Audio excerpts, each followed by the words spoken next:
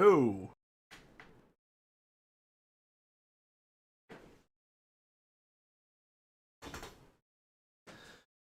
Good evening, everybody.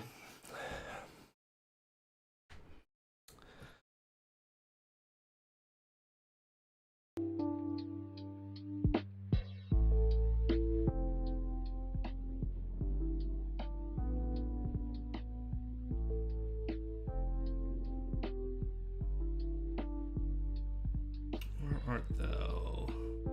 You. That is not the one. There we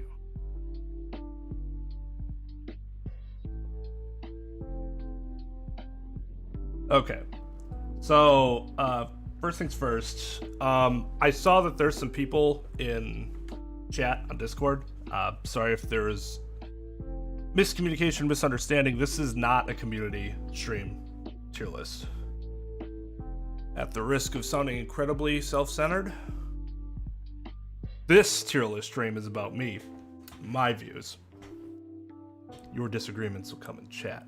We will do more community-based voting tier lists at a later date.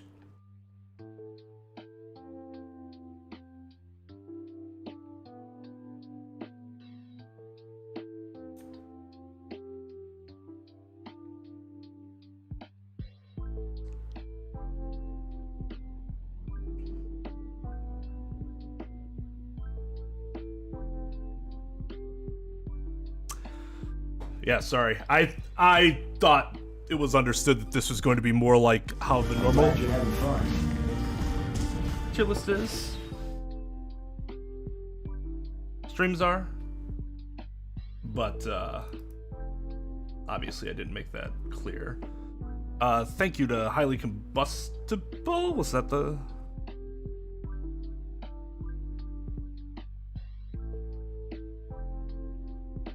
Highly Combustible reacts or the sub. Wait, why accept decline? Why would you decline that? That's weird. Okay, this is apparently a weird thing changed with Streamlabs.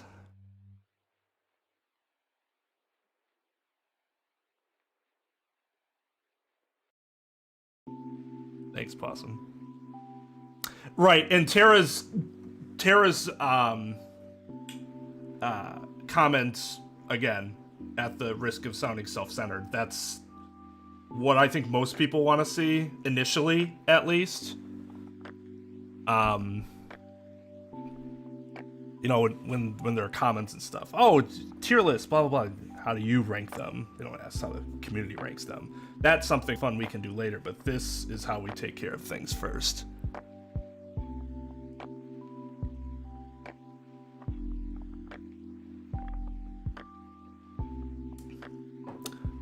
That is also a good point, Tom.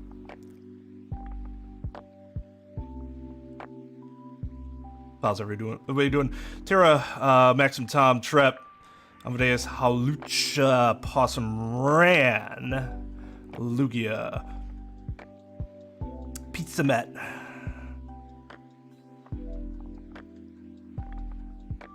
Grass Grow, Birds Fly, Sunshine, and Brother I Come Back from the Dead. Why are there so many weirdly capitalized letters there?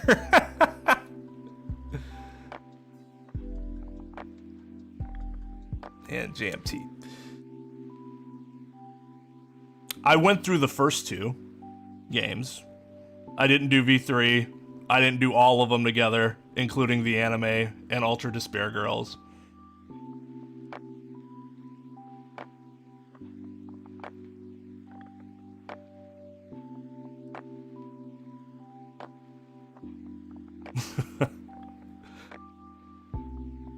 I appreciate it. I'm not sure if I'm highly combustible worthy, but we'll see.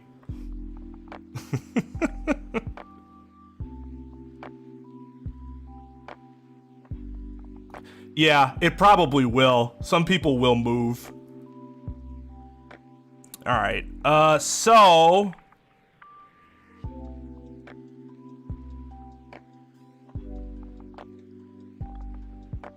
I don't know who KY is supposed to be there. CarmelloVision put that together based on, like, snow characters, and I'm not 100% sure who KY is supposed to be. I don't vet, like, all of CarmelloVision's stuff. Just like, hey, do this, and he's like, alright. I think I'm Iceman. I think that's the only one I really know, for sure. He's Sub-Zero, isn't he? I think.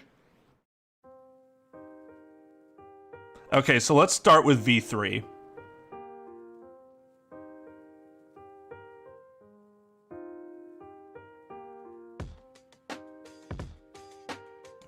Where is the... I haven't done this in a while. Presentation mode. There we go.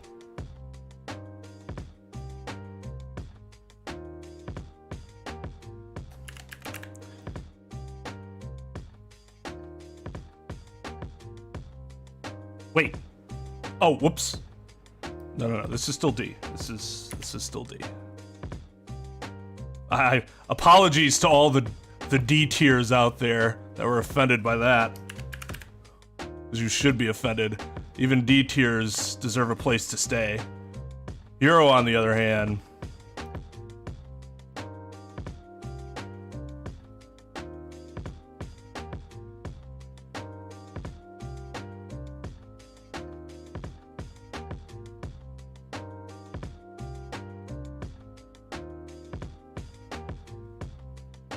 Alright.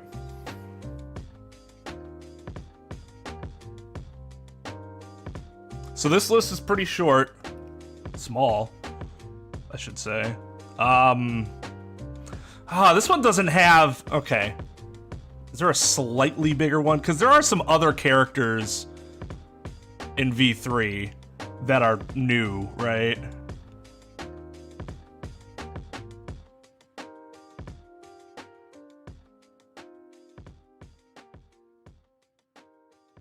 Because that's just students. I want to shit on the Monokubs for being bad. Ships? Oh, God. Oh, might do that one later. That'll earn me some dislikes you can't see.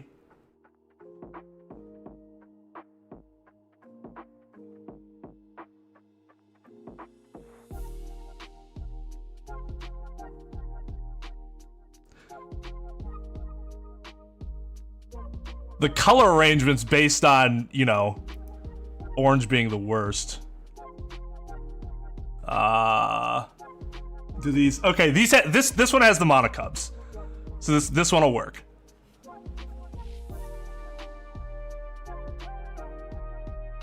Okay, these tiers though.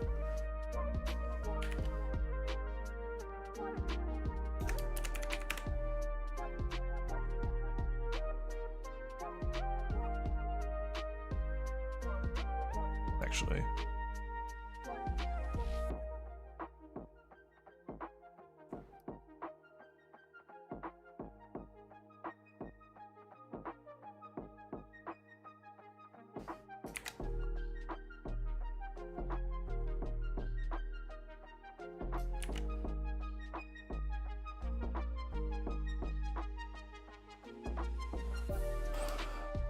B.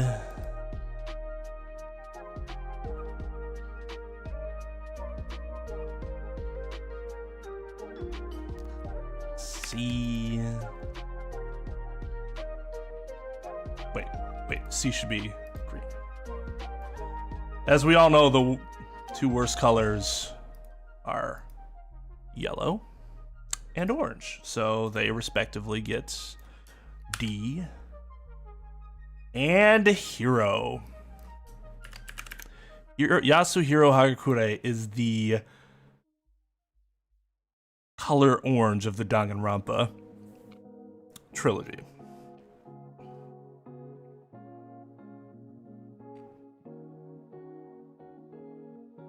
Hajime and Kazuichi. It's just Kazuichi sucks. That's why it's a shitty ship. Not because like those two wouldn't be great lovers. It's just Kazuichi just sucks.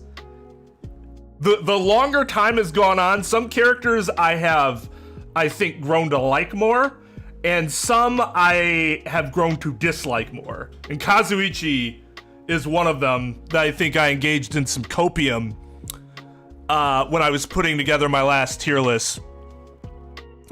And he sucked. He sucked more than I was saying that he did. Like I said, the copium was high that day. So yeah, this is just V3, and then we'll do a big one, and then we'll do some peripheral ones like drip. Do people still say that? Are the kids still saying that these days? They're drip? Ships? We'll do the ships! I'm fine with the ships! Get people really mad at me.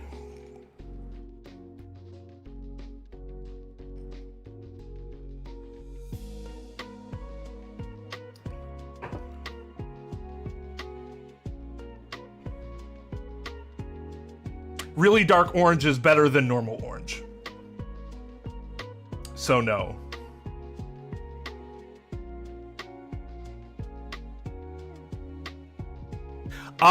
One of the first tier lists I made was based on the drip of Genshin Impact characters, and that was a while ago. Like, I had just started playing. I didn't know who half the characters were. And I was told to make a tier list based on their drip. And I'm like, I know what this means by context, but I have never said this word before in that capacity.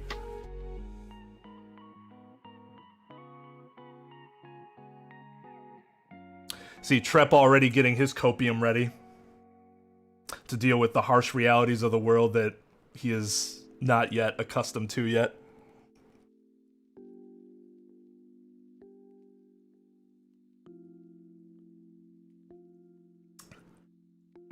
It's okay, son. You don't have to agree with your dad all the time, but you're still wrong. I did say that. Do you think I misspoke? I've had it since like almost right after I got a PS4, I think. I just never played it.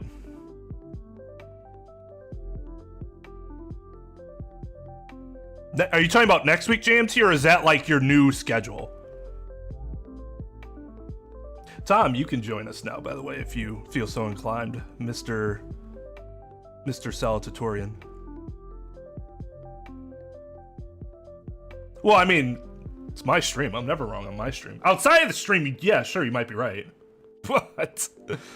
Our animites. Anime nights, I just combined those two words that we have on Thursday nights. If you're at the Salutatorian level or higher, you get to be a part of those. Oh, feel free to say I'm wrong during stream.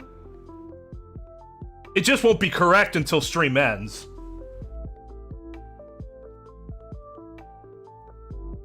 All right.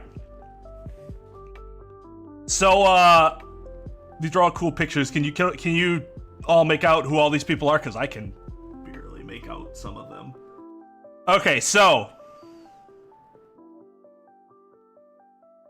hero tier. Nobody's hero tier. Nobody in this game was that bad.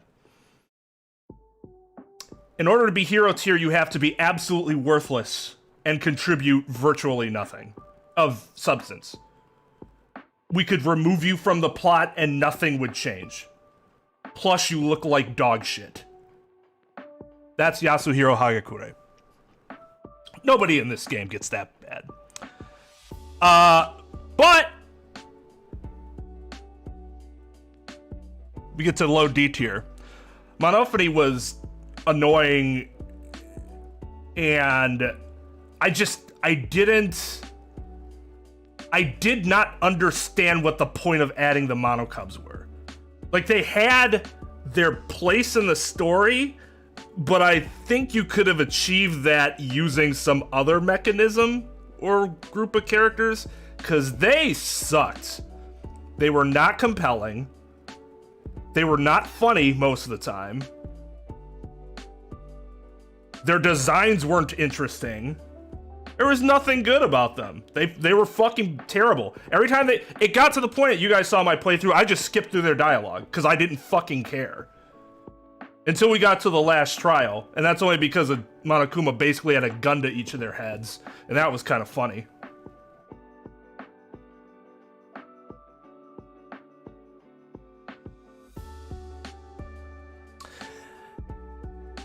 They could be, sure, and you can make nuisance characters in a way where you're like, I can appreciate their, what they were supposed to be, but you can do that skillfully and artfully, and I don't think they were done in either capacity. Again, you can have an annoying character and I not want to literally just skip through all their dialogue. That's an indication that they're written poorly. Kazuichi was fucking annoying, but I didn't want to skip through all his dialogue. Yeah, they just killed him off. Like, that was mildly funny, I guess, because it would just like come out of nowhere, and it was a really interesting way to break tension during the executions. But also, like, it became predictable when it was going to happen after the first time. You don't really know why it was happening. Monodam was just crazy? I don't know. What were his motives they needed to kill? Maybe that's just something I don't understand. I never understood. Yeah, Old Bag's another really good example.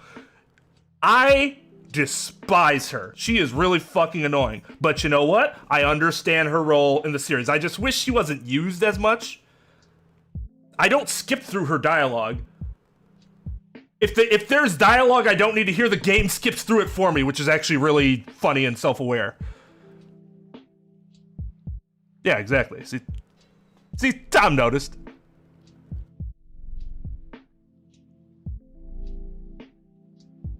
Okay, so, and Monopony was the worst, because she just, I never felt like she said anything interesting.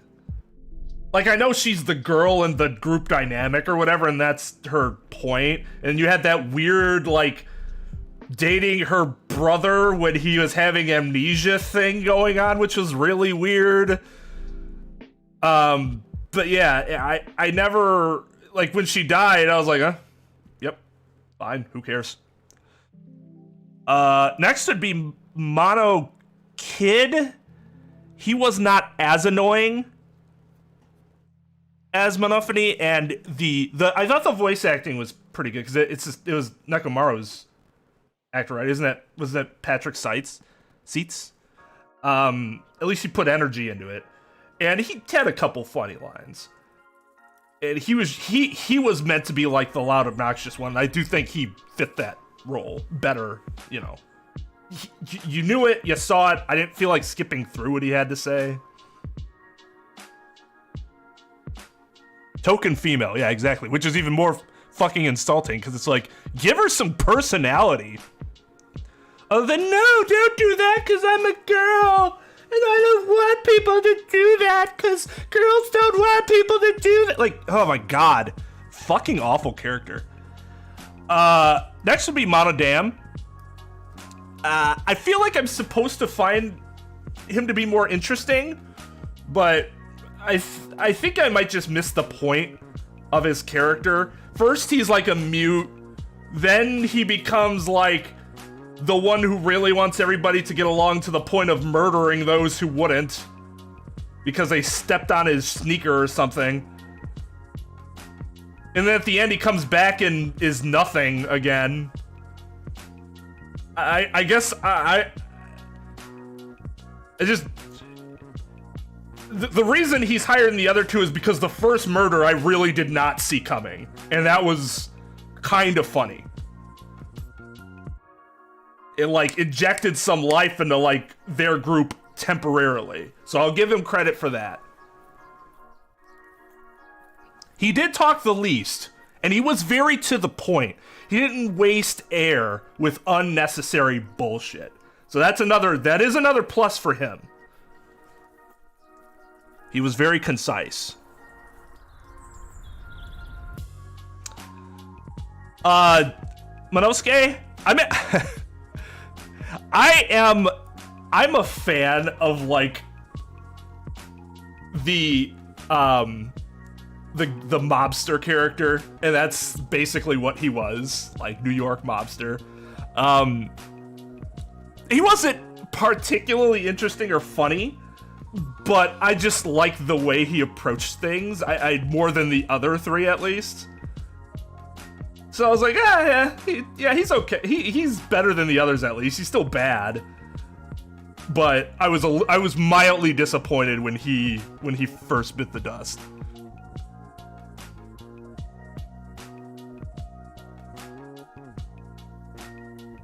Yeah, right? That other tier list didn't even have him because they probably thought, what's the fucking point?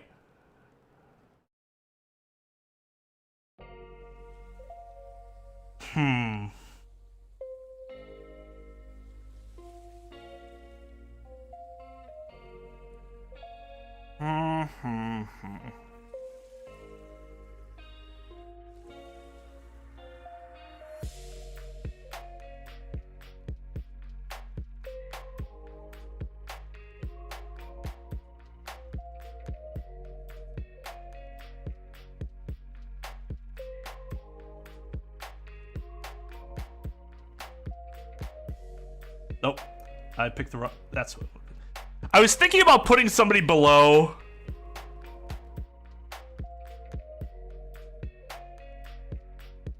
one of the Monokubs, but... I don't think that would be correct. That would be more as a shock thing than any type of logical conclusion. Monotaro? The thing that separates him from the other four is that he actually kind of helps you because he gets that amnesia, and his thing with Mew was kind of cute for a little bit. So he was the most interesting in that regard. Like when that happened, I'm like, oh, something that isn't just them being fucking worthless. Okay.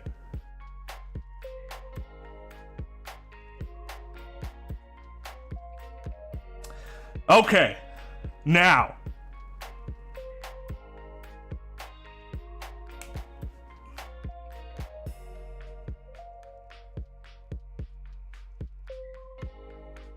Whose picture? Oh, okay. I couldn't see who the fuck that was initially. I should have just used process of elimination.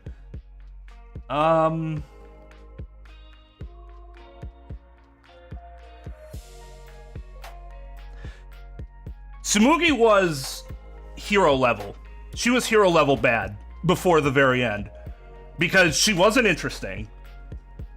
They didn't utilize her talent at all.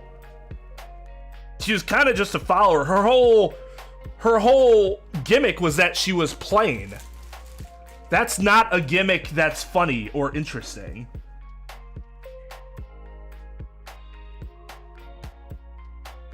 Nah, that's not true. They made it funny and interesting in Psyche K, but... So you can do it well. They did not do it well. She just was a big lump of nothing to me.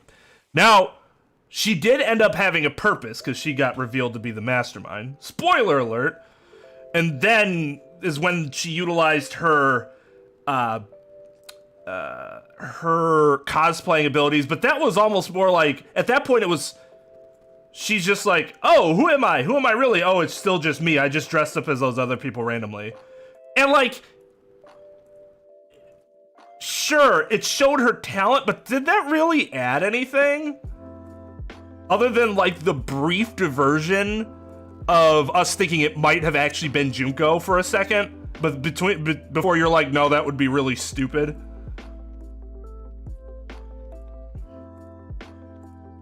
But see, that's the thing. You make her forgettable. When you reveal her, it's not going to be very meaningful. Because you're like, oh, this forgettable character turned out to be the mastermind. Okay. Who cares? It made the mastermind angle so much less compelling. You find out it's her, and I'm like, oh wow, that actually gives this end game a bit of a hit because it was somebody that I didn't give a flying fuck about. I just didn't care. She sucked. Like I said, one significantly more interesting thing they could have done with her is make her cosplay as like a parody of a famous anime character in each chapter so that she's kind of different in each chapter. That would have thrown you off in terms of like maybe your ability to read her, and always kept her engaging because you're like, oh man, what's she gonna say next? What's she gonna say next? And not like, oh, she's fucking Goku. You probably wouldn't be able to do that, right, for licensing purposes. But like, you could have made her like, again, like a we know who that is without saying who it is sort of thing. But apparently that was too much work for the writers to engage in. Alba was still more interesting than she was. Good old Herlock Sholmes. Without even meeting him, he'd be the mastermind. That'd be disappointing. Okay.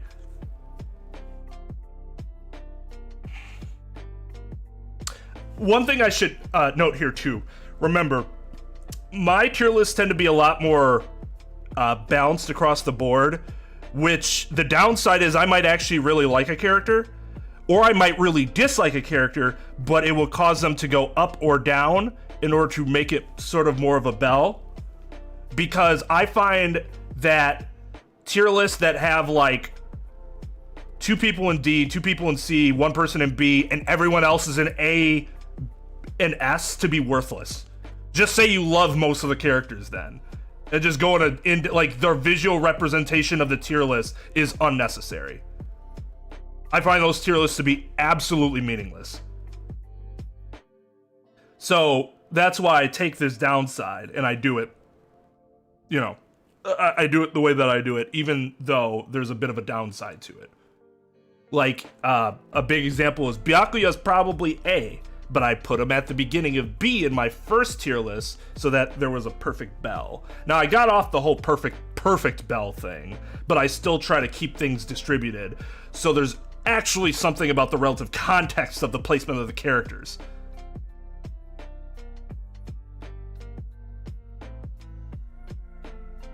I'm Kogu! You're like, ah! Ah!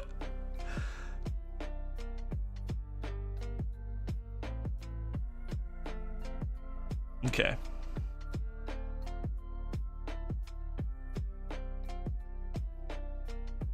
Crazy brother / sister.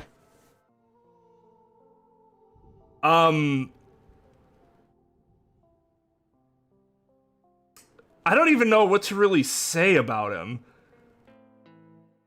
He came off as menacing and he ended up menacing.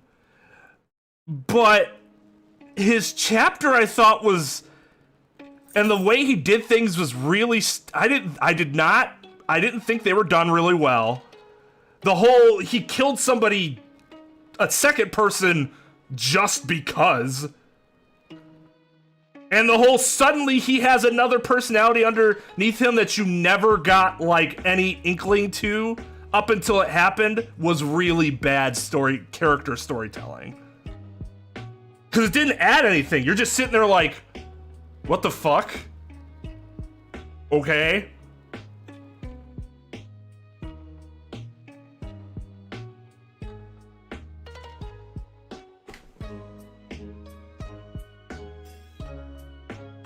It was just weird. It was just weird.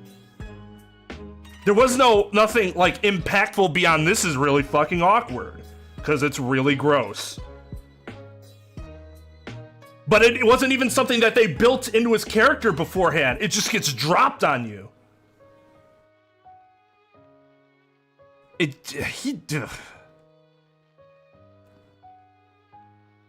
He just was...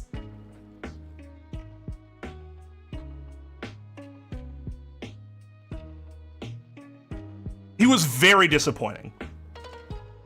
I was hoping that we'd get more out of him being a murderer than we did. And things made purely for shock value are rarely good. It's rarely a good element of a story.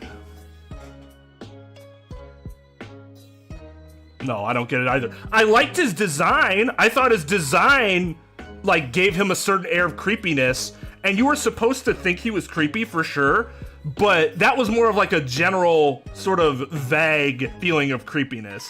You gotta give the viewers something a little more detailed there before that happens. The seesaw, God. Now, I won't hold it against his character because that shit actually worked. I blame the writers for that bullshit. That's a part of the trial's fault. Yeah, like, leading up to it, I'm like, okay, so he's creepy. He likes this occult stuff. This could build into something kind of interesting. I did like his... It was obvious that he had disdain for what Angie was doing. Utter disdain. And that made sense within the context of his character. So it made sense that he was the murderer of that chapter. It's just you kind of ruined it by having him kill someone else just because his sister needed more friends. And then the whole reveal of the second personality was, oh, like, okay. It was too strong.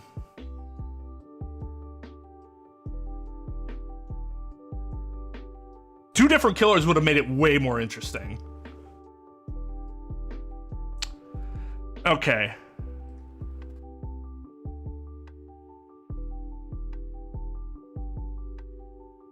I liked Rantaro's character. He just didn't... You didn't have a ton of interaction with him. His air of mystery was interesting. The stuff you find out about him at the end is kind of interesting. You just don't... He doesn't impact your character enough to put him any higher than that. There was nothing I really disliked about him. Other than I'm not sure he had a super distinctive personality.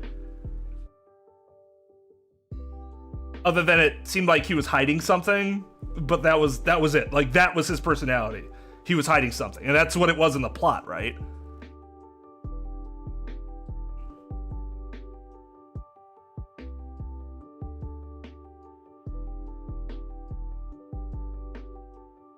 Whose voice? Rantaro's voice or Kyo's voice?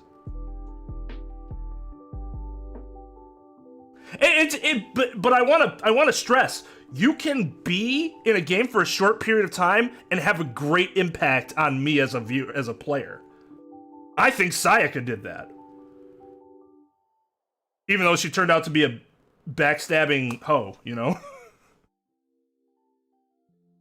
That was still a pretty big impact for only being in one chapter. Rantaro's is like, like, I was kind of disappointed when he died, because I was like, oh man, I was hoping for a lot more.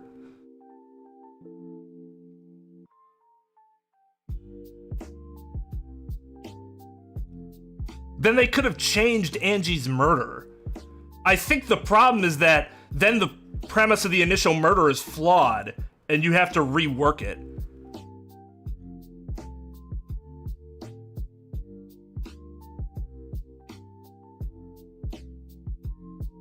Oh, she was definitely trying to set you up, because that's why she did it in your room. But what makes her a redeemable character is that the whole reason that she died is because she realized that what she was doing was wrong and she couldn't go through with it. And then she ended up getting murdered because of that. So, like, she's still a backstabber, but, like, she wasn't emotionless. Her flaws ended up fucking her in the end.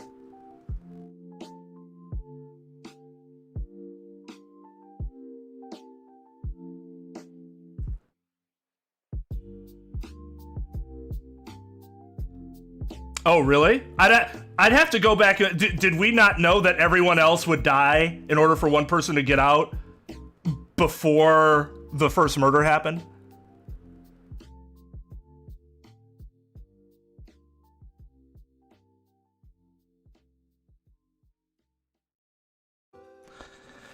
Okay, I'm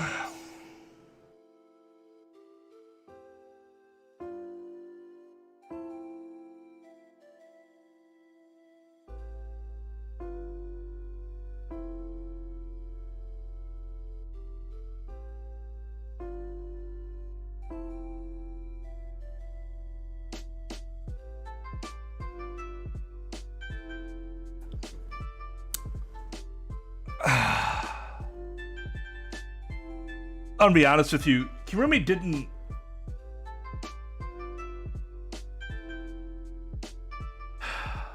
Like, in retrospect, I think I disliked her character more than... Or I didn't like her character as much as I thought. Her character design's really cool. Her motivation makes sense, even if it's silly, from our perspective. The whole... How she played out her personality was cute. But beyond that, I just don't really feel like she ever... I don't know. There's nothing about her that really grabs me. But she was still more interesting than the other two. Or more well written, at least. Like, when I first met her, I thought, oh man, I'm gonna really like her. And then it just... I don't know. She never grew on me, really. So, she gets low B tier for that.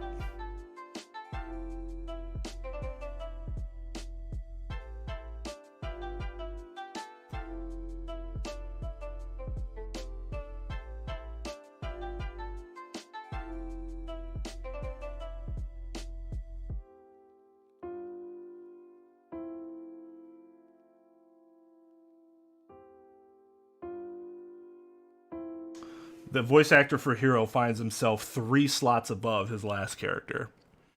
I liked Gonta. I still am not convinced that learning the truth would have driven his character to kill anybody. That still seems kind of contrary to everything we had been told about Gonta up until that point. It's not insanely story-shattering or anything like that, but I'm still not sure the game sold me too well on that. Heart of Gold, his personality was interesting, mixed in with his talent, which, you know, talent turned out to be really useful and integral to finding out about, like, the microphone bugs and stuff like that. His whole shtick was just, it was nice. I liked him. But I do think the end of his character kind of dropped him a bit. Because I'm not 100% sold on how the game framed that for me to believe it.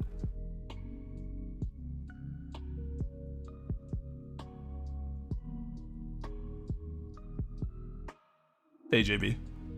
He called you a homie, JB. Haven't you ever been called a homie before?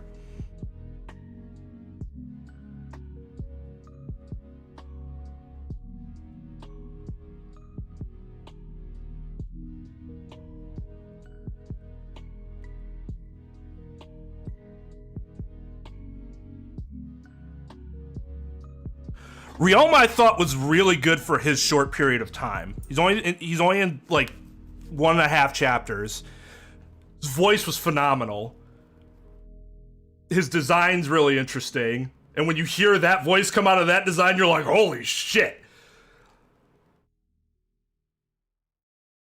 The backstory's interesting. And you feel really bad when he dies, because you're like, he's starting to turn a corner, you're starting to believe him, you know, it's making meaningful progress, and then he dies, and you're like, God damn it!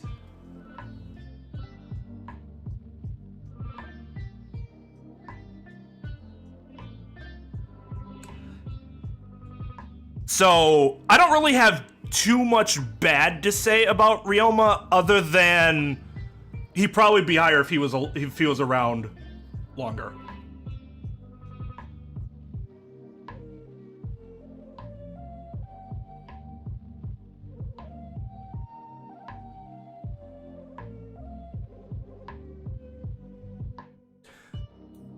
Tenko was kind of... I liked Tenko initially, and then she got really obnoxious, and then I started to really like her again. Which was an interesting roller coaster. I thought that her whole infiltrating and pretending to want to be a part of the cult just to make sure that Himiko would be okay with Sweet and show just how dedicated to her friend she was. I felt really bad when she died. She just got... It's like she deserved so much more, sort of thing.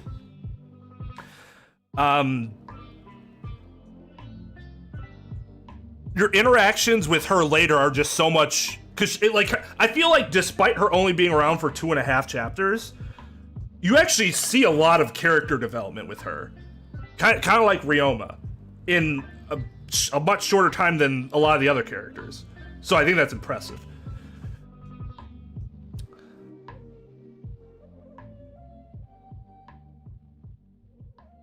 She did also have the best expressions in the game.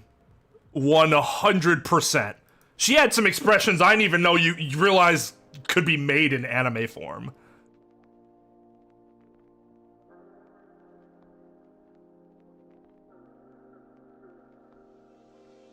Oh yeah, for sure. Like I said, it turned me off too. It was annoying. And that's why she's only in B. Because like... I don't think it was done especially skillfully on the part of the writers. I think it was like you're beating us over the head with a blunt object, and that's generally a lazier way to do things. But it still helped that character development seem meaningful, which means to a certain extent they achieved what they wanted to.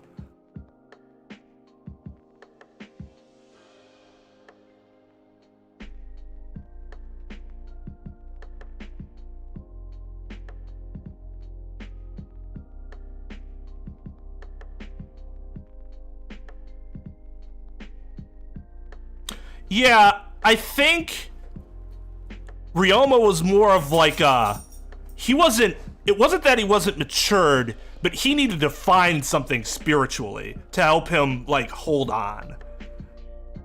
Whereas Tenko was immature into more mature.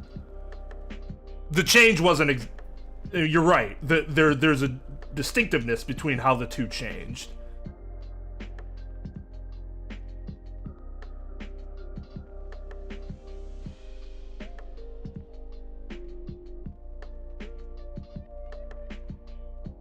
Let me just think about how I want to arrange the rest of this.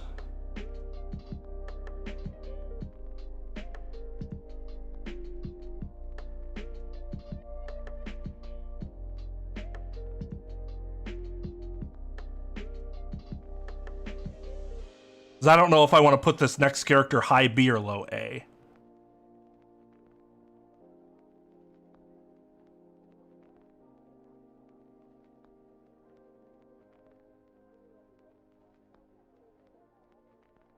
Let's put him high or low A for now. Kibo. Kibo was one of the MIP, most improved players of this game. I did not care for him for a while. I didn't find anything interesting about him. All he did was go, you're robophobic, blah, blah, blah. His attributes made him even less interesting. About how he's like not really a robot. He's a robot, but he's just like a plain human-ass robot, which is like, okay, who fucking cares then? But him going nuts and then turning it around that last trial was awesome.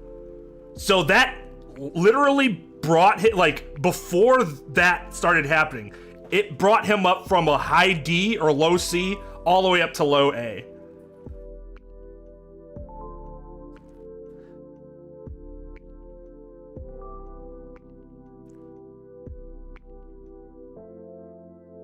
The riffraff. It is riffraff. I will not tolerate any of this vague and ambiguous nonsense that this person is purporting to be true. So, yeah, Kibo they did a really good job of enhancing his character in the back half of the game. Because I was entirely uninspired the first half.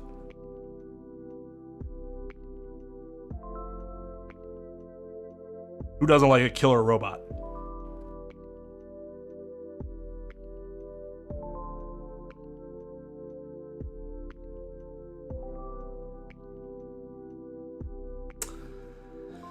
Himiko, I probably honestly liked Himiko more than most initially, just because I thought the magician shtick was, I actually thought it was like corny funny.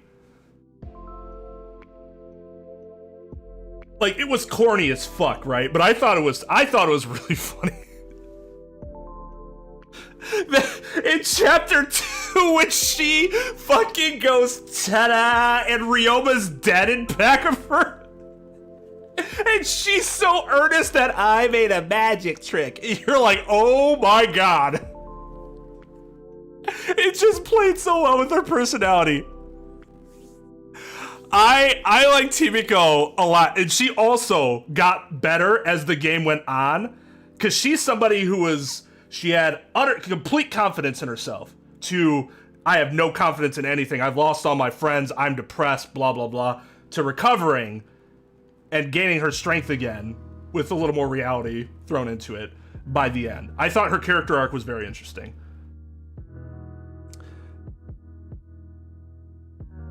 A couple times the magic thing got kind of, you know, like, shut up. just shut up. You could have just not talked and nothing in the scene would have changed. But other times it was amusing. She also has the some of the cutest sprites where she's like throwing her hat up in the air.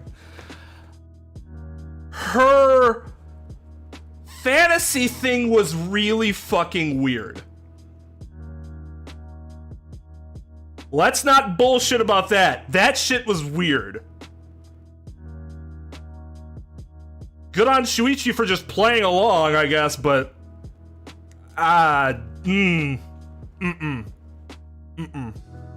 It's not just because she literally wanted to do it with a werewolf. Or wolf, or whatever, her familiar. Wolf familiar. But it's also her physical presentation. She's a child. She looks like a fucking child. So, combining those two together in like this, what I thought was clearly a romantic encounter was, but that is a side fantasy, didn't actually happen thing, so I'm not really gonna hold it against her.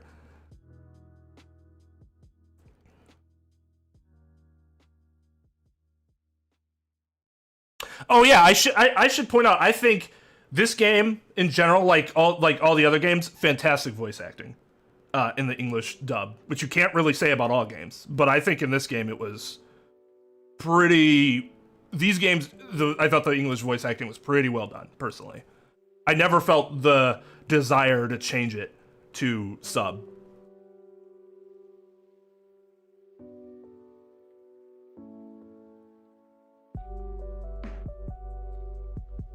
Okay. This one might be kind of controversial. I loved what Angie ultimately brought to the table. She was obnoxious. You fucking hated her. You hated what she was doing to the other characters, how she was tearing the group apart. But it's because it was done so well. I loved, as much as like the murders of chapter 3 and the trial are garbage, the whole cult thing, breaking up the group, I thought was fantastic. And the way they built up Angie prior to that, it was done slowly. She'd get one person behind her, Then she starts getting another person to believe in her. It wasn't like all the people just suddenly started believing her. The game built it up slowly.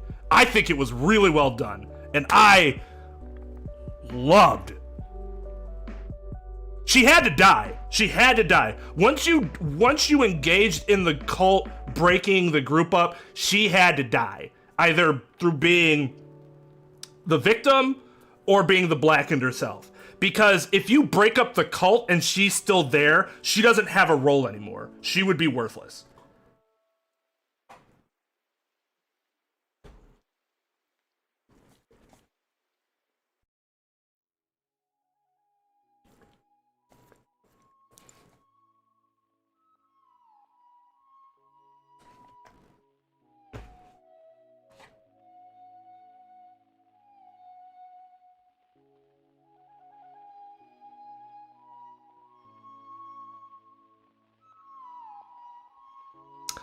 I think you're right.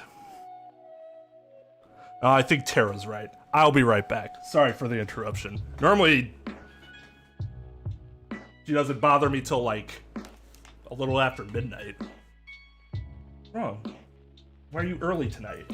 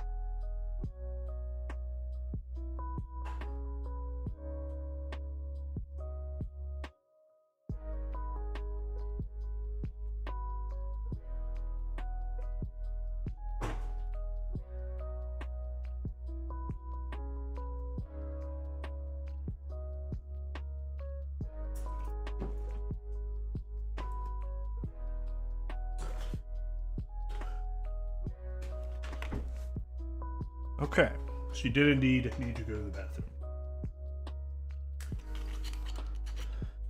Okay, now we're talking about annoying characters done right. Angie's an annoying character done right. If I'm being honest, the cult portion of the game was probably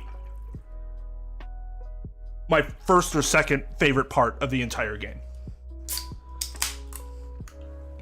It was a type of dynamic that really didn't ever became too much of a thing in either of the other games, where there's like, because there are like teams, so to speak, that kind of, or partnerships that get built in the other two games, but this was legitimate faction versus faction, and that was super interesting. And she was the ringmaster. Without a compelling ringmaster, it fucking sucks and it falls apart.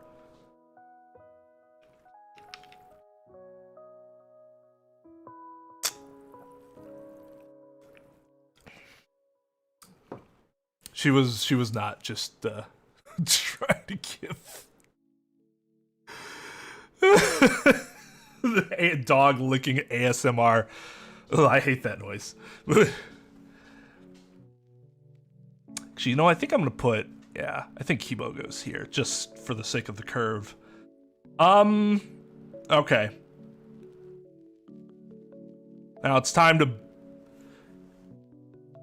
It's time for a little disagreement here, because apparently the fucking world thinks Kaito needs to be high S or best, and that's just not true. I don't think they wrote... They failed with his character in a similar way to how they failed Tsumugi. Difference is that he still exceeded greatly in another aspect of his character, whereas Tsumugi excelled at nothing else.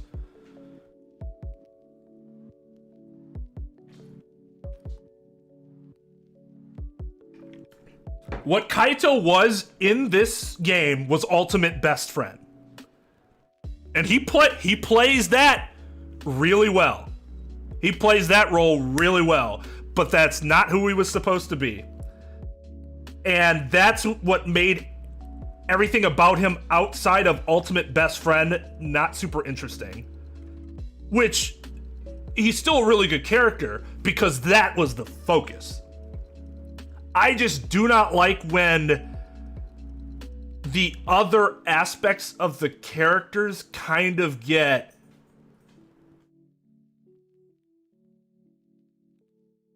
not even just ignored, but I think there were some situations where they really needed to write Kaito better, more in line with him being the ultimate astronaut who was so fucking good at the necessities of being an astronaut, which has to include a very, very astute degree of understanding in science and physics and shit, and they didn't do it. And they did not do it. And that really annoyed me. If they did that, he could be best character. And the best example of this to me is that situation with Mew, when he was... How could he have not realized that? He was there. He saw the situation. And he's just like, I don't know how this could have happened. You're the fucking ultimate astronaut! Yes, you could! Use your goddamn head! Now, I know I'm ranting a lot about a character that ended up falling into A tier, but I just cannot, for the life of me, understand the nut-hugging that goes around Kaito in terms of him being the best character. He's good. He is very good. But I just feel like there are some blinders on if you think he's the best character. Exactly. And that tells you how good I still think he is. I'm ranting like this, and I still put him in A tier. Because he is really good at kind of leading the mood of the room. Now, we're going to get into another problem with the next A tier character very shortly. But he did a good job of making up for the biggest flaw of the next A tier character, and it was needed. It's very necessary. Otherwise, the entire story could have been torpedoed.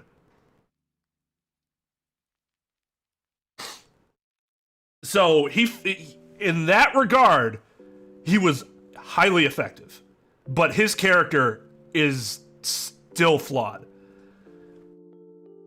Also, his hair is very stupid. It doesn't make any goddamn sense. The swoop thing, the top parts of his hair are not at all connected to his head. Do you understand that? That's stupid. Now on the other side, on the other hand, everything from his hair down is awesome. Love his design from the forehead down. Love his design. But god damn, that hair is awful. Why, like, I don't see how you create that hair and go, yeah, this is it right here. But sir, the top portions of his hair don't even connect to his head unless the back of his head is up here. People won't mind, it's anime.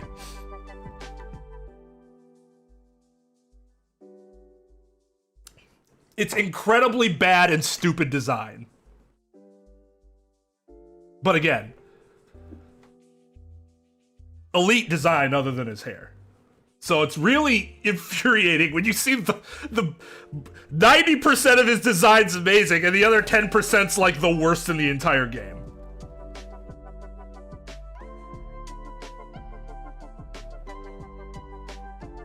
He wore a wig that doesn't make it seem like the hair is attached to his head. You do understand that wigs don't do that, right? Wigs still look like real hair. Kaito's hair does not look like real hair. As you can take any of the other ridiculous anime hairstyles from all these other characters, they at least follow the general, like, hair grows from your head. Except for his.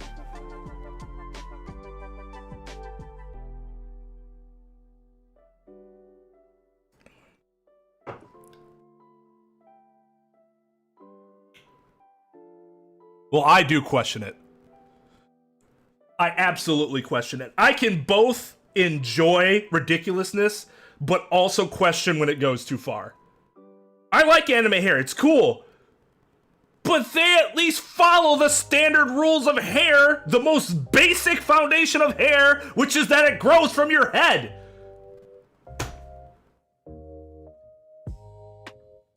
That's where hair grows, from your skin.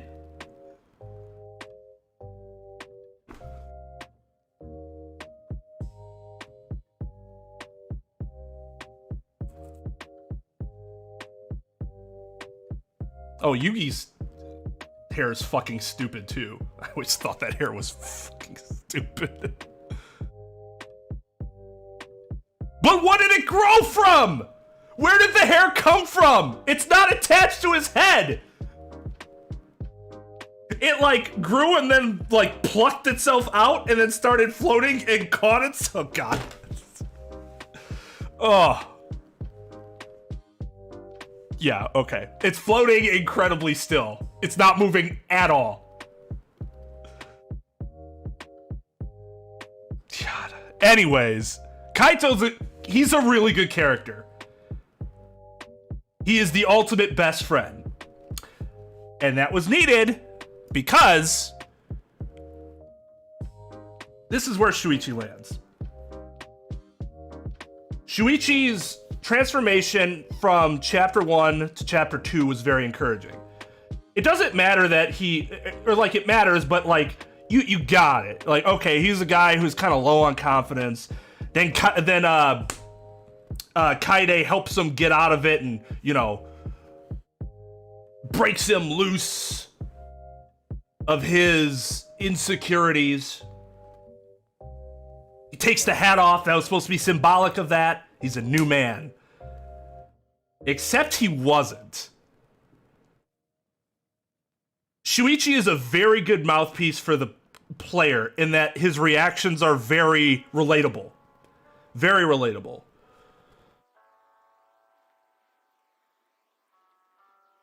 His design's cool. I loved his voice act. Like the way you had Leon's voice actor deliver that version of his voice, I thought was really nice. It was a really nice change of pace from the two characters prior that had more. It's not that Johnny Ambush has a higher pitched voice, but it's like it's a little softer, you know.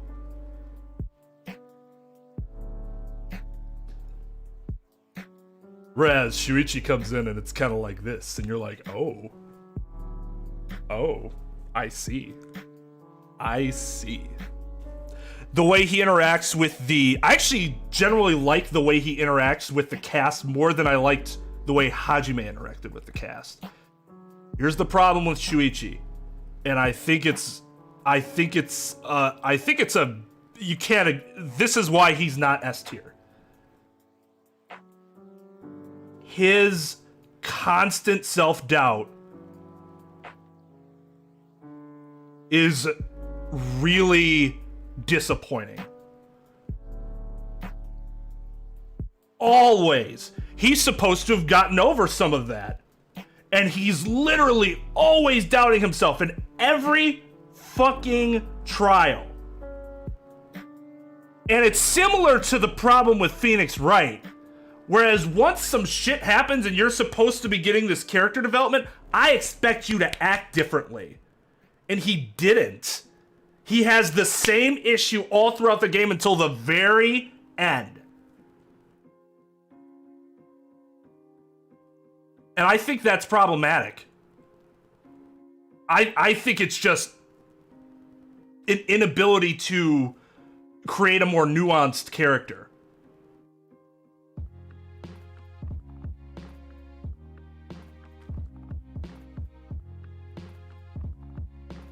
The problem is that it never works out until the end. Like, we're supposed to buy that he's this different guy all of a sudden, and he wasn't. And that was really disappointing.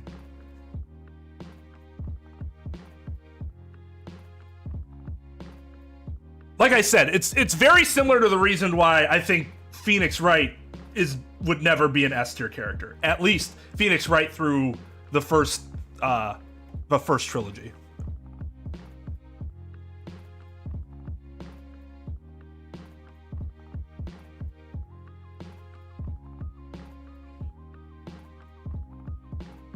Oh, speaking of which, I haven't gotten the bot out.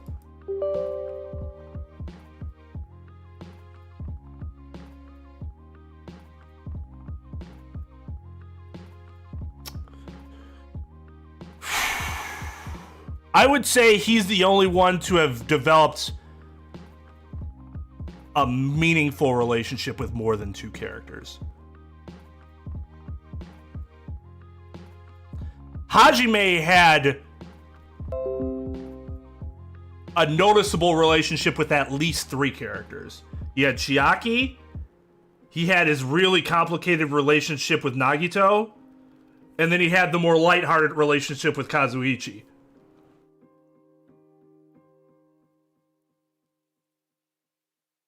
Makoto's most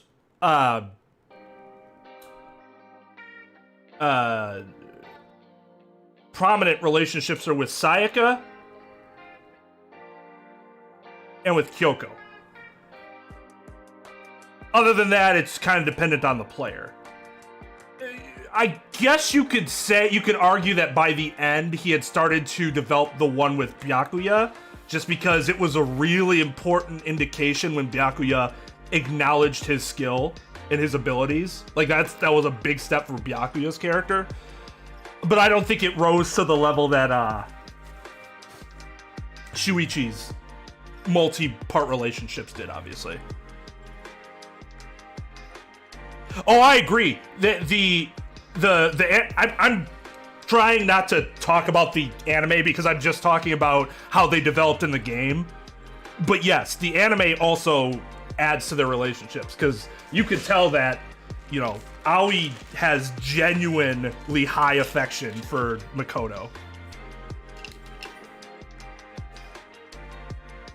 And they have their own sort of distinctive relationship between each other, which is really cute.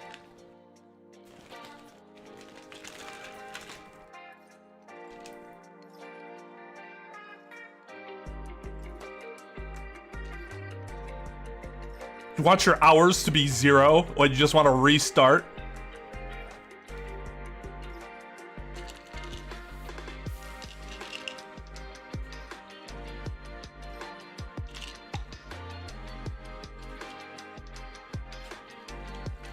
See, I guess I'm just not a fan of lurches because it really gets frustrating. Lurches gets really frustrating and not in a positive way. It's the same problem with, not the lurches problem is the same issue with Hyoko. Whenever she seems like she's starting to become not so fucking obnoxious, she does something to take 2 steps back.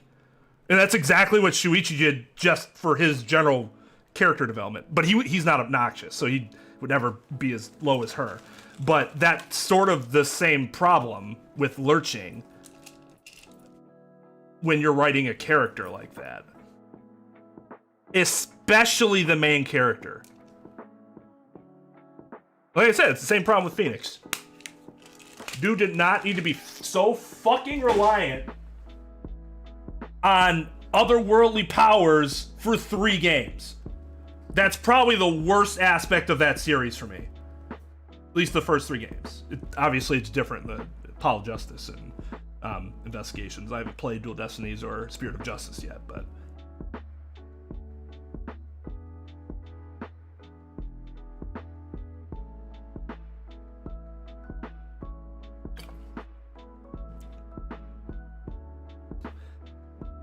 But yeah, he's a good protagonist, which is obviously always really good, because if he was obnoxious, that would be a problem. I did like that the game made it a point, as it was pointed out earlier, to actually develop more meaningful relationships with more than just a few characters, which I think the game did successfully, especially since you have why can I suddenly not remember anybody's name? You have Kaito, you have Maki, but then, not just those two, but by the end he also has Kibo, he has Himiko.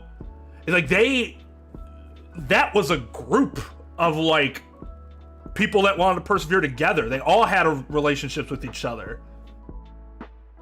It was really nice. That was one of the better parts of that, because again, I was not expecting much from that group going into that last trial.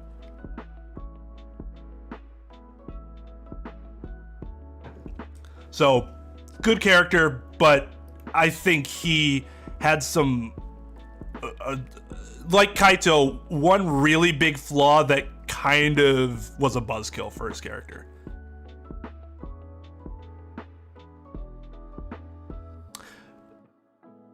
The difference is that I think Kaito helps out Shuichi's character more than Shuichi helped out Kaito's character. With Kaito being able to fill in Shuichi's blanks, it seemed it was less problematic. Whereas Shuichi couldn't really fill in the problems that I have with Kaito's character.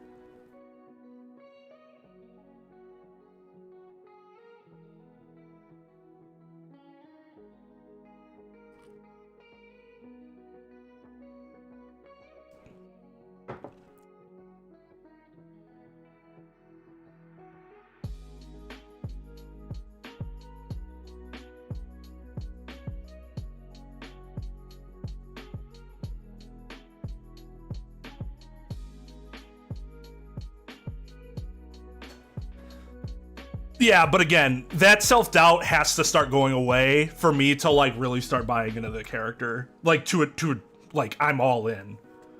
That's why I never went all in with Phoenix. It's like, dude, you have the results to back up your skill. You need to start, like, taking control of your emotions a little better. You can't just be the same self-doubting person throughout the entirety of the game. And he's not. He inches until finally making the big leap at the end. But I want more than just that inching in that many hours of gameplay, personally.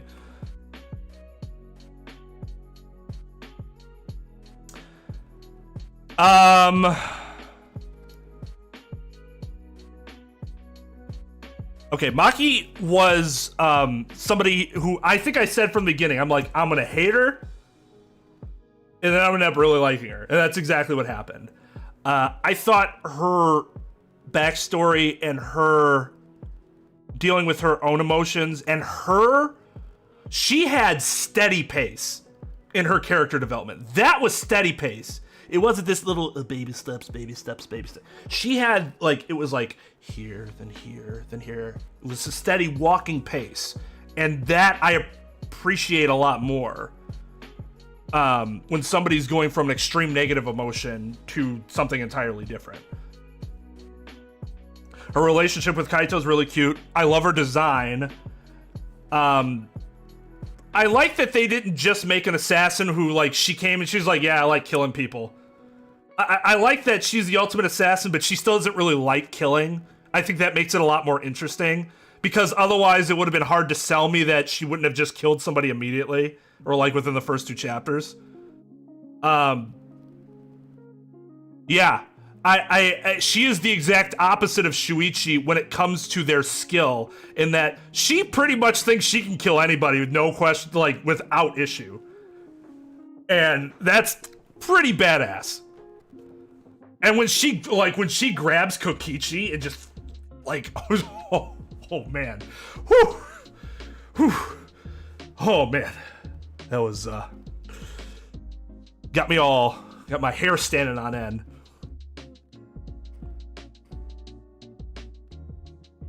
And I like that she had, even as somebody who is generally emotionless, she had her own humor. Very similar to, sorry if I'm going to get too nerdy here, but very similar to Worf, the Klingon in Star Trek Next Generation and Deep Space Nine, where he is a very serious person who bases everything he does on honor and respect.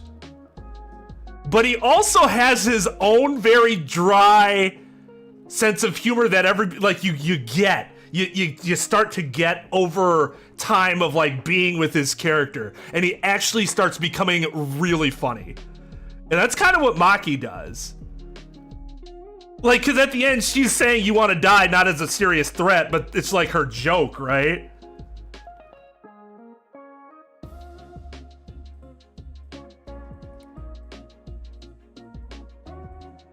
Hey, Sarah. So yeah, her downsides. Her biggest downside is I think she just gets kind of marginalized towards the end of the game. After the whole thing with Kaito, I feel like she's there, but she's not like super. It becomes much more the Kibo, Himiko, and Shuichi show. And I felt like that was kind of weird because I didn't think Maki would just disappear, kind of. Not entirely, but she kind of took a step back for the other characters to take a step forward. And it was good because it made the other characters, at least Himiko and Kibo, start to shine a lot more. But it did, I would say, come at her expense a little bit.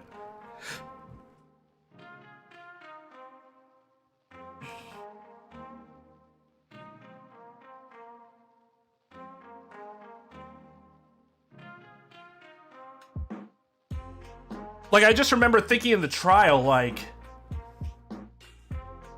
man, she's there, but she's just kind of there. And that's not her character's fault. That's on the writers for just kind of suddenly going, okay, her character arc's done, now we ain't got to really do as much with her anymore. They were like, oh, no, don't do that.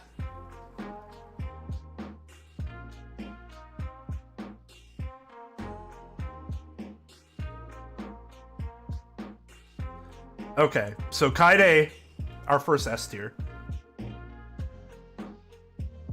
She is an awesome protagonist in that I had never felt so like, oh my god, that's exactly how I would act in that situation. Like, her interactions with the other students were the most realistic and believable and like awesome out of all the protagonists that we've had in these games.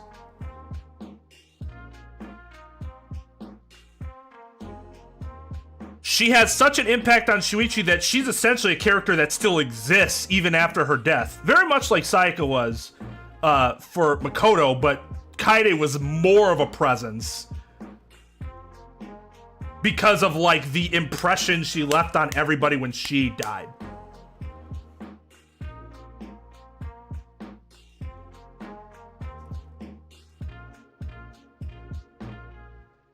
Kaide was robbed. Kaide was the person I was most disappointed with when they died in any of the games. Because her character was fucking awesome. That's how much of an impact she made on me in that one chapter.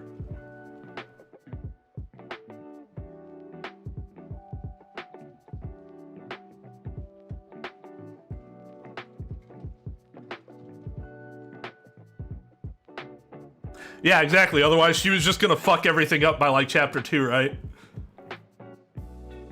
Now, to be fair, talk about leadership and stuff like that. That's what I identify with personally. So I acknowledge that part of what I see as so attractive about Kaide's character is because it resonates with who I am the most. It was, even though I liked Hajime and Makoto, it was refreshing as fuck to finally have a character that was like, that's what I would do. That's what I would do in this situation. The only reason she's not the best character is because she's not around for the entire game. For most of the game, at least. You can't be the best character if you're around for such a short period of time, even if your influence lingers throughout the entirety of the game. I thought she was adorable. I liked, it's not that her talent really played into her, like, at any material effect on anything, but it was used as a part of her personality, and she made reference to it a lot in terms of, like, how it affected her personality.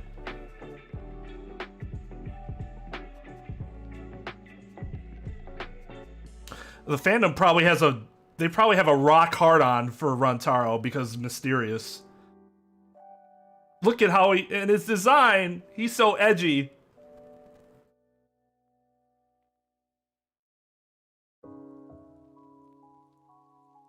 Oh, you can, I go on for her for a while.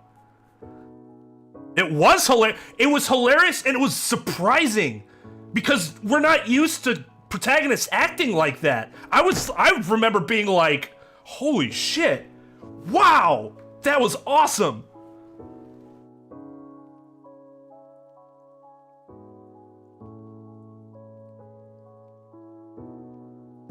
It was still interesting that they changed protagonists. Would I have liked Kaede to be the protagonist for the whole game? See what that would have been like? Absolutely. But it was a very interesting twist that the game did that I didn't hate. I do not hate it. Obviously, you guys know what I hate is the game's narration, inconsistent narration of Kaide's thoughts. Bad writing. Bad writing. It was done very poorly. She dropped everything. Oh, this means, by the way, that she picked up this shot put ball and placed it into the vent that she opened. That was bullshit. But that's not her character's fault. That's the writing's fault. And I think everybody can kind of come to the same conclusion that we don't like murderers. No. Murderers are awful people. But if you're going to murder somebody, make it be the mastermind of, you know, the person who you think is forcing everyone to engage in this ridiculous game to begin with. So I give her a little bit of slack for that. Little bit of slack.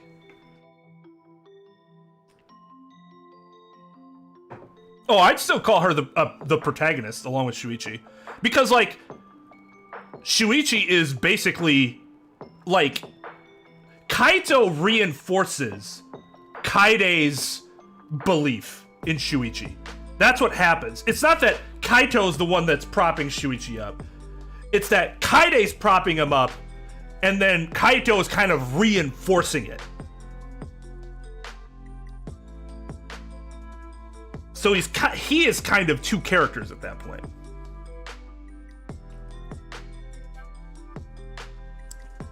Because she was so good at being a protagonist that we would have figured out who the fucking mastermind was by that.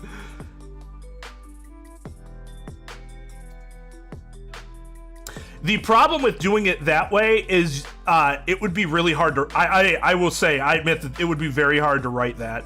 Because you'd have, what, a double third-person limited? That would go back and forth based on chapter? Because being third person limited with 2 characters in a single chapter is really awkward. Really awkward writing. Generally, you're only in the mind of one person, or you're in the minds of everyone.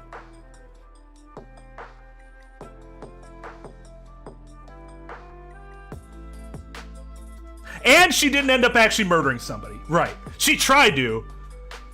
It turned out that our doubts at the end of the first case, where it's like, how would that even been successful? There's so many things that had to have gone right, and she would have had to set everything up perfectly for that to actually have happened. Turns out, yeah, it actually didn't happen the way she wanted it to, because the setup was never good enough.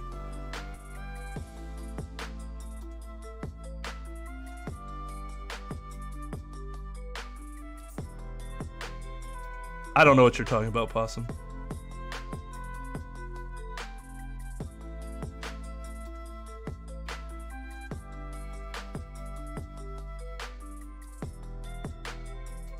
Oh, they love him because hot? Get the fuck out of here. Get the fuck out of here.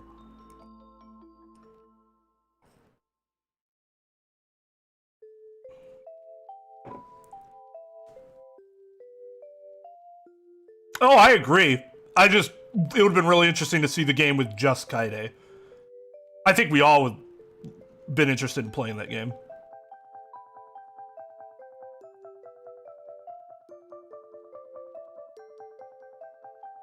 Oh, well, that's dumb if that's what he's talking about. Because we're supposed to know that, because they're narrating from a third-person limited view in which we get her thoughts.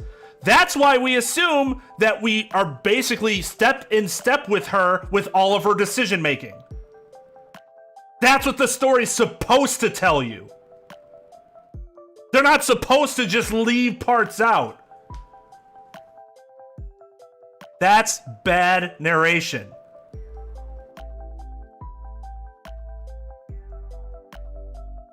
Yeah, her fucking execution was brutal.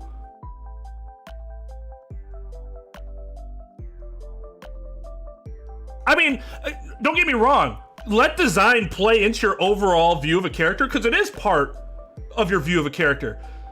But it shouldn't even be. It should just be like an additional, like a peripheral factor. Not, oh man, this character is the best because they're hot. Well, what if they're sterile and uninteresting? Then their fucking design, then their hotness is whatever. Who cares? I think that's a matter of maturity, quite honestly. Fight me, motherfuckers. The more mature you are, the less you care about a fictional character's level of hotness being their primary factor of whether or not you like them or not. Go beyond that. You're shallow. Look at their personality, what they bring to the table. Are they funny? Are they interesting? Do you actually care what they say when they're talking to you? Or do you just like to look at them?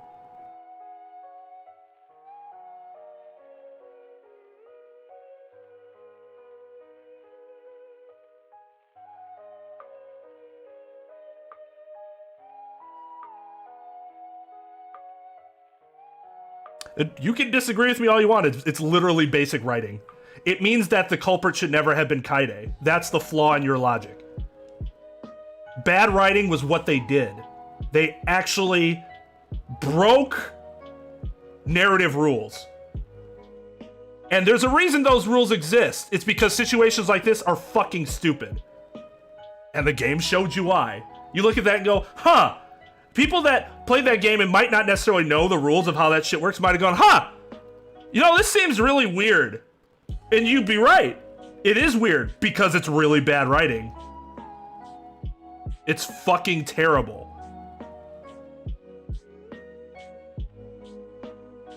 They needed to completely redo that part.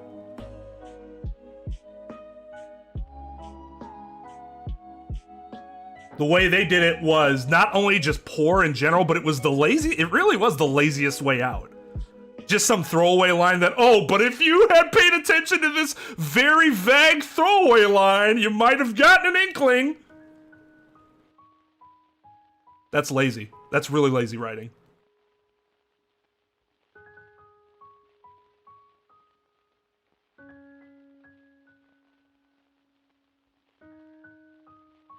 That would be very unfortunate, Trep. Yeah, wouldn't she have just been dead at that point?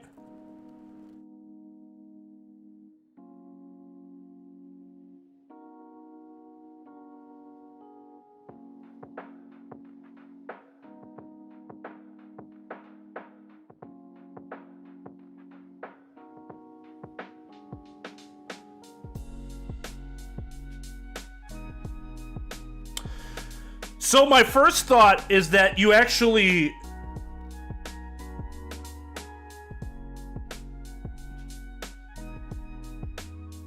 You gotta be a little more cryptic with her thought process. Maybe leave it more up to interpretation. Like, she knew she needed to take action in some way. But, like, you might think as the player, like, oh! It's because she wants to catch whoever it is, not necessarily kill that person. And then when you're in that scene, you had to be more explicit as to what she was doing. The whole setup of how that ball got into the vent had to be present. Not, she dropped it. She dropped everything. That was the line, isn't it? She dropped everything and ran.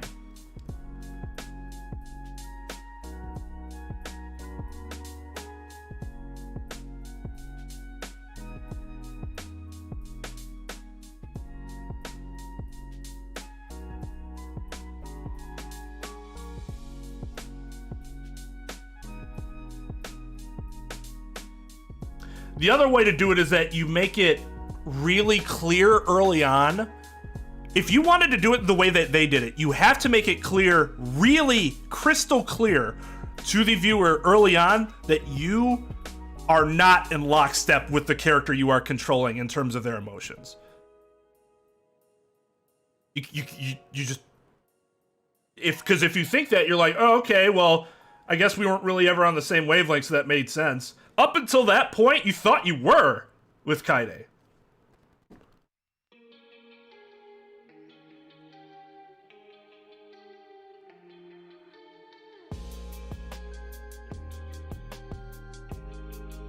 So,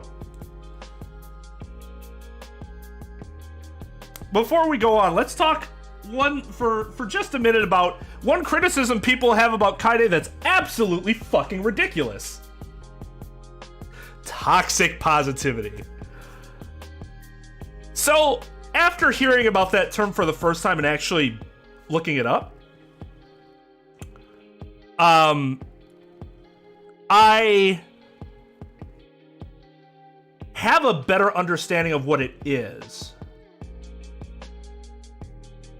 And I still completely disagree with it with Kaide being labeled a toxic positive. Positivist. Toxic positivity revolves, from what I understand of it, which is, it is admittedly a little difficult because there is no really concrete way of describing this. But it has to do with being positive and basically pretending, not accepting that the negatives or the downsides or the problems that you're facing.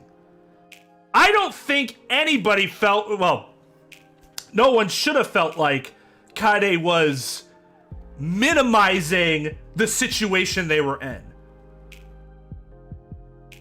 Or making it seem like it wouldn't be difficult. That is what somebody who is a toxic positivist would do. She encourages, sure, yeah, come on guys, we can do it. Why does she do that though? Because she knows the situation is such shit and they really need to get out of it.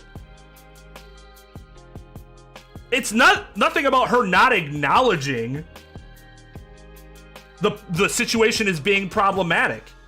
And if that doesn't exist, then toxic positivity doesn't exist within that character or that situation. So I think saying she has toxic positivity in her personality is fucking stupid, because it's, as far as the term has been presented to me, she doesn't fit it. She just doesn't fit the definition. Unless you want to warp the definition. But then let's just warp the definition of everything to fit our, our narratives. Then we'll never be wrong.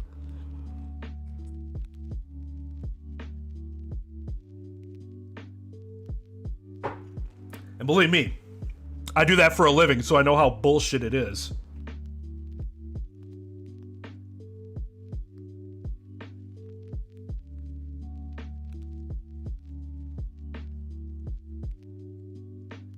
Yeah, the way Trep described it is correct.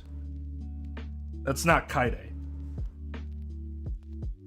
People simply getting frustrated with her positive attitude does not mean she is a toxic positivist. That's not what that means. And I think that's what a lot of people simply lazily attribute it to her, because they don't really understand what the term means. I don't think there is a character in these games. You mean in general? Like ever? I'm sure I could think of some if I thought hard enough. But I can't think of anything off the top of my head.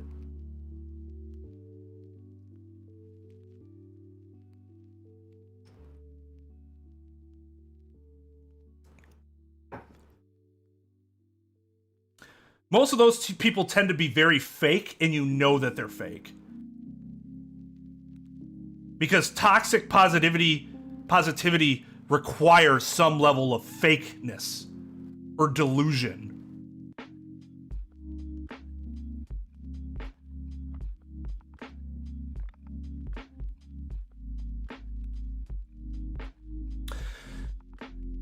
Angie.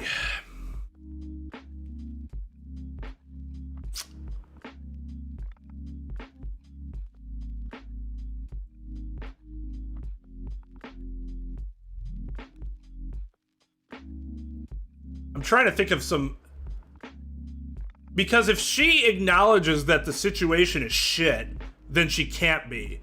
But if she never actually does that, just says, oh, whatever, we believe in Atua, then yeah, it would make her.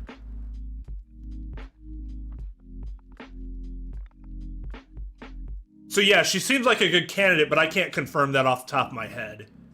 But that would make sense. That can be an attribute of religion, depending on the religion, or depending on the person, really. It could be in any religion. Whatever. Situation, who cares? Because the God that I worship, Just believe in them, and none of this matters.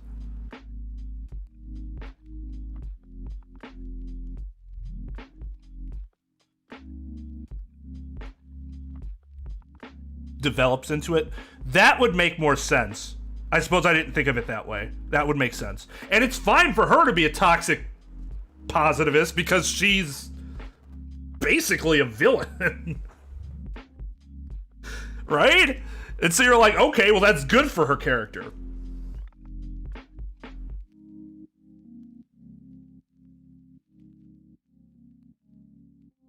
She doesn't have a single sprite that's sad or angry. That's interesting. I mean, I think I did, one free time event with her? Did I even do any free time events with her? Maybe I didn't.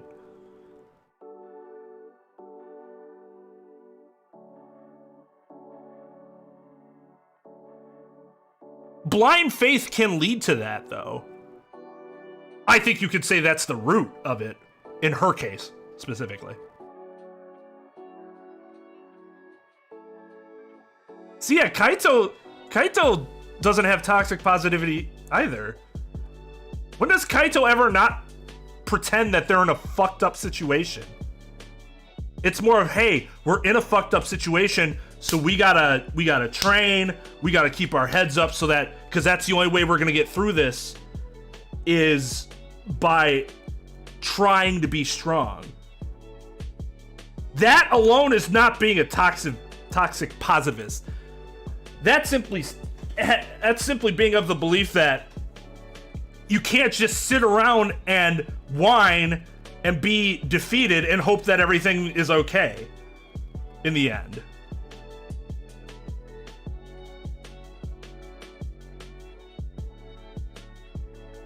I agree. I think people just don't understand what the fuck toxic positivity is.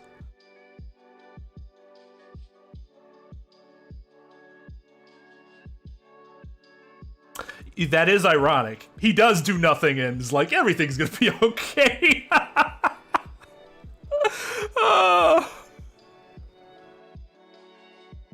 That's funny.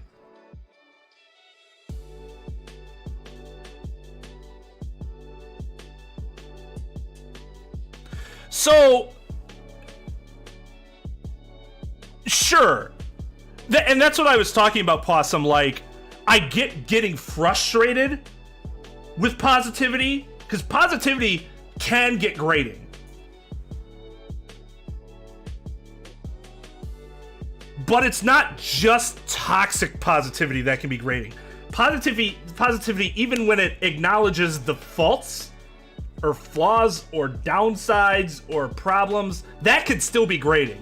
And I could see people getting on people's nerves after several failures in this sewer thing that they were in. But that still isn't what I would say to those particular arguments, is that still doesn't actually make her, like, that's still not actually toxic positivity, just positivity that got grating on people. Because again, she never pretended like they weren't in a shitty situation.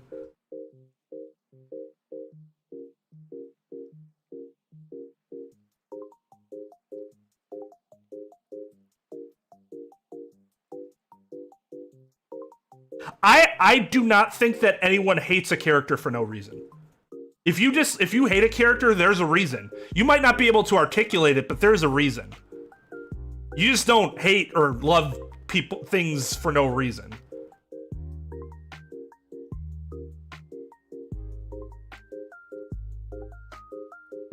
Anyways, next character, Mew. She's the funniest character in any of the games. And that puts... Twain, she was just your waifu that you had with Shuichi. Of course you put...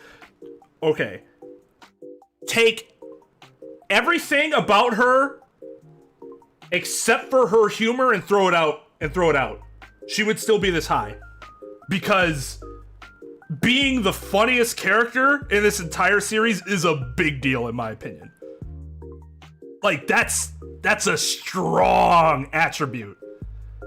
I always was interested in seeing what she had to say next, because there was a good chance it was going to be hysterical. Oh, she definitely needs therapy. So do many comedians.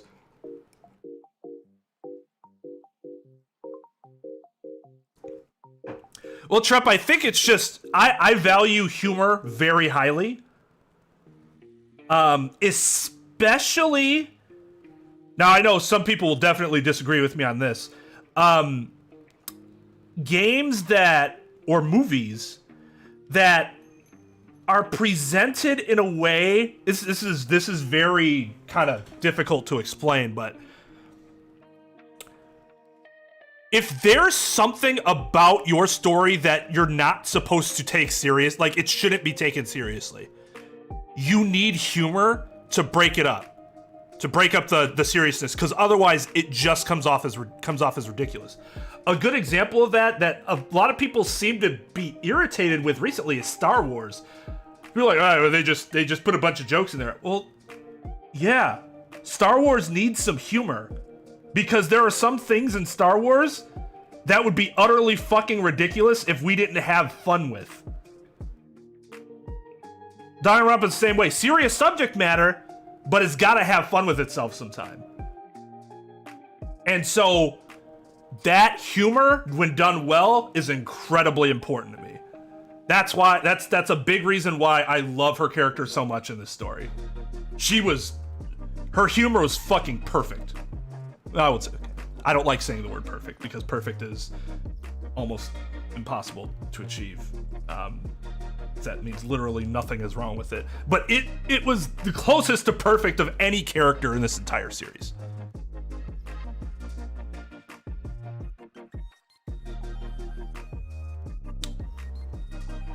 But if it means if you just don't value it as high, then you're not going to have her as high. I value it very highly. Very highly. It might even be less that me and you value Miu's humor differently, and just that we don't we value Kaito and Shuichi's flaws differently.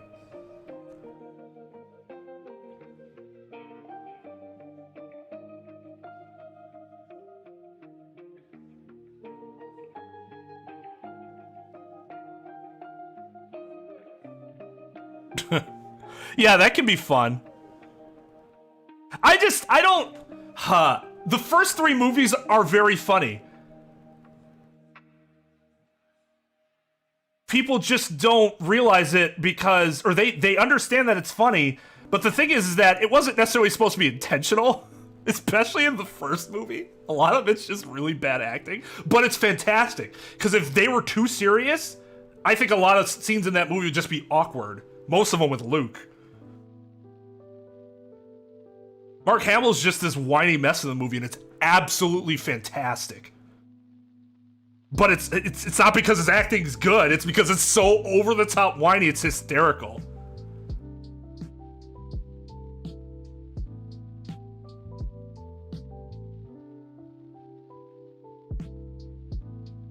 But yeah, whatever you can do to break up the feeling of something taking itself too seriously, that should not be taking itself too seriously,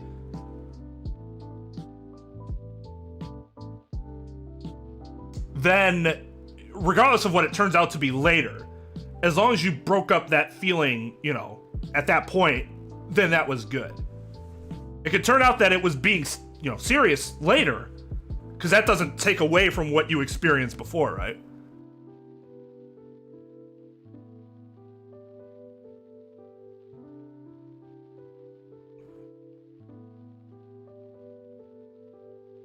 I agree. I think it was a lot funnier than 2. Probably the funniest of the 3 games.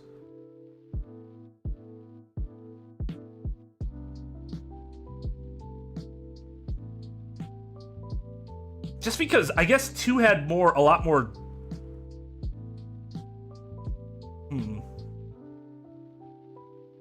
I guess it just had more shit going on that this game did not have.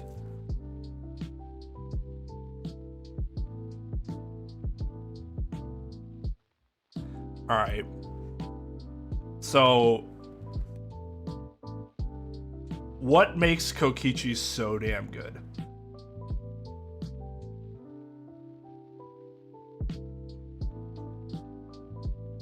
He was very difficult to read, but not in a bad way. Not in a bad way. It was in a way where it fit entirely with his character, his talents, his trickster trope. You thought he was bad, thought he was evil. Turns out he was just a prankster the whole time that actually did have, I won't say a good heart, but it wasn't evil. He viewed people as actual people and not as just pawns. I mean, the worst part about him is that he basically manipulated Gonta into killing Miu. That's fucked up. Absolutely fucked up.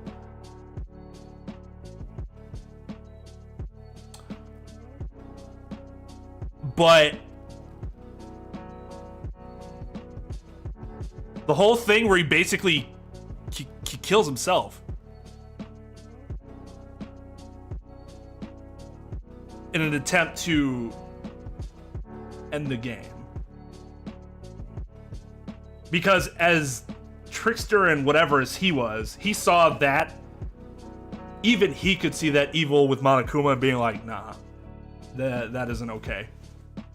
And it just has you fooled from the beginning, and fooled in a not because the game went out of its way to set up something that was narratively correct and then decided to break the rules of how, general writing principles.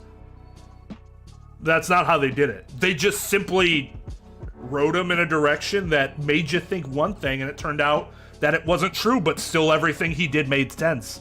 And that is really difficult to do.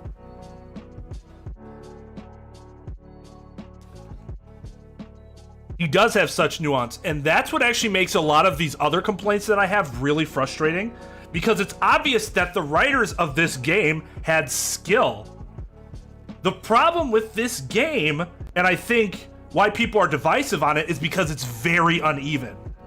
Unlike the first two games, which are more stably good across the board, except for case 3s, always. This game has some really well-written characters, amazingly well-written characters. It also has some dog shit, absolute, like, what were you thinking when you did this? I mean, you had a whole group of things that should have just not existed. It's just, that sort of thing is baffling to me, because you rarely get the extreme ends of amazing and awful writing in one game.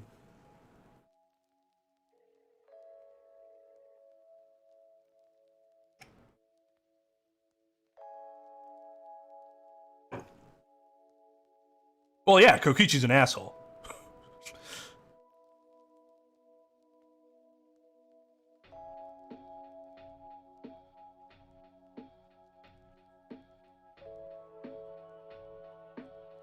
He is very goal-oriented, but in a goal that, like, it doesn't make the murders okay, but, like, I can understand. It's not that he wanted to end the game so that he could get out. He wanted to end the game because he thought the game was evil. Monokuma was evil, and Monokuma needed to be defeated. Sort of like Kaide's, like, the reason Kaide did it wasn't so that she could escape herself. She killed somebody because she wanted to kill the mastermind. Problem with Kokichi is that he didn't care about breaking a few eggs along the line, with Mew and Gonta. As opposed to, like, Kyo, who obviously murdered for a very selfish reason.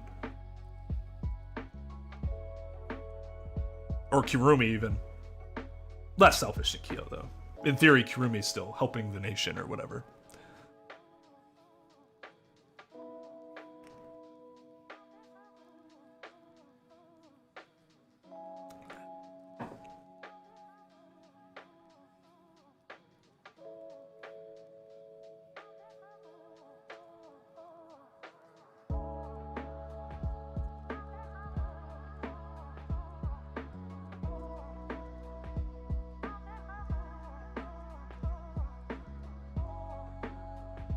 He did. He did take things too far at times. That's just his own flaws. As much as he is, like, the ultimate, like, leader of a group that plays tricks and stuff on people, he's still a kid. So he still has problems with relationships. But in that same vein, one of the things that makes Kokichi a really good character as well, I think Nagito is very similar in this way.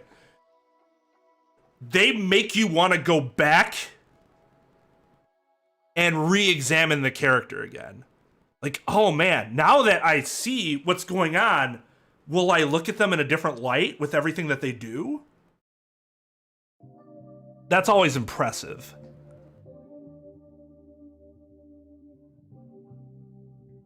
You're welcome, JB.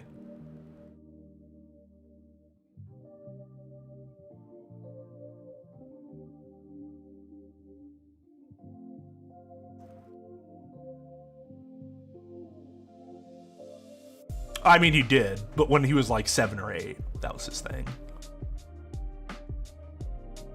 Yeah, that's when you know you're an amazing liar. I can't tell if you're telling the truth or not.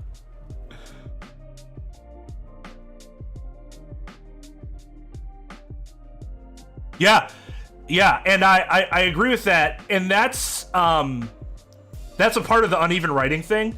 They were amazing with taking his talent and actually make it like everything he did. You're like, oh, that makes sense. Oh yeah, lockpicking. Like yeah, he's an evil supreme leader. Like that makes sense that he would know stuff like that, right? But even when you find out that it's not some supreme evil organization, it's just this prankster organization, you're like, oh, that actually makes more sense now. And then you have Kaito, who's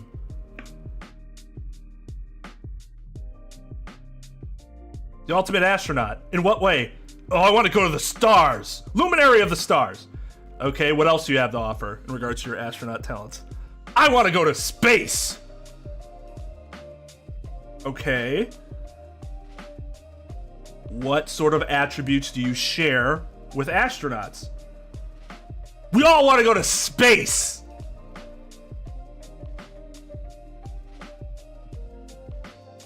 He definitely hated the game the most out of everybody deep down. Like he just, you could tell it was as much as other people were like, this is awful, whatever. He was like, it's like I can't even believe somebody would do something so filthily disgusting.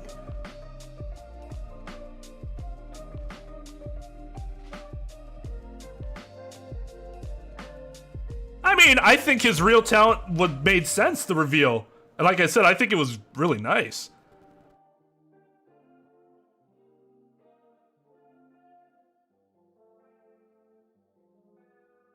The problem I have with I think they ended it poorly.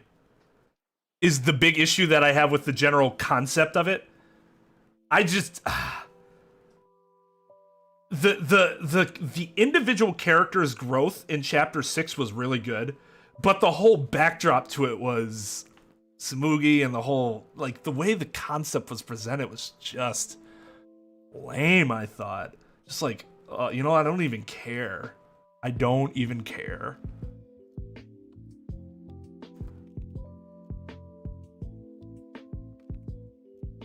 Sounds more evil to me. Something about Supreme sounds very authoritarian, dictator, and that generally has a negative association to it.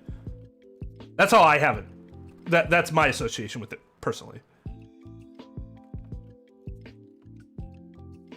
Supreme Pizza. You know what Supreme Pizza has on it? Black olives. You know what I hate? Black olives. Blech. Supreme Pizza. See? More negative connotation. More negative associations there.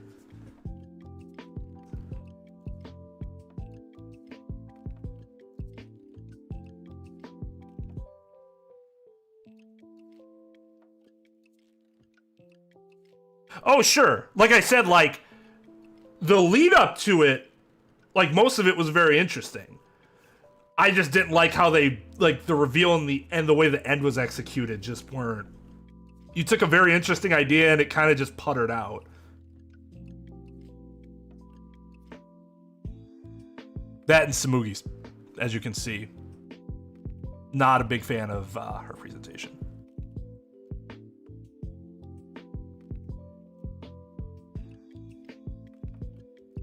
Okay, yes, I can remove the black olives. Should I have to? And see, tomatoes have this problem too. Any juicy veggie has this problem. I can remove the black olives. If I take a bite on that part, it's still gonna taste like black olives, just not as much. Ugh. It's like when you can taste like watery tomato after removing a fresh tomato from a bun. You never truly get rid of it.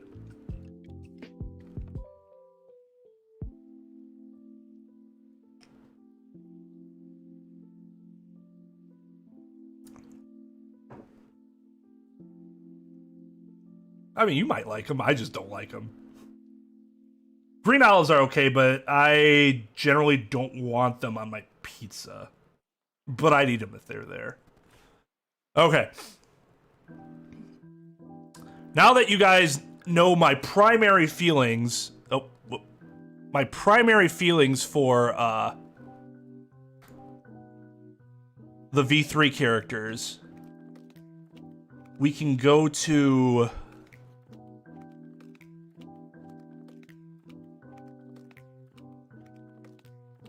the bigger list, and I can be a little quicker about the characters.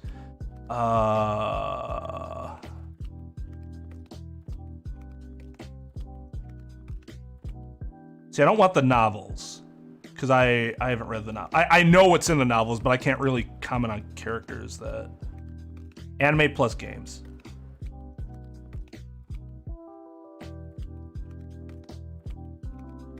This looks good. Yeah, this should be fine.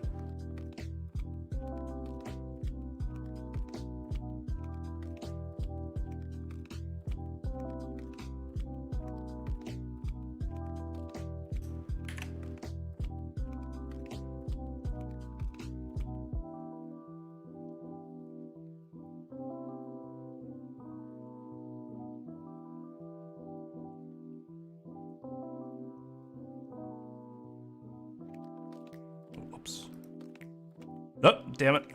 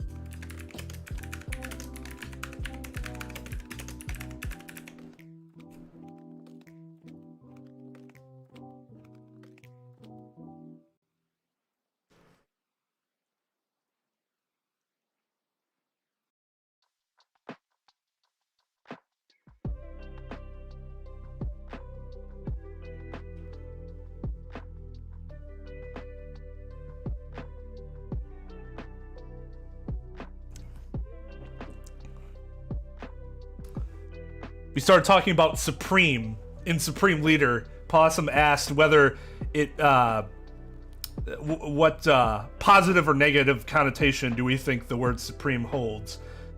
And then Dog brought up Supreme Pizza, and I was saying that Supreme had a negative connotation. I said, well, Supreme Pizza has black olives on it, which black olives are terrible, so another negative connotation, because that makes Supreme pizzas less desirable. And then we got on the discussion of olives. That's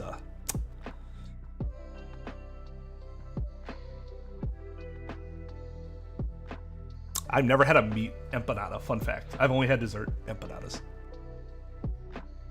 Empanadas are delicious in general, though. I'd eat a meat one.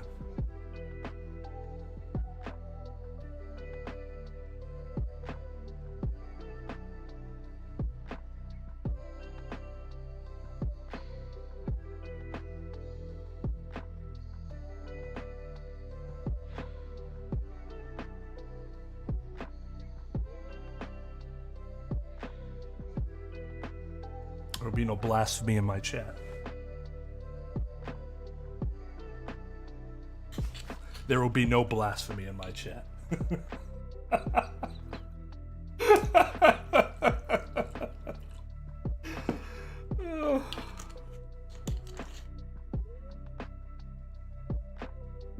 The sweet spot of olives is no olives. Like I said, I'll eat green olives on pizza, but I would prefer they not be there. But I can tolerate green olives. Black olives are just... ugh.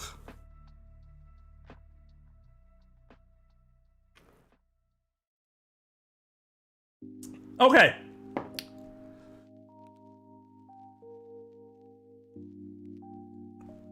Let's begin. All right, so I'll add my updated feelings. they're just black. I guess I don't know the difference. What other black olives are there? I know they're like the purplish ones that are like real. They're like a mix between like purple and brown, I think. I forget what those are called though. Those are not what I'm talking about, but I don't like those either.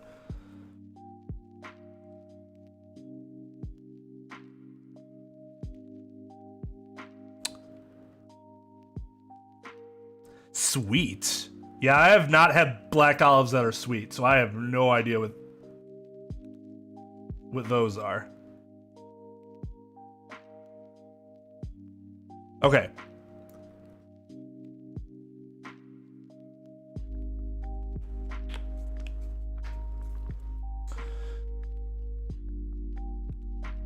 Hero's the most worthless character of any game or movie or book or television show, any work of fiction I have ever seen. You can remove him and nothing changes. He adds nothing. They add him to the anime, and you think, oh man, here's his chance to finally be fucking useful. What does he do in the anime? Fucking worthless. You could have taken him out of the anime, and again, nothing would have changed. I thought there was that one scene towards the end. I'm like, oh, well, maybe if he doesn't go there, then maybe, but then Byakuya did it anyways. I think it was Byakuya. And I'm like, oh, okay, so Hiro was fucking, you didn't even need him there. You didn't need him there. He's supposed to be funny, but he's not. He's supposed to be a comic relief character that is unfunny. And like the two funny lines he has out of all of his lines of dialogue, you could have given them to anybody. It didn't matter that he said them, because it wasn't like humor that was Hiro dedicated.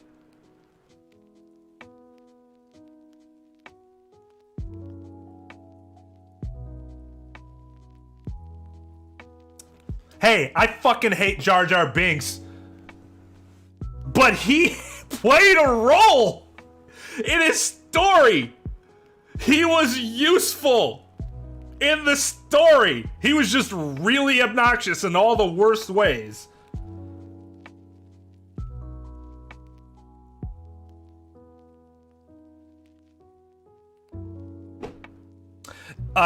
Me reading his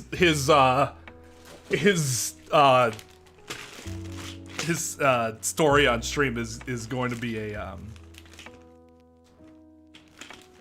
going to be a part of the what I'll call the hero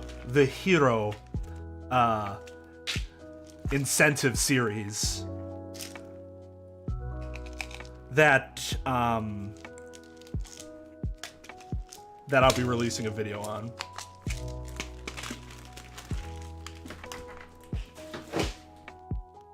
So get ready for that.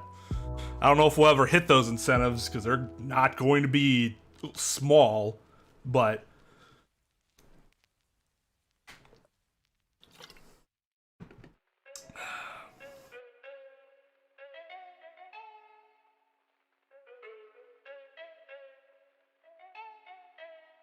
yeah, Hifumi did have more funny lines in him. I mean, Hifumi had his own issues, but and Hifumi's humor was like, it was his humor.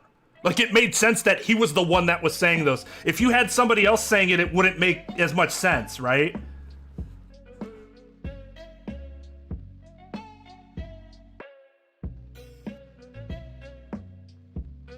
Oh, excuse me. So he played no part. You could have replaced him with any character that, or just had a glass ball somewhere and it would have done the same thing. None of his predictions actually, like, influence anything.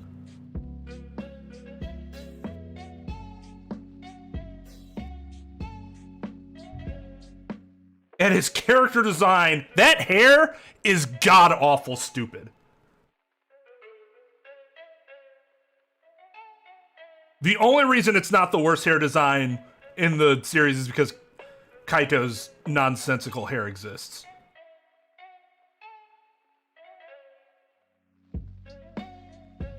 I think he was supposed to be comic relief too. The problem is that he's no good at it. He's no good at it, and the parts of it that are like mildly funny, like he had 2 hot lines, I remember. One of them was on Ifumi, I can't remember who the other one was on. But they weren't like hero-specific humor. You could have given those lines to anybody, and it might have even been funnier if like somebody else dropped one of those lines and shit on him like that. They weren't hero personality specific, which means he did not have anything unique to offer.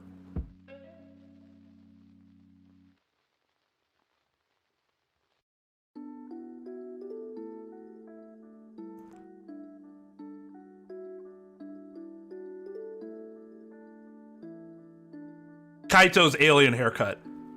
Whoa, wait, no, that's right. Didn't I point out that Darian's hair had a similar issue? That because Darian's hair has the same problem where it looks like there's some parts of it that isn't growing out of his head. I'd have to look at it again, but if I'm remembering it correctly, then I dislike Kaito's hair less. A, because purple's my favorite color, so at least it has that going for it. And 2, it doesn't look like a penis. I hate that fucking dumbass hairstyle. Mondo has something similar. Not exactly, but like the whole, we have this like giant fucking cock that hangs in front of our face. Like, what? Why? You look like an idiot. And it's in a lot of anime, because it's like I don't know, they like the old 50s greaser look. I'm like, yeah, they look like idiots too. Do you think it's cool to look like a fucking moron?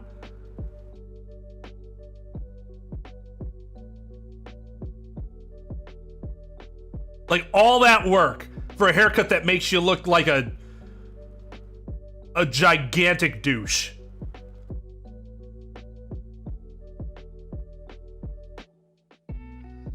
No, it can't. Pompadours cannot be done well.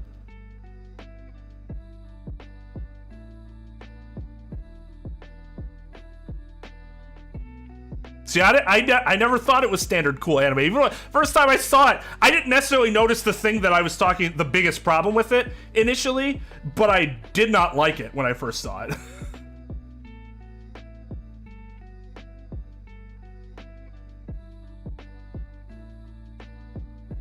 And all those characters had like comedy done well within their character. It's not like somebody else could do the Gundam comedy. So no one else could have done the Mew comedy. That's like theirs.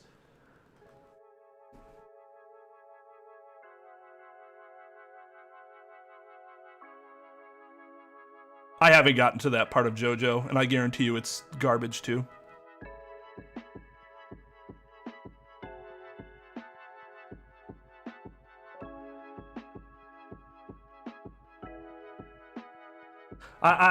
I like you now as you are, Tom. It probably is. I don't know the history of pompadours, but I know that's like probably the oldest that I had seen it. It's like we're talking about like 40s or 50s or some shit in the US. Let's see. Josuke. JoJo. Yep, his hair looks fucking stupid. That hair looks fucking stupid. It looks like it could actually be real to a certain extent in that it's all coming out of his head, at least. But it still looks fucking stupid. He has the same problem that Mondo has going on. It looks like he has a bunch of corn kernels at the top of his head.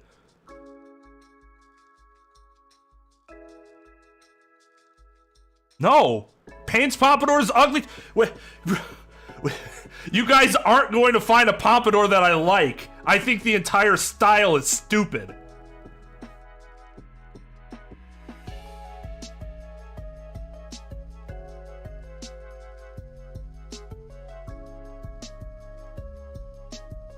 Oh, sure. Yeah, I can go over. I have 3 of them so far. The reason I haven't released the video is I wasn't sure if I was going to add any more.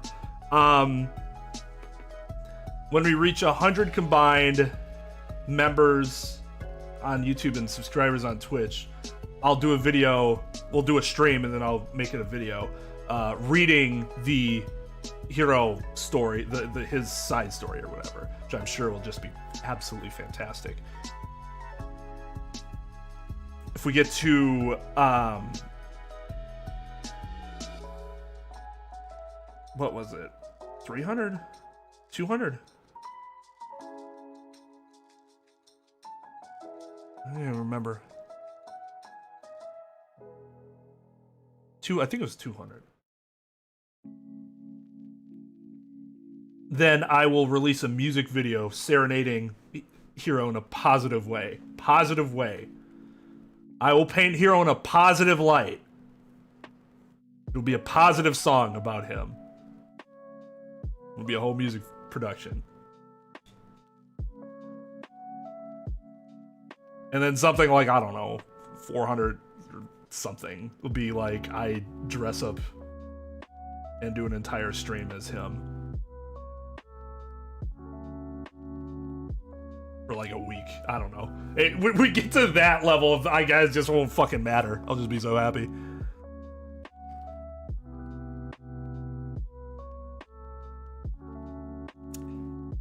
Oh, sure. There's absolutely worthless people like that in real life. I don't want them in my game. I don't play a game so that I can be reminded of those people.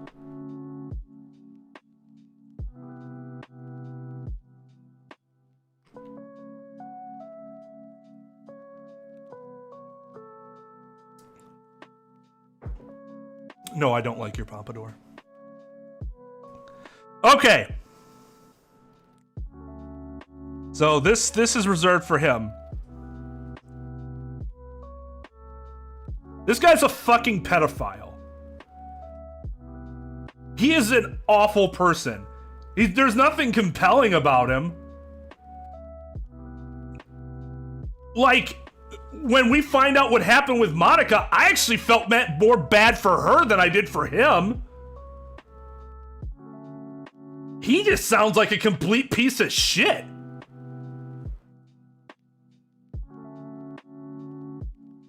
Aside from Hero, the worst character in the entire series.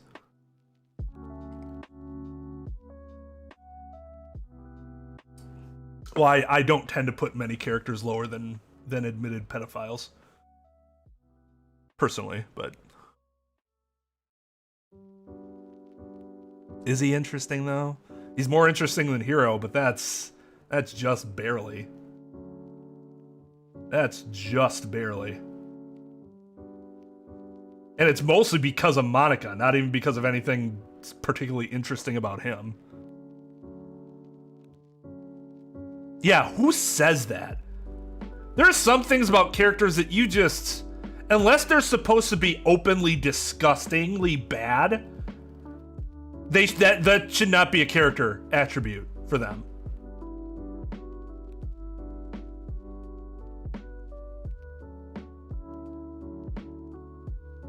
If you wrote a story and like somebody like Jeffrey Dahmer was supposed to be the villain, you like to rape and kill young boys. Well, it's because his character's fucking disgusting. We're not supposed to think there's any like gray area in it because the game pretty much otherwise presents Toa as somebody that like is supposed to be gray. He's not just supposed to be evil. But if you give them that attribute, they have to be evil. They can't be anything else. Otherwise, it's a gigantic miscalculation on the part of the writers.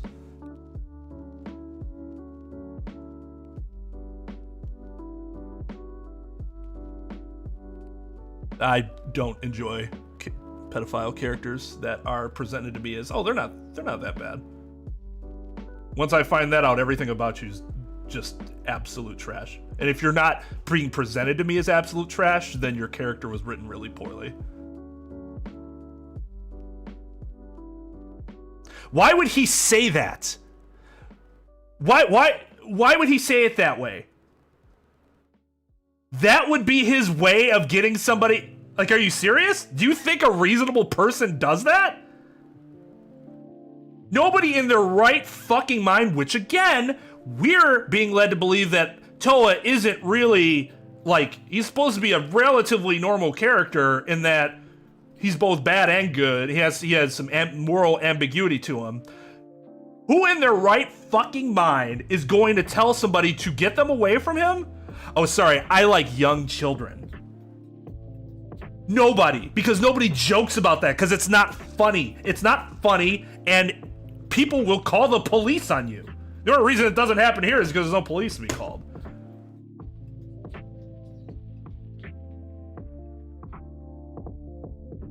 There are other ways to do that to get her off of you sufficiently without painting yourself as a pedophile.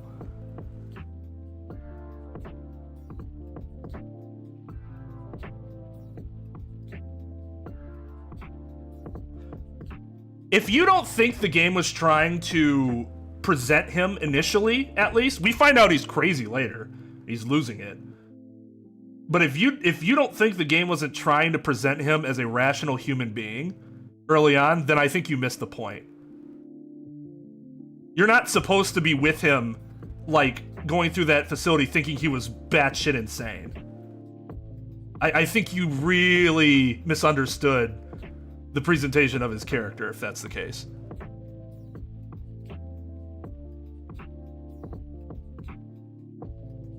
I think your attempts to justify his response are pretty bad. Yeah, he was ruined with one line. It was that bad. It was that bad. It's one thing to be contrarian about some things, but it's getting to the point where it's kind of awkward.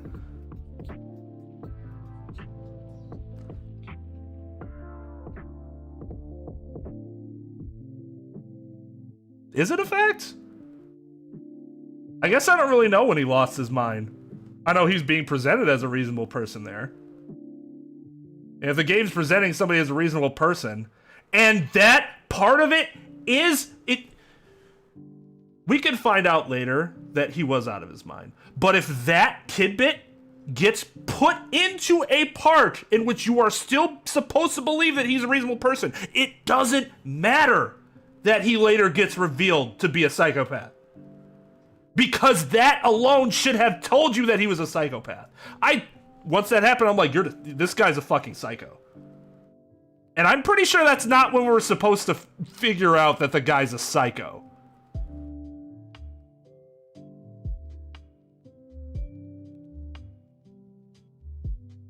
Then that's on the translators for fucking that up. The localizers. Whoever's decision it was to make that line what it was, fucking terrible. Should be fired.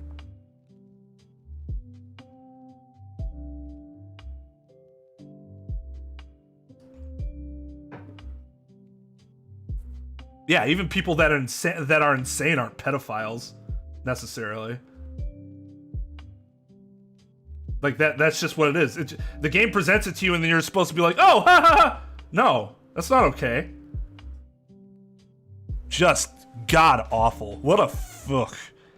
That was, whoever did that, whoever wrote that line, whether it be the original Japanese line or the localization team that fucked it up, they needed to be fired. If that's not what it was supposed to mean. If that wasn't the intent, and they made that the intent, fired.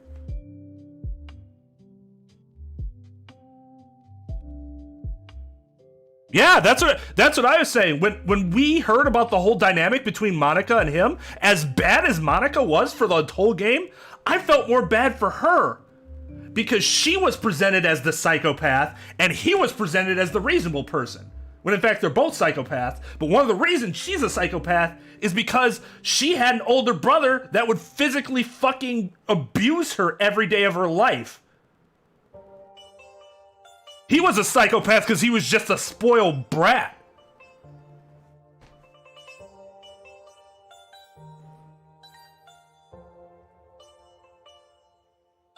That, I mean, sure, you didn't notice it, but that doesn't actually mean anything. The fact that it exists is problematic enough. I don't know how you'd miss that.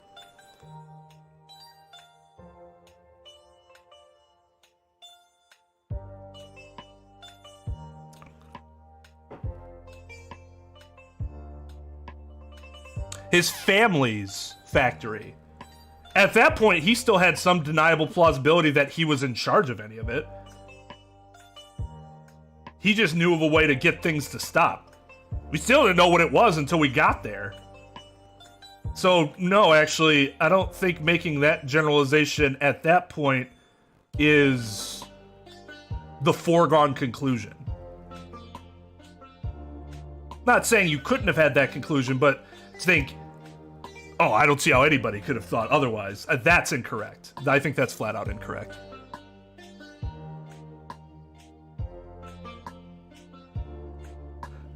Hot take.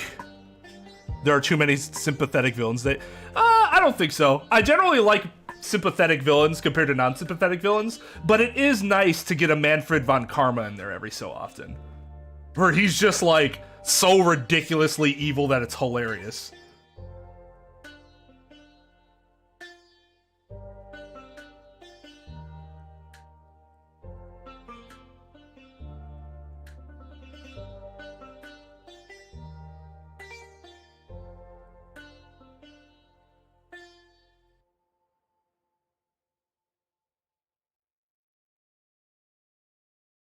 Oh, I wasn't talking to you, Tom.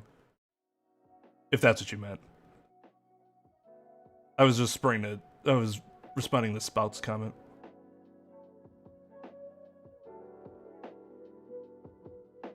Yeah, Gustavia. What a piece of shit that guy was. Whew. Okay. He was fun. He was fun. I was shocked. Legitimately shocked.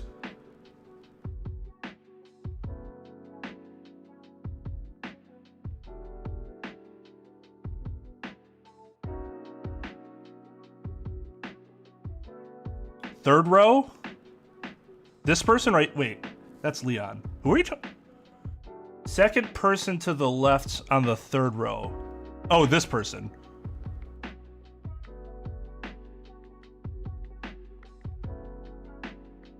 Oh, okay, so we'll put her down here. Because I don't know who she is. Okay, Alright, I knew who the two bottoms were gonna be. So now let's just go down the line, I guess. Let's mix this up a little bit, because otherwise we're gonna have a bunch of people at the bottom. Oh, oh.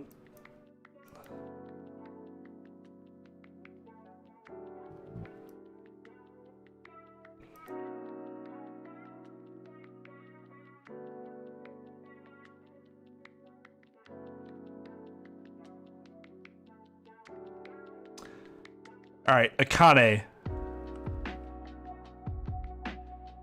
I really like Akane's character, but if we're taking it in the context of the entirety of the series, I don't think I can justify putting her in A, because she just doesn't. Her character is very one-dimensional. I think it's a very interesting dimension, and she can be really funny, but she's still flat. And I don't think you can put a flat character in A unless it's like done magnificently well. Like, again, a Manfred von Karma. I think it's easier to make a really good flat villain than a very flat and amazing supporting character. But I do like Akane's character.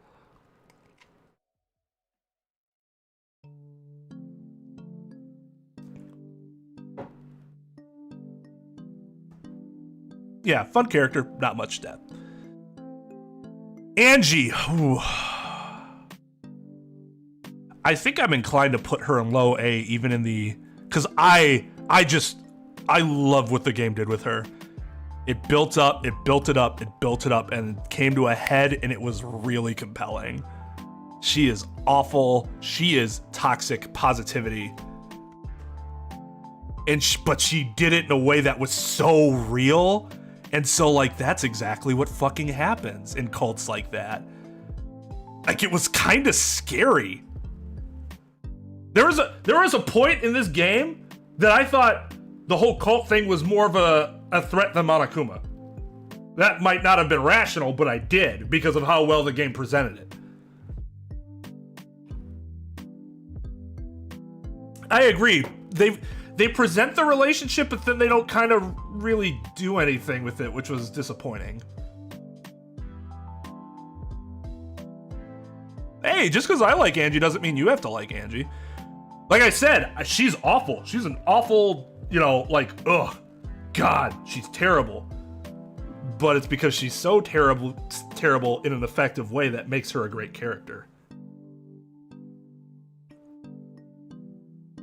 The way that I rank characters is based on the number one thing is how good were they at their roles.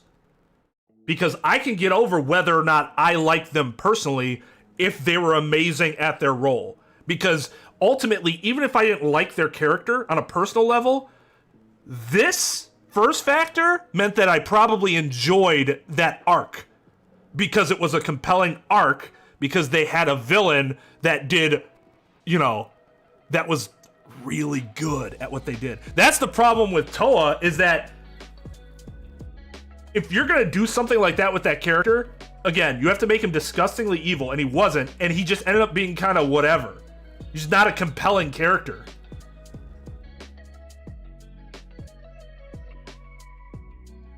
Some terrible people can be hilarious. Gustavia was hilarious in a terrible way.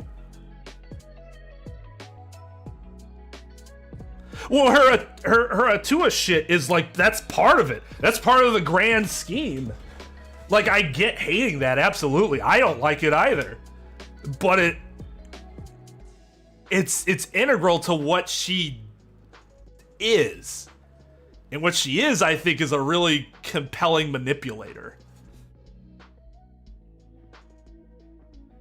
Like, not quite as good as Kokichi, but she was probably second best.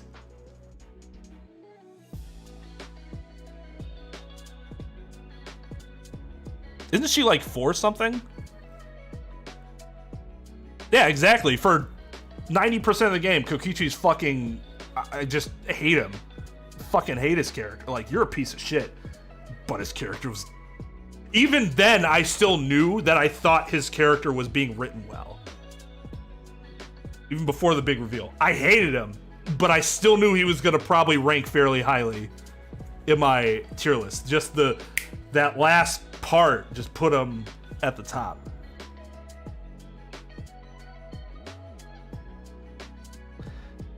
Aoi. She's higher to me after watching the anime. The reason I had dropped her a little bit is because I thought her whole trying to take everyone down because she was pissed about Sakura was like an incredibly selfish act. But in retrospect, even though it was a very selfish and douchey act,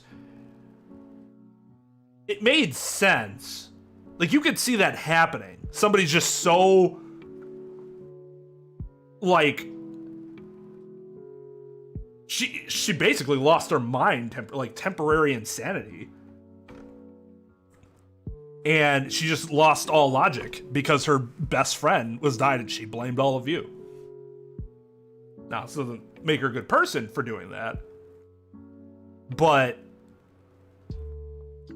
you can tell that's not really her. I thought they were going to present her in DR3 as kind of just like a dumb jock who didn't really, like, she's there for the athletics. And that's it. She's actually kind of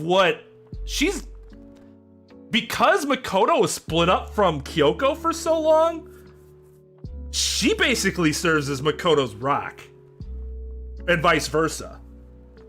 They actually made a very a surprisingly good team. Not necessarily surprising if you went deep into their free time events and stuff, because I actually think their relationship's adorable. So I think Aoi's adorable, and the way she interacts with Makoto's adorable, but that's not canon necessarily, right? So it would be surprising if you just went off of the canon, I think, because her and Makoto got along, but you could tell their relationship had really evolved by the time you got to the anime.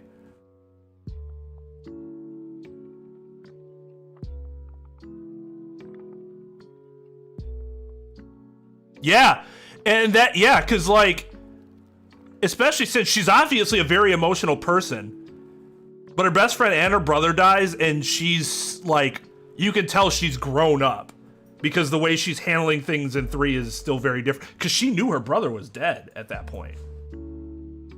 Because they had communicated with Komaru.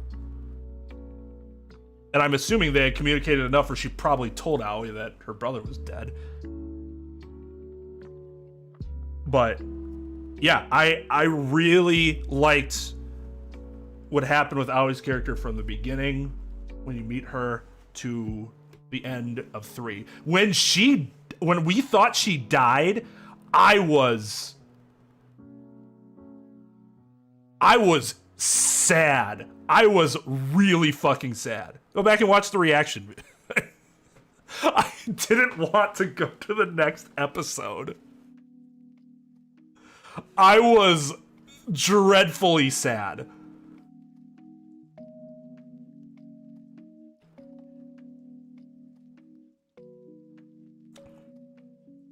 Kyoko's was sad, but it was less emotionally sad and more of like a... Because you knew she did something to sacrifice herself in some way, right?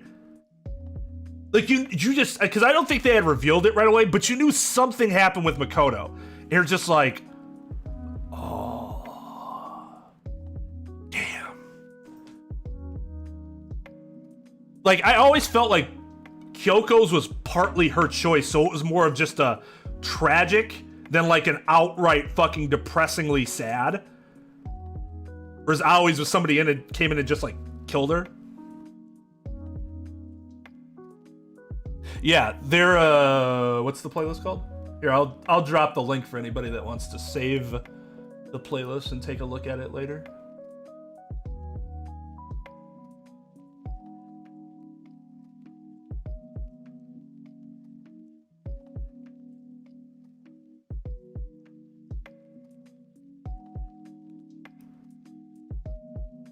The only thing I haven't reacted to is the OVA, which I'm still not sure if I'm gonna do. I haven't watched it yet. I'm not sure. I want to watch it, but I'm not sure if I'm gonna do a reaction or not.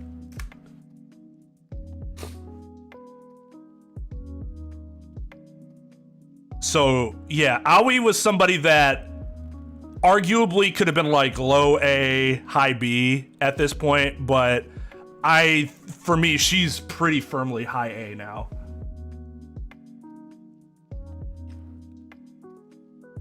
That's a good point too. With Aoi's death, as shocking as it was then, that could have impacted how I felt about Kyoko's death as well.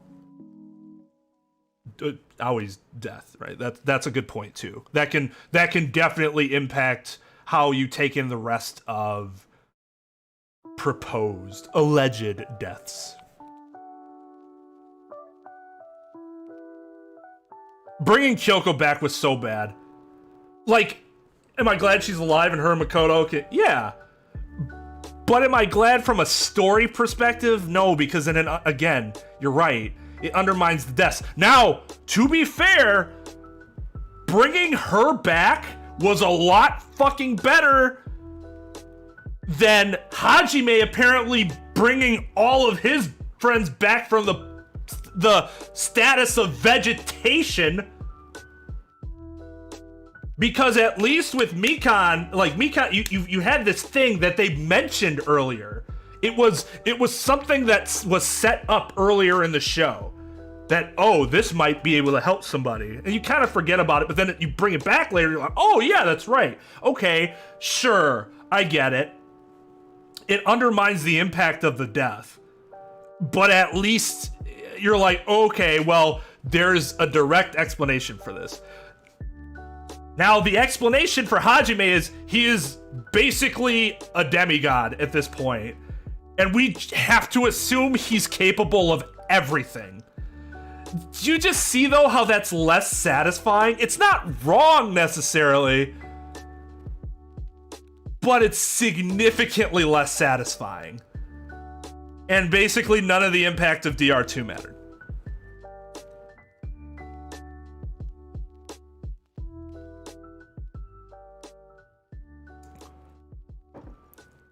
That was a blooper? That's fucking hysterical. I think people should do that. I think teams should do that more often, especially when they're really funny. Sometimes you just gotta leave it in for the sake of it being hilarious. As long as it's meh.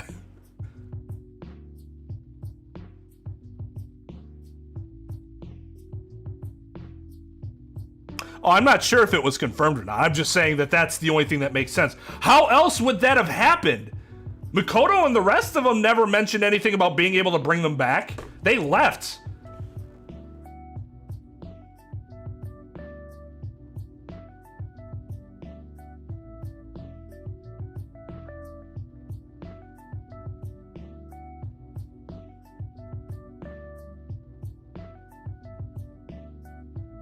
Gary Stooges. I do think bringing an entire cast back is cheap. Yes.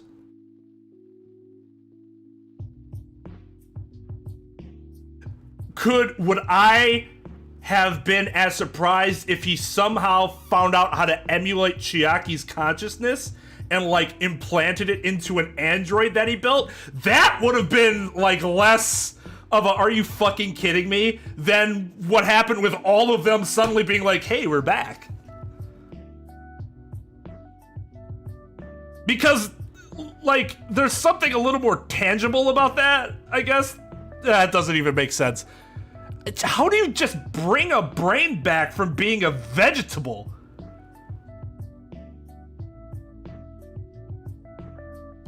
No, I don't agree. I don't disagree with that. It was still cool to see everybody do what they did.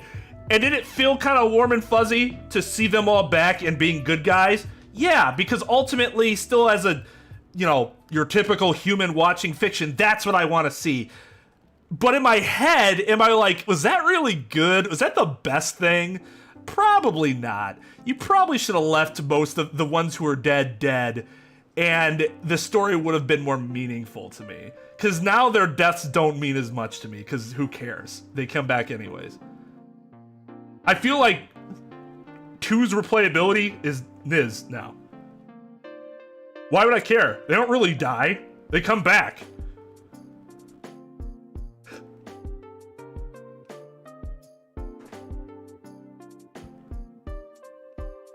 They did it fast! They had just caught Makoto after he had just helped them! There wasn't, yeah, like you said, there wasn't much time between the events of the anime and 2. Oh, man. I forget her name. What's her name? She was a gigantic bitch, but she was pretty good at being a gigantic bitch, so we'll put her in C tier. She just didn't really have any depth to her, other than, you know, she was a cowardly gigantic bitch. Ruruka. I don't find anything particularly interesting about her design, except that it does match kind of her talent, I guess? That's how I would expect the ultimate, was she confectionist or something like that? That's how I would expect them to look. Confectioner. Oh, I agree. And I still thought the interaction between her and What's-Her-Face was interesting. It's just that her character didn't really... She was more just whiny and lacked depth than anything else.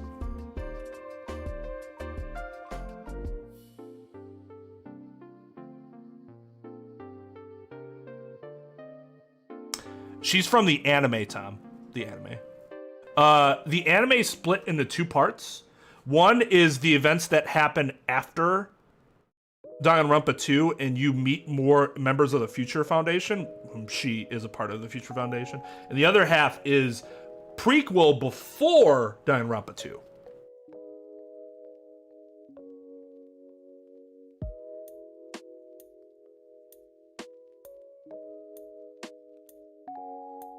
The King. The more I look back on the series, the more I like Byakuya. He fits his role so well.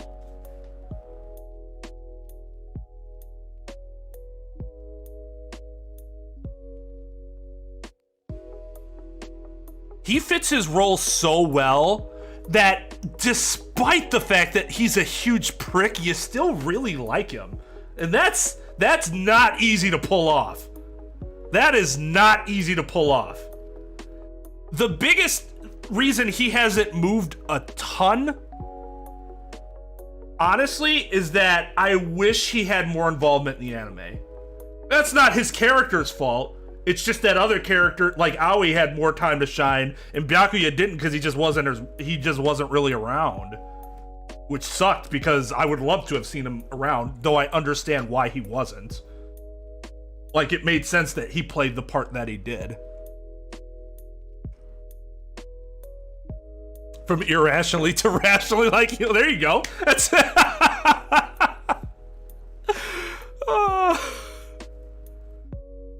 I was thinking about bumping him to S. Some of these might move by the end of the whole presentation, but for now I'm gonna put him here.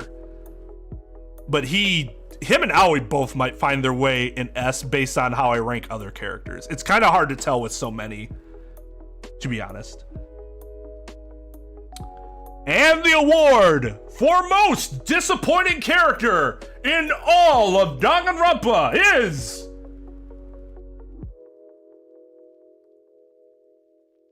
Yasuhiro Celeste. Or no, it's Hagakure Celeste, right? It's what's her real name? Hagakure something? Because Hifumi reveals it and we think it's Hiro, but it's not.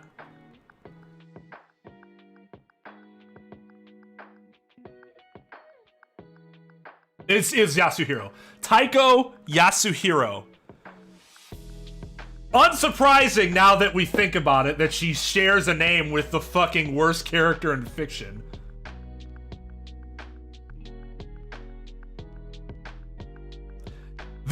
A big difference between the two is A, she actually like had impact on the game, even if it was a disappointing impact. I had as a fellow gambler, so this is a very biased view. I will say, I take a personal offense to how poorly they portrayed the ultimate gambler. There was nothing ultimate about her gambling abilities. She was a shitty gambler. I had such high expectations for her. I'm a gambler. I think I had just watched Kakegurui either during this playthrough or right before it. So my expectations for her, she's gonna be awesome. Whether or not she dies or she kills somebody, there's gonna be something epic about it. It turned out to be very formulaic and uninteresting. And obvious.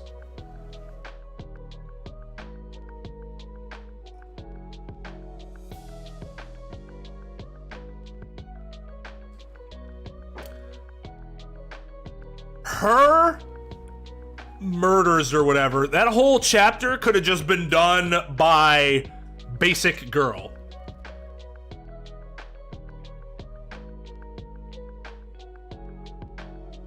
There wasn't anything really unique to Celeste that was like involved in that whole process. You could have taken basic cute girl and done the same thing. But at least she did something.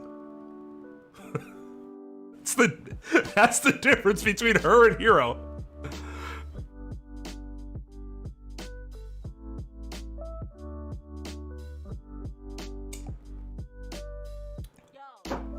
Wait, what?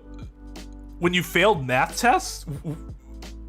I don't want to sound like a parent when you failed a math test. What did I say?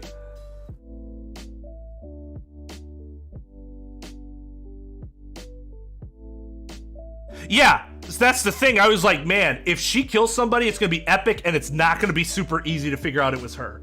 It was literally the exact opposite. It was super lame, and it was super obvious.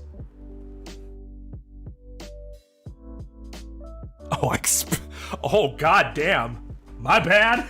I don't want to bring back those memories.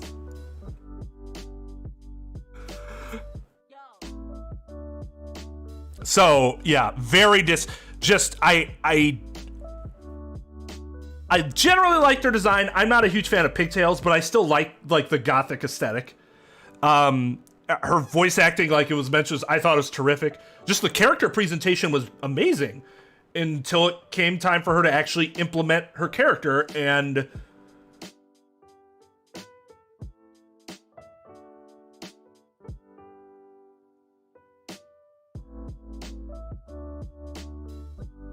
yeah, no problem, Tom. Good luck. Have fun. Hope you have a good time.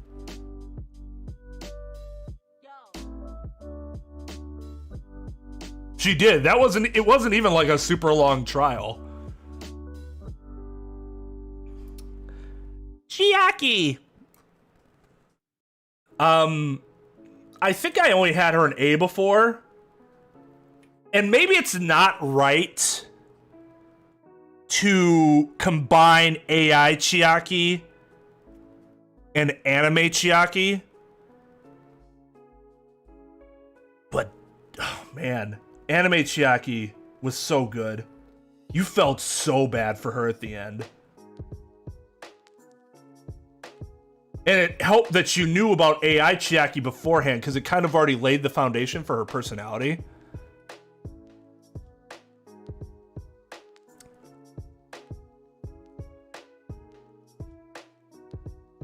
She really, really grew on me in the anime. One of the only characters from Danganronpa 2 that actually increased in value for me. Because I don't think they did a good job with most of the characters in the Despair arc. Mostly because there simply wasn't enough focus on them, and they had a lot of characters in one span, because you didn't just have DR2 characters. You had the teacher, you had her friends, you had Junko, you had Makuro. Like, you had a ton of characters to deal with in a matter of 12 episodes. And that's really difficult, but it did negatively impact some characters.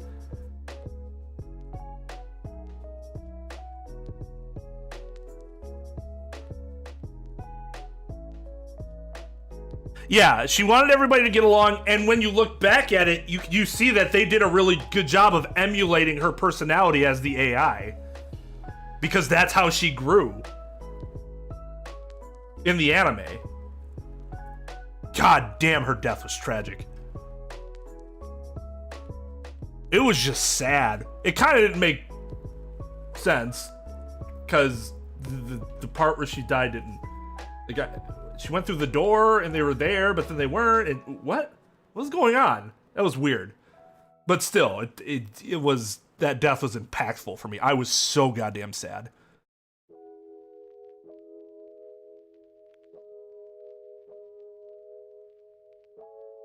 Yeah, I would say so. It's not that the characters are bad. You just have too many that you have to kind of put together. I'm gonna get on my most disappointing, like, my biggest, like, frustration with the anime. We'll get to that.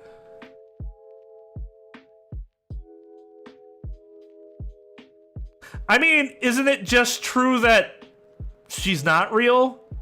like the AI was never real because the AI was always an AI. I get that argument. I guess I would have to reread the dialogue personally. But my interpretation of it was just that she, like, this being was not a person who had their consciousness, you know, transferred. It was just an AI. But that doesn't mean that she couldn't have existed in some capacity before.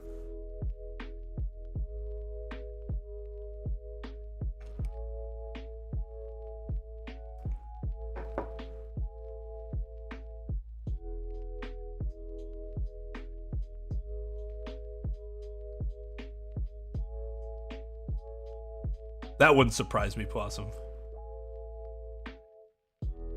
I don't think I want to.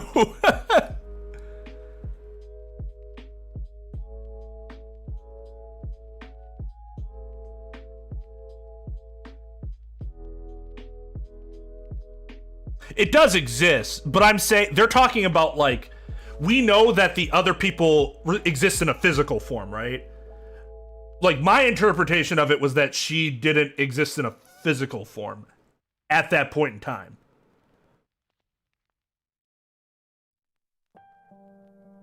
Not that the person Chiaki never existed, but that AI does not arise from the consciousness of a physical being.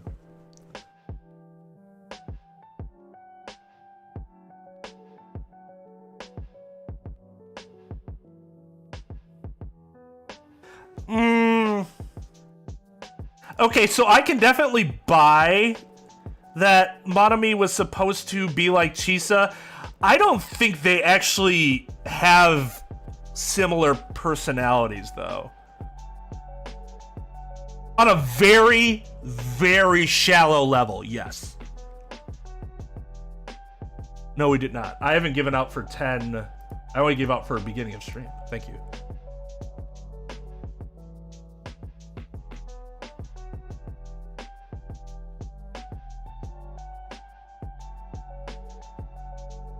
Yeah, I don't know. I honestly would have to go back. I would honestly have to go back and see those lines. But for me, so I know a lot of people have problems with retconning.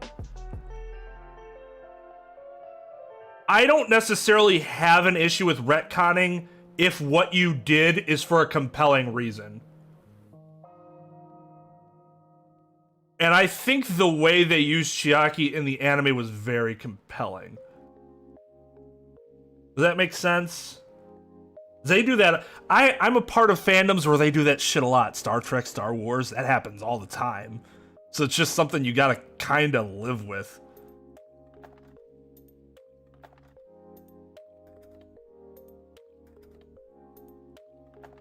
Well, and what's his face replaced his eye with her eye, which was then very interesting that he lost his eye in the simulation too. Didn't Teru try to fuck her body? How do you fuck a body that's smashed?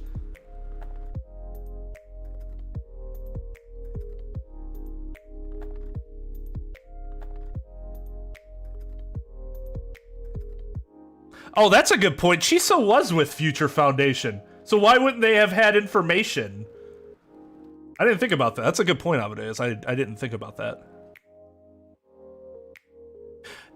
Even with Phoenix Wright, that's kind of with Ace Attorney, that's kind of an issue too, right? There are issues that they run into because there was never meant to be more than or was never anticipated that there was going to be more than the first game, right? And you can tell that issue comes into play in some of the future games. It was either Teru or Mikan. I don't, it was never confirmed who was who, except for we know Naito took her arm. I'm pretty sure we knew Fuyuhiko took her eye. I'm nearly 99.9% positive Akane was the person that starved herself, because that literally lined up with her personality of I'm always hungry. Made a lot of sense. Who killed their parents? Was that Sonya that did that? I'd have to go back and look at all the like how they described all their crimes.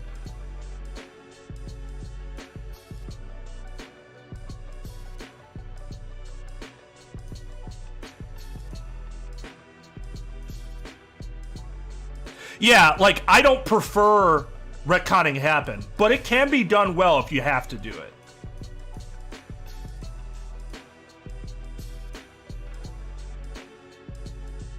It was a dark face. How could you tell? Wasn't it all like the gray guy in all the murder things, except they used the gray dude for every action?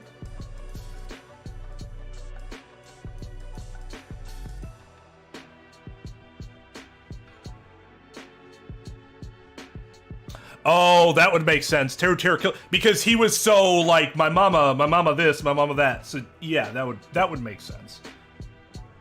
All their crimes should in some way intertwine with essentially the opposite of what their character is doing, because it makes sense that subconsciously their characters feel very, very guilty for what they did, or regret it in some way if they are actually human beings.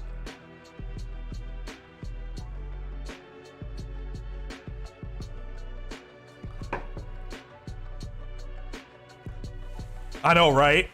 And Monokuma just goes along with it.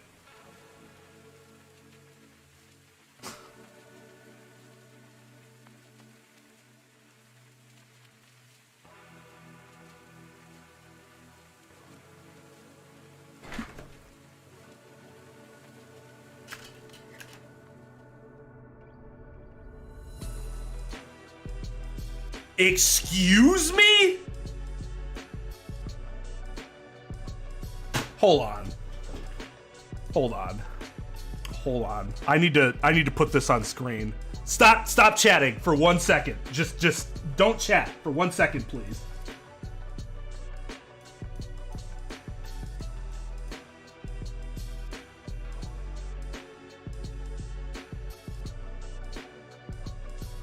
Where is it? Oh, it's browser.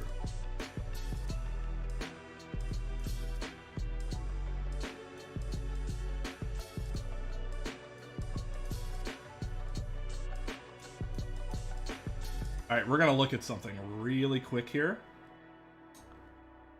because I did not know this, and I don't know if maybe I am just off base here, but this seems insane to me.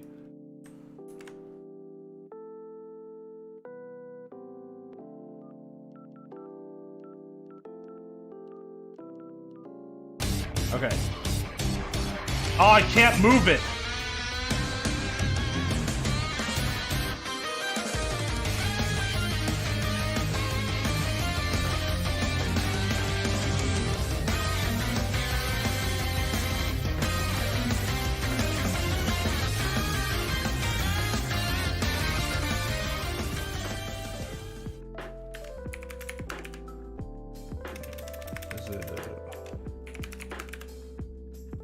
Sensei or Sensei Rain? There we go. Yo, it's a Pudge, Sensei, and Coffee Rain. Oh, holy shit, hold on. Pudge. Is it just zombies? Yeah, there we go. There we go. Hello, Raiders. Who's all here? Pudge, Fulfill Your Destiny, Sensei Rain, Bolda, Jenna, Lan. How you all doing? Thank you for the triple raid. Those are all the links of all the awesome streamers you guys need to go and check out. Sensei Rain, Pudge 007, and Zombies Go Numb. Those are all the links. Make sure you go check them out. Throw them a sub. Show them some love for throwing the radar way. I would greatly appreciate it if you would do that for me. Thank you so much. We are currently tier listing all of the Danganronpa characters. It has just been revealed to me that we thought. So this is kind of crazy. The story presented to us that one character had sex with a dead body of essentially the person that their whole group worshipped. Turns out, oh no, that was a mistranslation. You're like, oh god, thank you. So she didn't actually have sex with the dead body, right? Until you find out, no, the actual translation was that she removed the dead person's uterus and put it into her own so that she could have a Junko baby. What?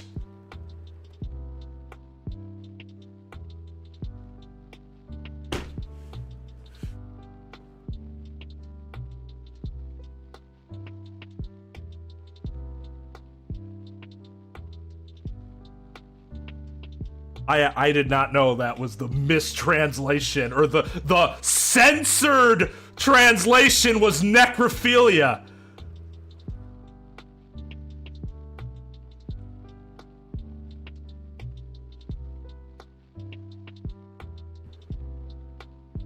I don't know. I do not know. Anyways, for all of my viewers that are traumatized, go sub to those channels while you're feeling this way. It'll lift your spirits. I swear, I guarantee it. It is not a recommended medical operation.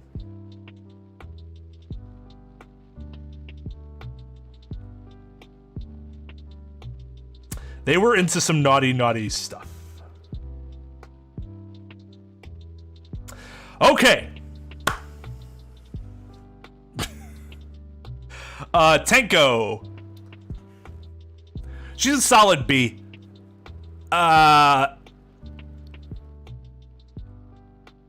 reason why someone like Akane would be higher than her is that even though Tenko was more dynamic than Akane, I still didn't feel like whenever Akane was on screen, I was like enthralled with what she was going to do, but she was flat. Tenko was dynamic, but I didn't necessarily always care what she had to say, because a lot of times it was some variation of Himiko, which oddly enough is less dynamic than Akane's. I'm talking about food, or I'm talking about fighting, or her really fucked up backstory. You guys know what I'm talking about. With her stepdads.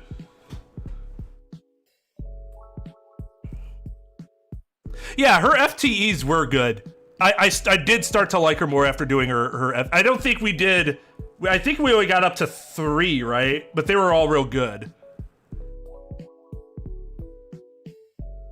Yeah, guys, play all the Danganronpa games. I swear. Nothing else crazy like that happens, I assure you. Yeah, I'm not looking at Discord right now.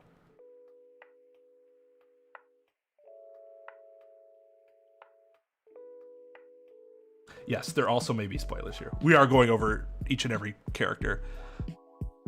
Oh, Chihiro. Chihiro. Chihiro is gonna get bumped down, mostly because the other characters have grown on me more, and they're more involved for a longer time, including the anime, whereas Chihiro doesn't. You have alter ego, but that's not really Chihiro. I mean, it is and it isn't. Well, it is, but it doesn't really like. It doesn't have the same impact as, say, an AI Chiaki, who like is involved with everything.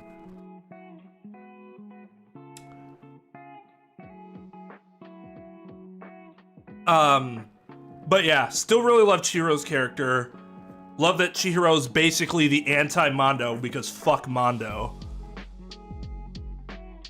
A small man who was Chihiro's a small man who was very strong in trying to overcome his weaknesses, whereas Mondo is a very big man who was very weak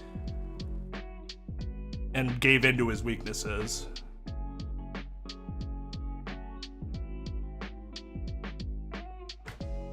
I thought Chihiro's dad did die.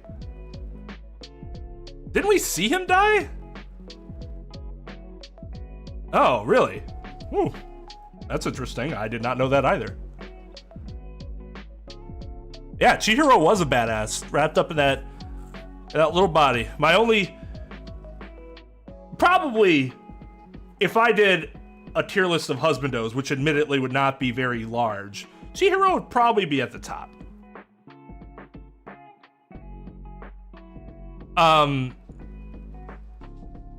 There was just something very compelling about the way they portray Chihiro's weakness, but even from the beginning, it's like the struggle and the overcoming, and hey, you overcame it, so now you're gonna die. That's tragic. But much like Kaede, Chihiro still has a very much of a long-term impact on things with his creation of alter ego.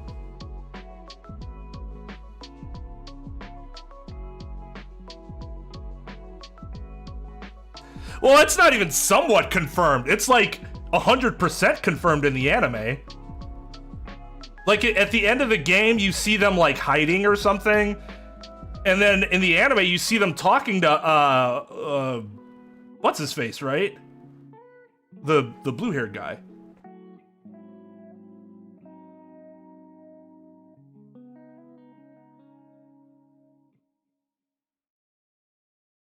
All right, later, Sensei. Take it easy. Much appreciated. Again, guys, make sure to go check out Sensei Rain.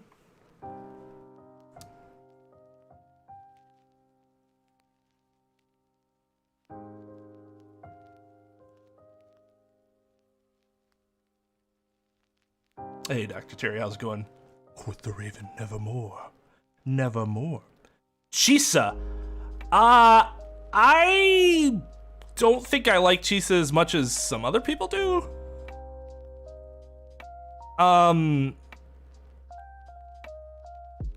She's a good character. But I thought her personality was kind of bland. There was nothing super interesting about her. Like, there was nothing bad about her, but nothing really interesting about her either.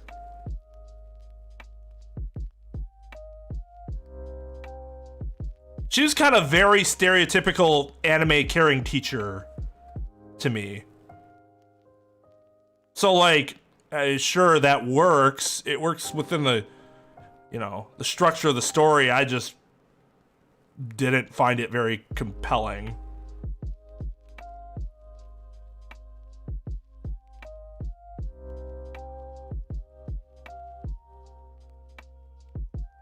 Oh, Possum, believe me, she still might be number one in that list by the end of my tier list. So you just wait and see. Okay, I don't even remember this guy's name. Is it a guy? Is it a girl? I guess it doesn't matter. What the fuck's its name? What's their name? Their name is... I just know that it's this, like, big black, or, like... How do you say black? Like, Middle Eastern, maybe? But he talks like this! And you're like, oh. Do we even know what their, ultimate ability was?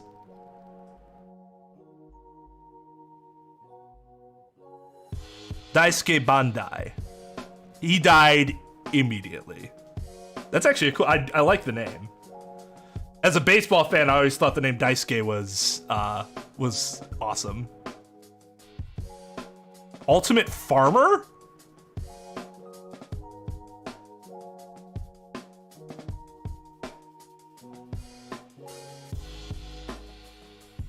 Well, anyways, he's low because the only thing distinctive about him was he was a big dude with a small voice. He dies immediately.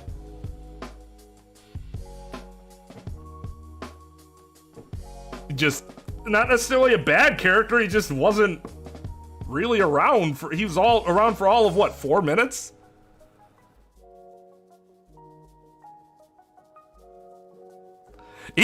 I was very interested in the character when they first introduced him. I'm like, oh, this person has potential, and they kill him right away, and I'm like, oh, well, there that goes. Yeah, that's the point of him being there, to establish the stakes.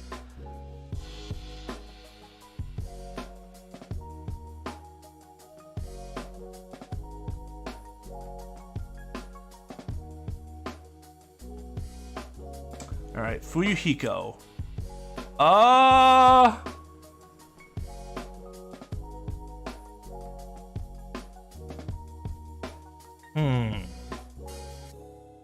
Here probably.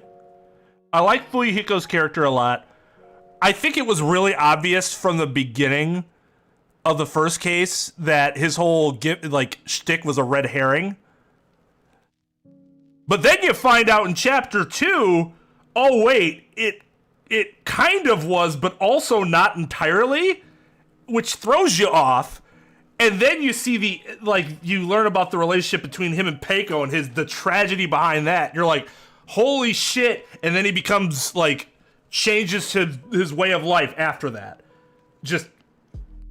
That's a good way of doing very quick character development in a very short turnaround. Drastic character development in a short turnaround. I think it was done very well with Fuyuhiko. Because she literally died in his arms protecting him. Although she thought she stabbed him. But he didn't die. But he didn't. No, it wasn't him that was stabbed, right? That is true. He kind of has a Maki issue going on where after the main turnaround point happens, they kind of start to fade in the background a little bit in favor of other characters coming to the forefront. I would agree that that's a similar issue with him, and that's why he can't be higher than A. But like Maki, I think he still makes a great enough impression that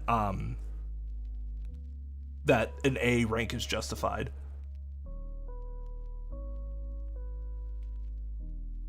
I thought he was actually fairly, he wasn't what I expected in the anime. I thought he'd just be like shallow dick, but he really wasn't. He still had some, dynamics to him. I just didn't like the voice change. It was unfortunate. It's not that it was bad, but I just didn't think it was as good. And he was a character who, his voice in the game was a big part of his personality. So when you change it, it's just not a good idea. It's just really interesting that some of these voice actors' voices got changed because a lot of them worked on stuff that production company works on. It was weird, why?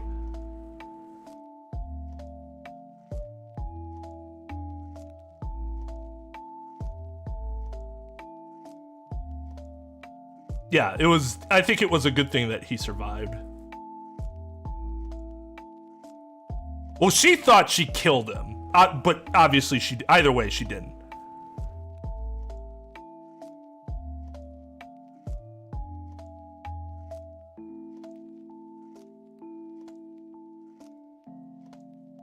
Is Derek Stephen Prince the first one? The guy who also did Kokichi?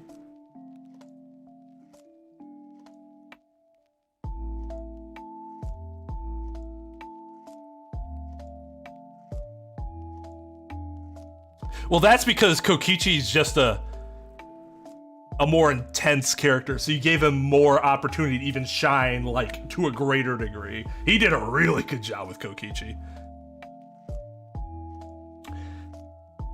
Okay.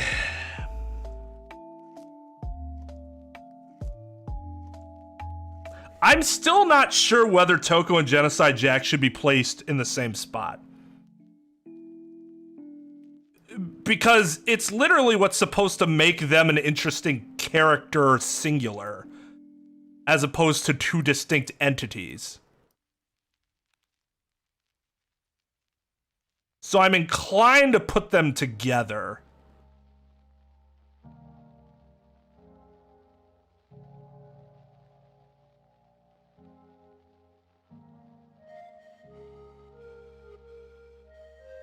How many of those fan games are actually finished? People have asked me to play fan games. I'm like, how many of them are done? And they're like, maybe like one.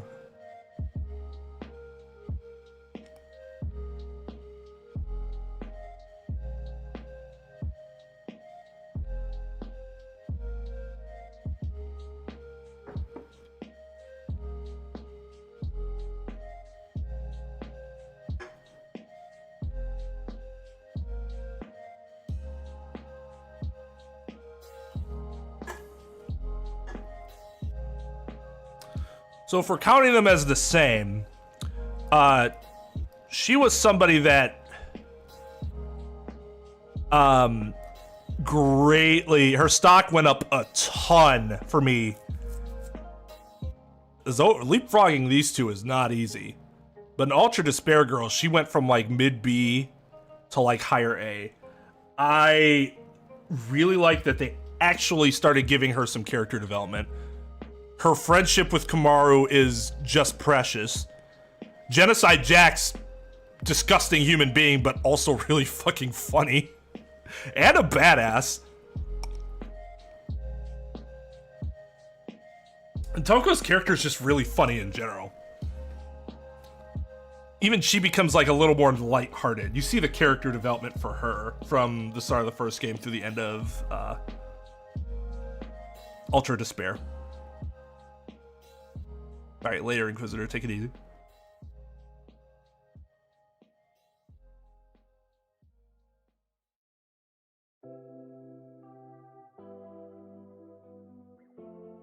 Oh yeah, I mean, like I said, it was huge. She went from like, yeah, she's fine, but she doesn't like, what does she really do outside of a couple parts to now she's like,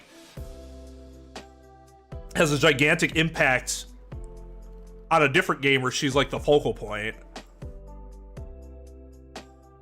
I love their dialogue together in Ultra Despair Girls. It's fantastic. I think they did a really good job developing that friendship. And it makes you buy when they decide to stay. Because if their friendship wasn't that believably strong, then that wouldn't make as much sense. So yeah, her stock skyrocketed for me after playing Ultra Despair Girls. Is this Gunta? I think this is Gunta. Yeah, he's still end of B for me for the reasons that I stated before. I still am not. I don't buy entirely with the game. Fed me at the end about what his character was capable of doing. It just didn't add up with how he's presented beforehand. But otherwise, he's interesting. You feel for him. The gentle giant is a trope I like, especially gentle giant in a suit. This bug thing can, whatever, but it fits with the irony of his character, right?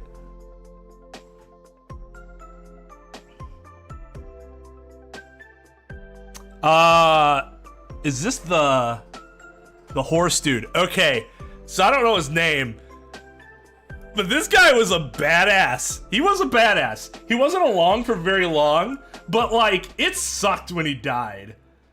Cause like, he seemed like he was a legit good dude and was one of the only ones to stand up for like, not just outright killing Makoto, and actually like, trying to do the right thing. As opposed to what his fucking power-hungry, demented colleagues were trying to do. Gozu.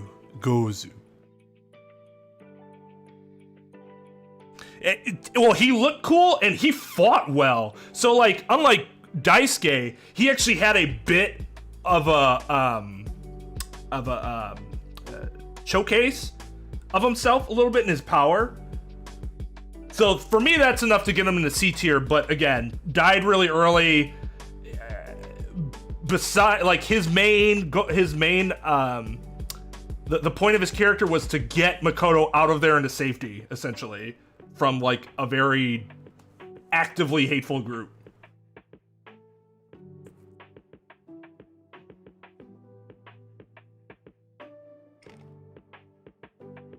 Yeah, his voice was fantastic too. So I liked him, but you can't. The restrictions with what his character had to work with, you just can't go higher than C, even if it's like high C. Gundam.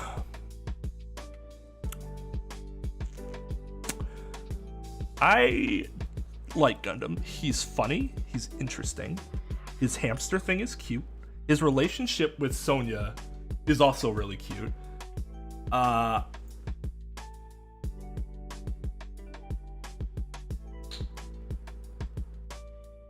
Voice acting's amazing. I despised what he did at the end. I'm not gonna argue about it again because I know we've already argued about this a million times. I think he was a gigantic piece of shit for what he did in the end, and it kind of didn't make sense for how they built his character. And I think that's I can't get that out of my mind. It's so bad.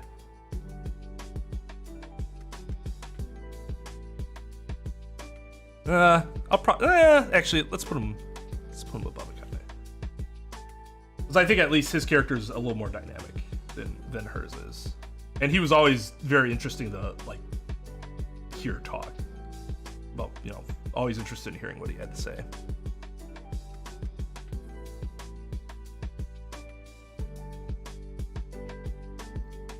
It's not just that he was a killer, but I, again, go back to the point that he tried to get away with it, and for what? Pride? That's garbage.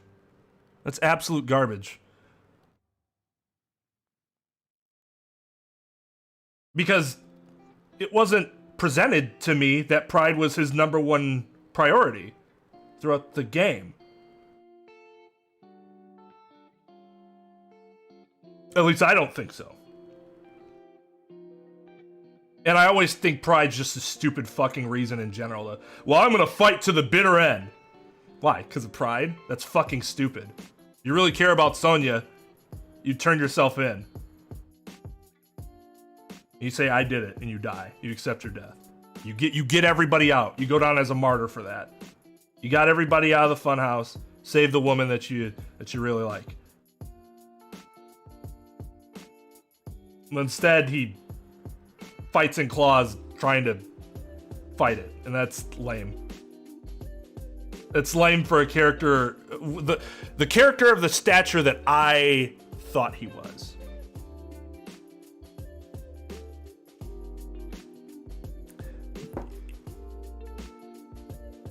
Doing it to push the others to survive and not give up is really stupid.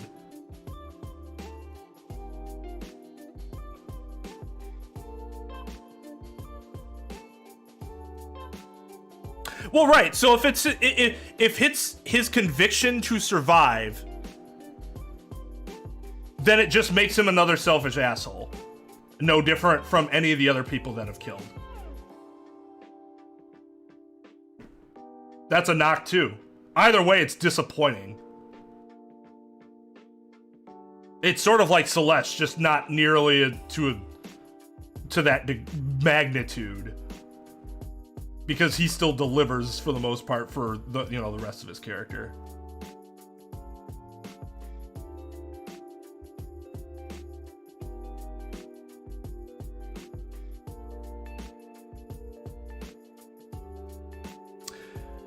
Okay, but here's the problem with that logic. Is if his whole thing was, I want you guys to fight for it, But what? What if they fail? In the end, he just reveals himself? Then there were no stakes in the first place, and that's lame. That means there were no stakes during that trial.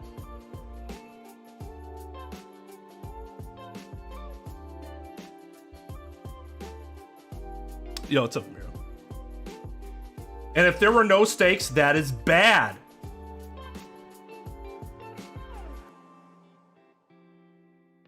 And then what? If there were stakes, he would have just let them die? That would be incredibly douchey on his part. That's why I don't buy that logic. It's bad. It's not that it doesn't make some amount of sense. It's that it's flawed. And following it that way would makes him a douche.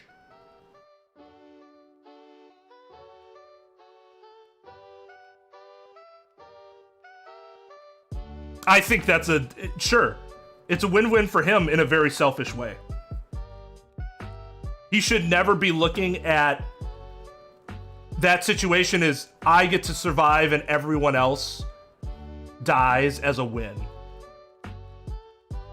Because what it tells me is I was really wrong about how noble your character was, because you're not. You're kind of just a dick. Later, Tara.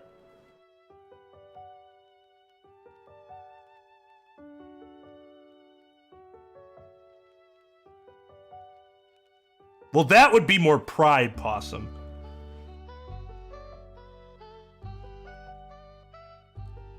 I mean, and you could be right. That was actually more my interpretation of it initially. Either way, though, I don't think it's any good.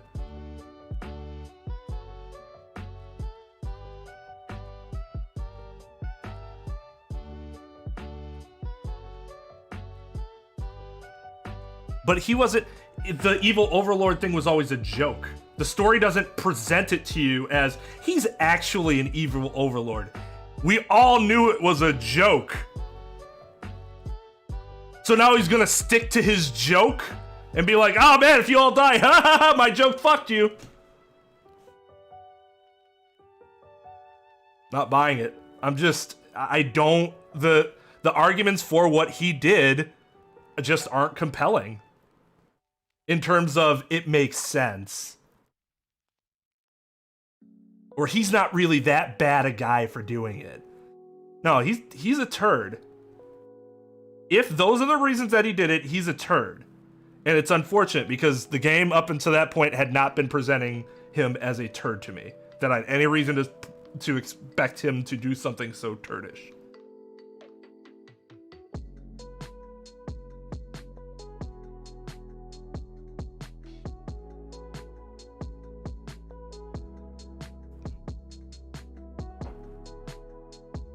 No, not Kokichi. Gundam.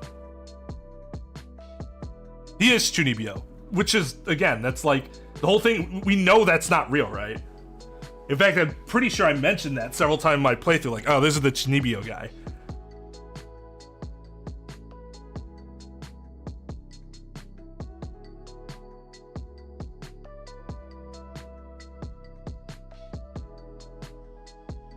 But yeah, he's a good character.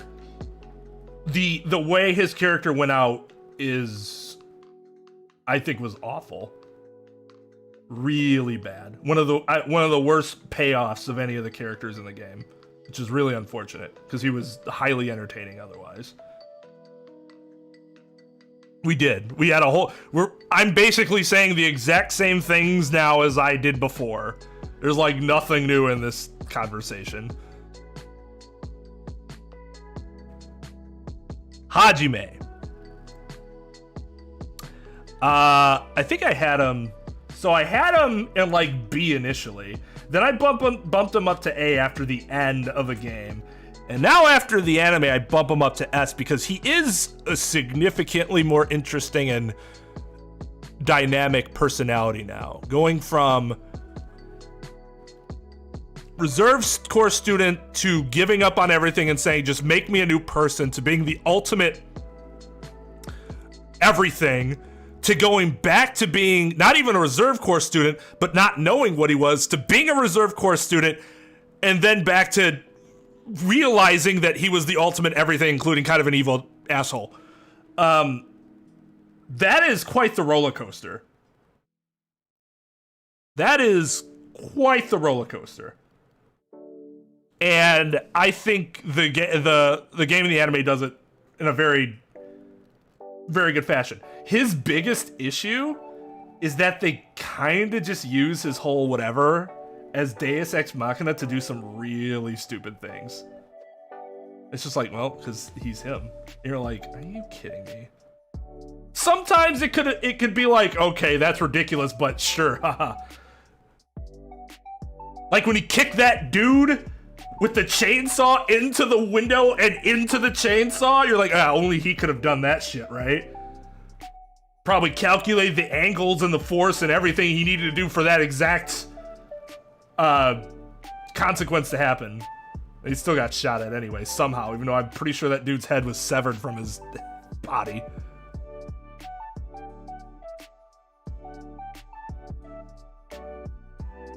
He wasn't as fun as any. I think he's the least fun of all the protagonists. He's still good though, just in other ways.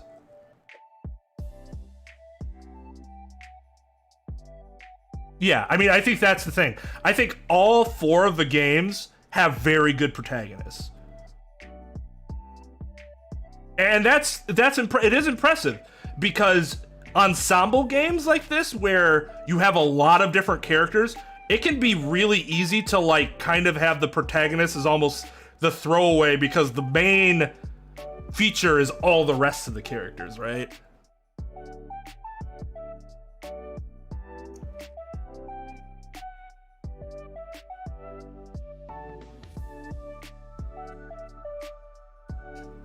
Hey, she was real to him, damn it. No, I'm not. Is he on here? Here, yeah. Nope, they're together. I'm rating them all as one person.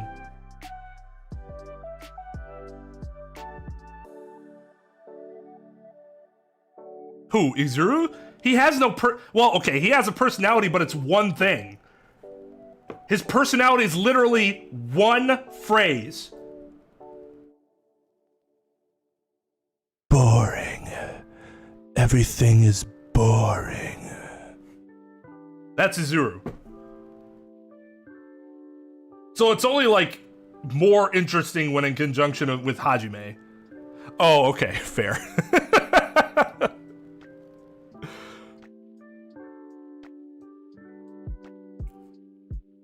I see, compared to Makoto and the rest of them. I don't see how he made you laugh more than Kaide. Man, Kaide's just the tits. Oof. Oh man, only one chapter. What the hell is this guy's name again? This is the computer guy, right?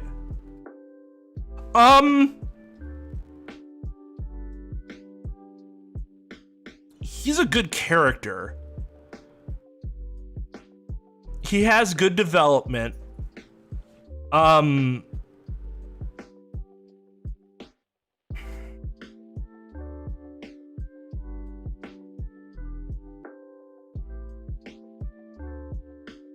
What are my problems with him? He has good development, but I find his personality to generally be pretty bland.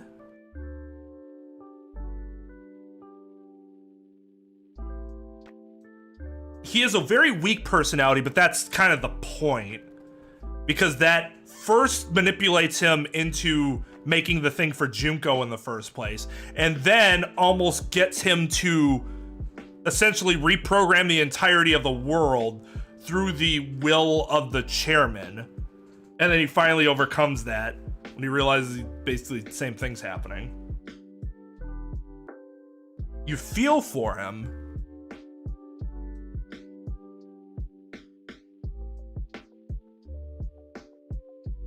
But yeah, I guess the problem is I just don't find his personality to be very interesting. His design's kind of boring. The fucking imposter is better is more interesting as him than he is. Which is kind of bad form on the imposter's part, right? You're not supposed to exceed, because then you're not really imposting them.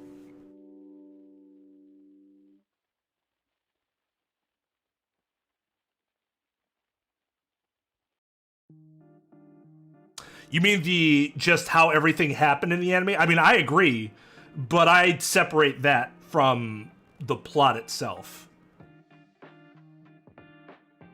His character can be taken independently from the plot, in my opinion.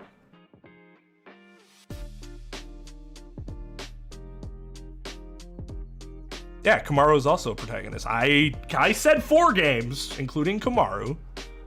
Bitarai.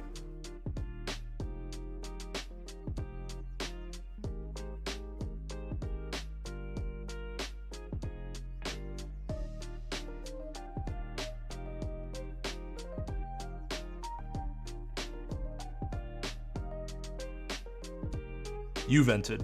It was you. Self-reporter. Like the great Talvez.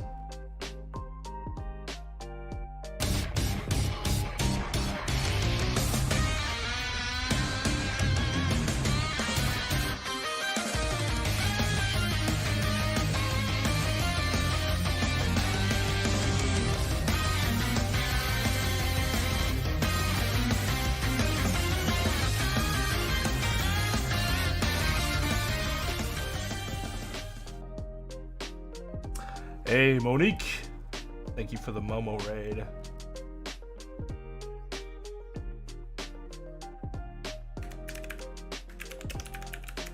Can't find your command. There you are. Just go onto the sub list. Makes it easier.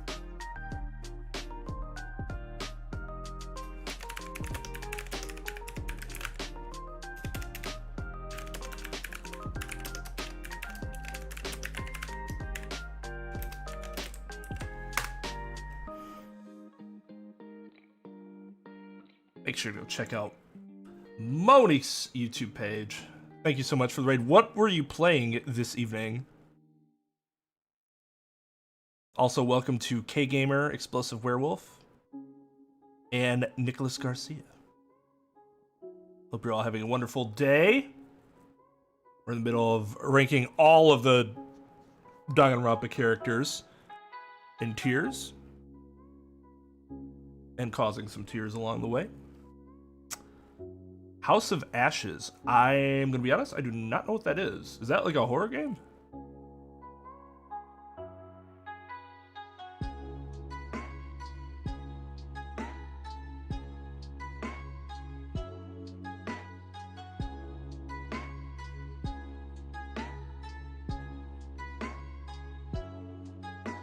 Oh, almost far. That's an adult. That's an adult length stream right there. Very nice. You must have been having a lot of fun. Some old songs from the 80s or 90s. Any particular genre?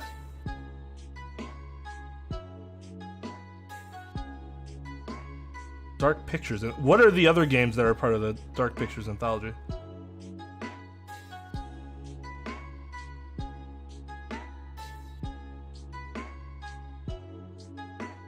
I can give you like 1,000 rock songs from the 90s that I love.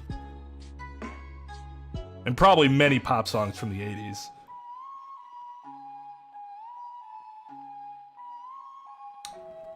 I've heard of the... Is it Median or Median? I've heard of that game. I have heard of that game. I heard that game was good.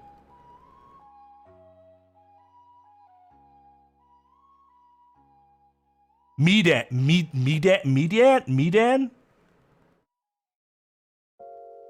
Or Midan? Anyways, yes, I've heard of that game before. I've heard that game was really good. I didn't know there were 2 other games associated with it, though. Well, thank you again for the raid. Much appreciated.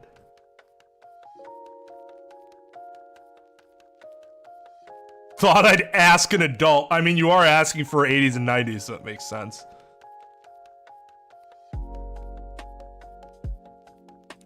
Well, if you want the best 80s pop, just go listen to Michael Jackson. If you want excellent 90s rock, go find like Smashing Pumpkins, Green Day, Sonic Youth, Rage Against the Machine. I've like some metal stuff too. That would be more, I guess, maybe outside of that. Aerosmith isn't really metal, but going back to the more mainstream rock stuff, Aerosmith, Bon Jovi.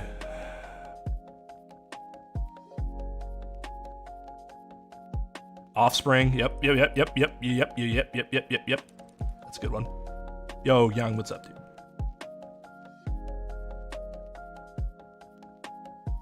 Okay, so no metal. All right. Well, none of those are metal, so I'll keep those. I'll keep those to myself.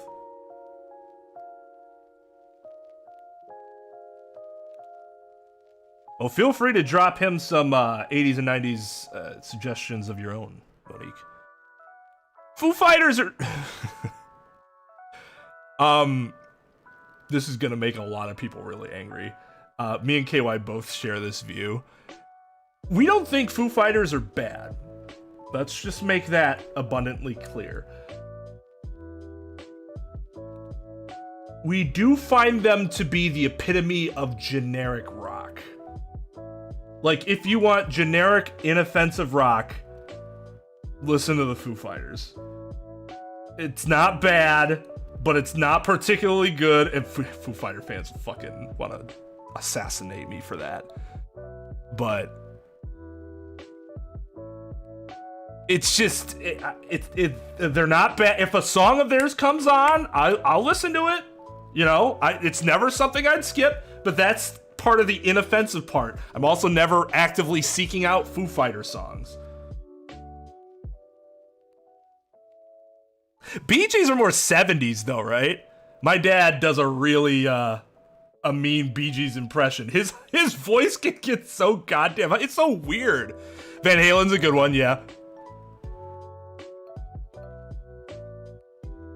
Oh, you can't tell by the way I walk, my woman's been no time to talk. Music, love. I'll go through the whole song, but I don't want to do that because it get too off. I will post some more suggestions for you in the music portion of our Discord, Amiro, after stream. Hifumi.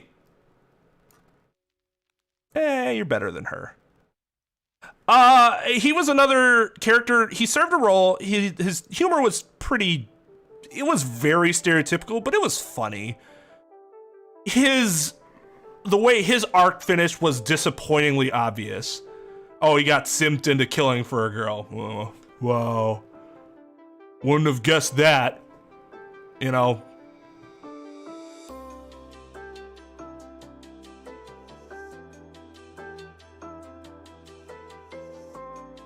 Ones I just can't relate to. That's fair too. I think that's I think, to be honest, more so than music itself, I think the ability to relate to the artist is like the #1 factor in whether you're going to be attracted to a band or not. Because of her aesthetics, probably, because she's a shit character. She's so goddamn disappointing.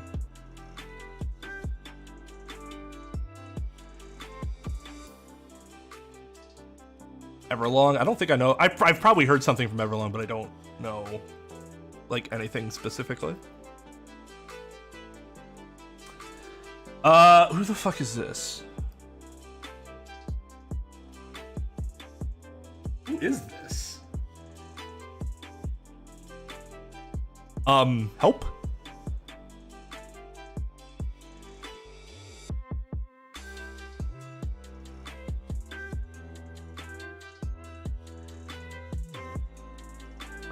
Oh, from the anime, I see. Well, that's a problem because I didn't remember her at all. But yeah, she had an impact. God, I just don't remember anything about her.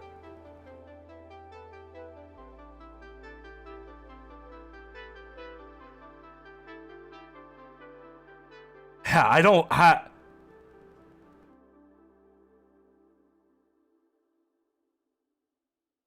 I just. I don't. Maybe if I went back and watched again, I would feel differently. But I can't shake off how little I remember about her. Which, like, I guess that means she wasn't bad.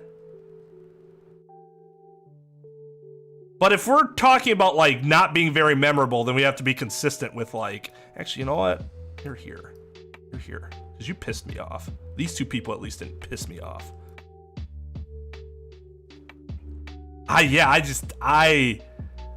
She did something. She had impact. She was fucking terrible, but I don't remember anything about her. Also, I hate her design. Himiko! I'm kind of tempted to go here. The big difference is that Himiko, unlike Fuyuhiko, is pretty relevant throughout the entirety of the game. And that's a big deal.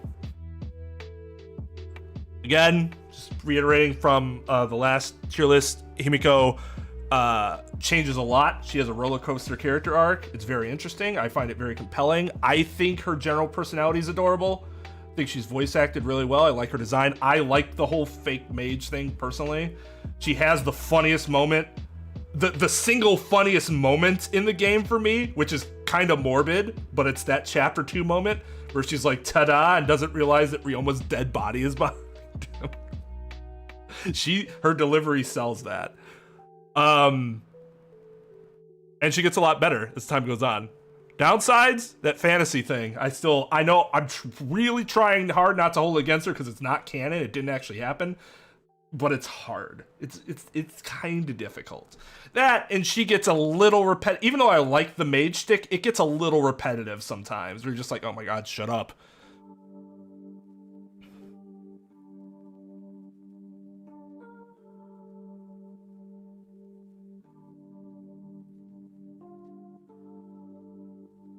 They do.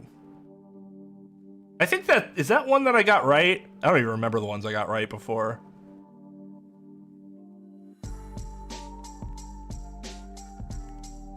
Yeah, she starts off pretty flat, but then she, like, I don't know, she just grows a lot as a character in a really satisfying way.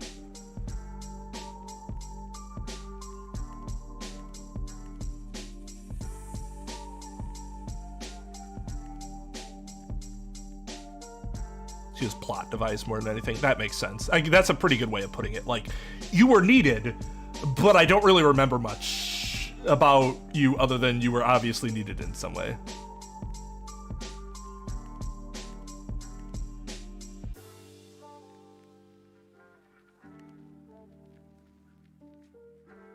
Himiko Nye. Yeah, Nye. Her official last name.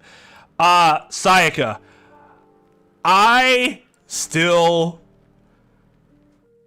really like Sayaka, and I actually like her. Nah, she's not Sayaka. I like her slightly more after you find out that, like, her and Makoto generally, like, had a genuinely close relationship and bond. I guess one thing that I was worried about that wasn't exactly made clear was whether, because his whole thing when you meet her is, oh man, you're a pop idol. I can't believe you'd be interested in hanging around someone, you know, playing like and underwhelming like me. And you're like, man, I know that. I get that feeling. And you think, oh, did she only hang out with him because he was really easy to manipulate? And she normally wouldn't have hung out with him, and you find out later, no, they were actually really good friends. In fact, it's said that, you know, Mikuro, who also really liked Makoto, was essentially always behind Kyoko and Sayaka. And I think that adds some positivity to her character. Her character otherwise, she genuinely freaks out. You feel her character, I think, is the first character that made me feel genuinely freaked out about the situation that they were in, because her change in demeanor was so severe. And when she did what she did, I'm like, well, she snapped. She went crazy. I get it. It sucks.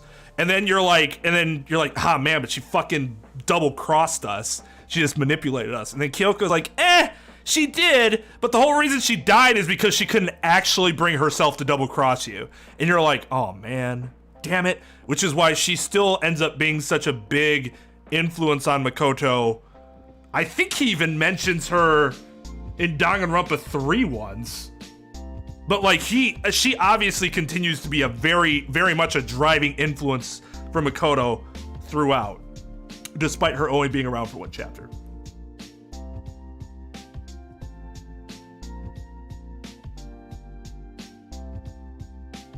No, Sayaka had no intention of killing Makoto. She had every intention of killing Leon and framing Makoto.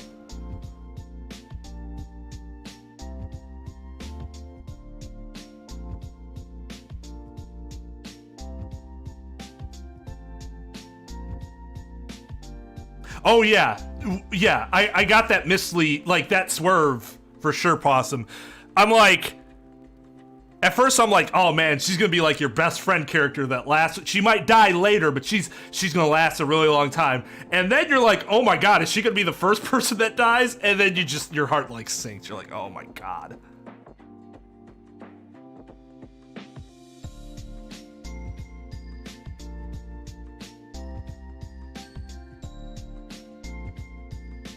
I guess I don't know, because I didn't play the jet. I'll only switch to the sub if I don't think the English performances are very good. But I find the English performances here to be very good. Not the greatest I've ever heard, but very good enough where I'm not going to switch. What about My Hero Academia?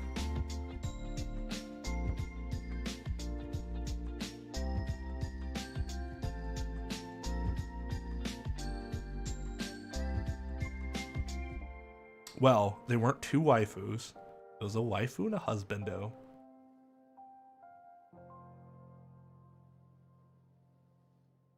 What message are you talking about? YouTube might have censored your message. Unless a mod's deleting him. All I saw was My Hero Academia question. There wasn't even punctuation. Oh yeah, there was. Question mark.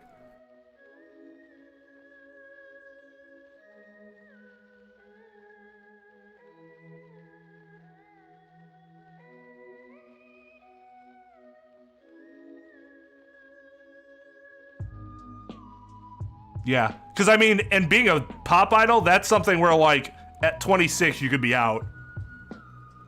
So it's always something you're paranoid about.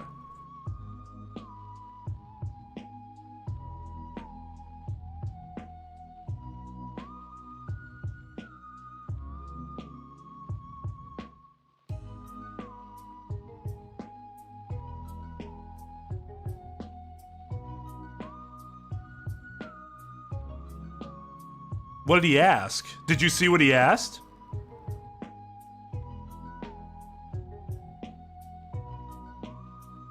Because if we delete something, it'll say that the message is deleted. We can't just make it disappear like that.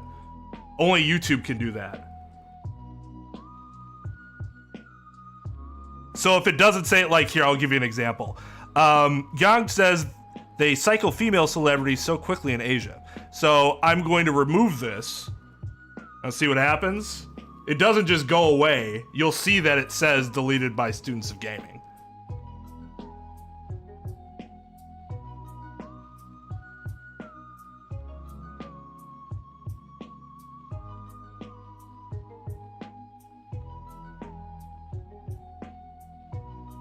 No, sorry, I just needed an example, and yours was right there. Gon's not timed out. I just deleted the one damn. He can repaste it if he really wants it to be saved forever. But yeah, if we remove something, that's how it gets removed. It doesn't. We can't make it like legit disappear. You'll still see that somebody says something. So feel free to re-ask your question if you want. Nobody here deleted it.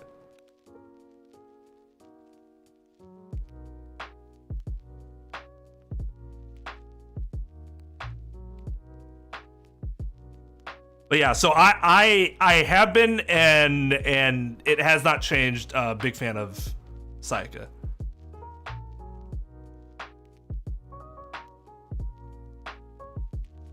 I mean, I'm a streamer and I still get confused by it. You think I'm somebody that like needs to know the inside and outs, right?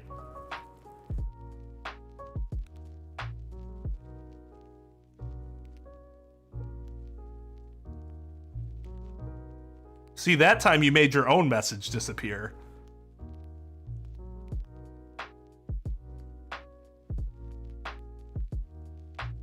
And we can tell because if I deleted it, it would say, it's been deleted by Students of Gaming, which it does not.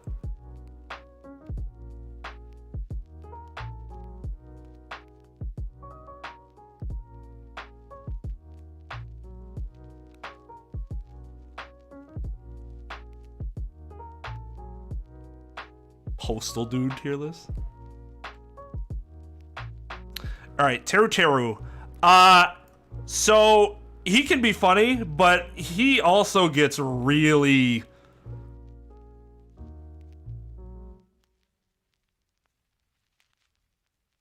he gets a little too sexually assaulty, where the humor just gets awkward. Like, sometimes it can be funny, like when he tells Nagito, he's like, you're about inside my strike zone, and I'm like, oh, you're not, he's still got his eye on you, Nagito. Showing that Teru is a very open-minded person. But still just,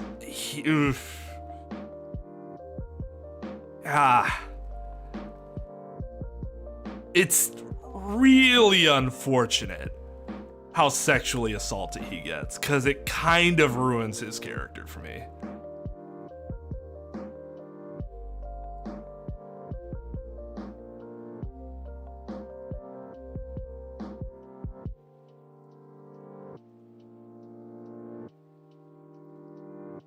A bit much would be, yeah.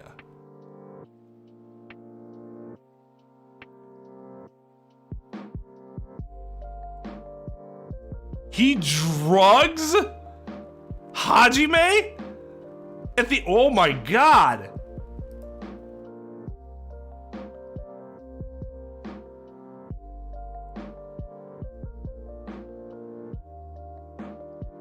Wow, glad I did not engage in those free time events.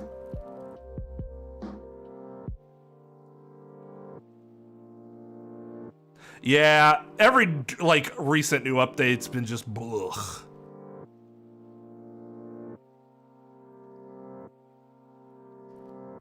Yeah, just at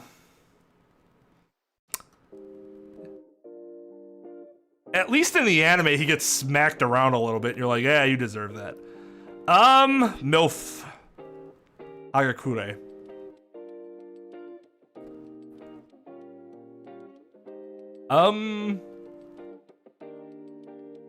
So she's good. I like her design. I think I really like the cool, chill sneaker MILF, I call them. She smokes, which is a turnoff. But in anime, it's cool, so.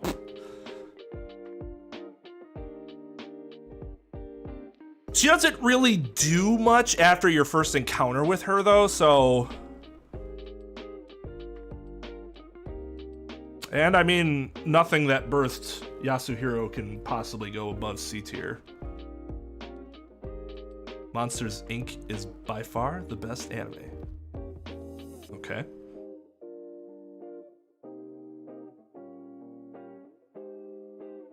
It was fun to see an adult, yes. It also showed that Hiro's fucked up because of Hiro, not because of his parents. Well, not because of his mom, at least. What the fuck was this bear's name? It was annoying. And it turned out that it was evil anyways, which was like, who cares? Shirokuma, and then, Kurokuma? Is the black one? Is that right?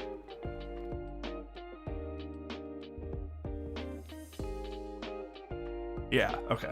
White and Shiro is white and Kuro is black. Yeah.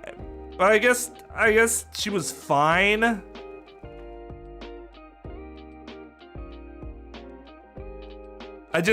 Yeah.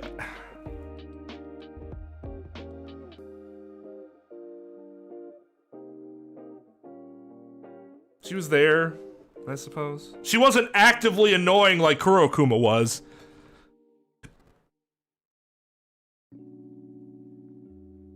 Is this imposter? It is imposter. This is someone who gained a lot of ground for me. I think I had him in D at the end of 2. B really put a lot of his actions into... The anime put a lot of his actions into perspective, though. And it turns out dude's actually a really good guy. Who has his own feelings and emotions. He simply still plays the imposter, but it seems like he does it only when he wants to. It's not like he just does it with anybody and it's whatever. So I liked that kind of back character development that he got. Made him a lot more interesting to me.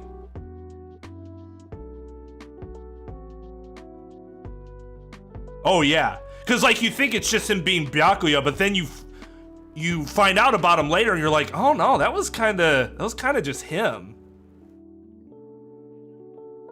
I had him in F. Yeah.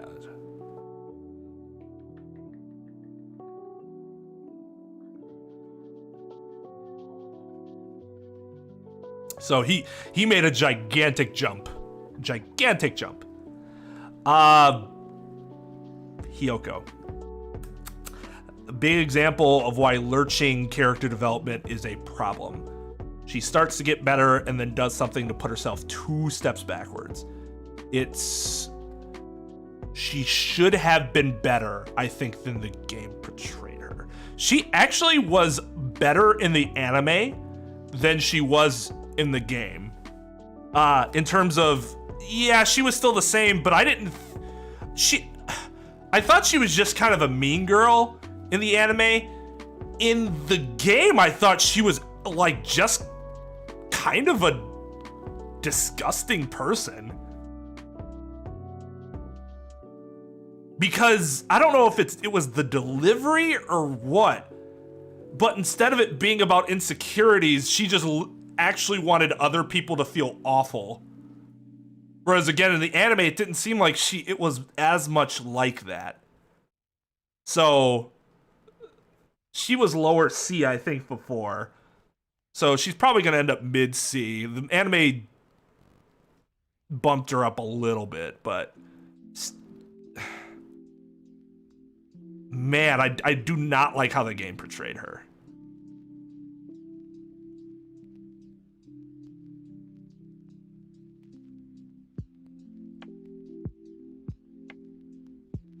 Okay, now to me, the shining person of the second game who got absolutely dicked in the anime, and it was so disappointing.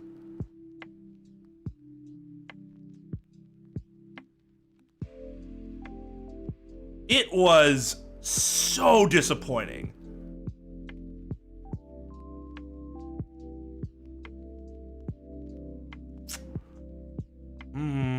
I don't know if I want to put her here.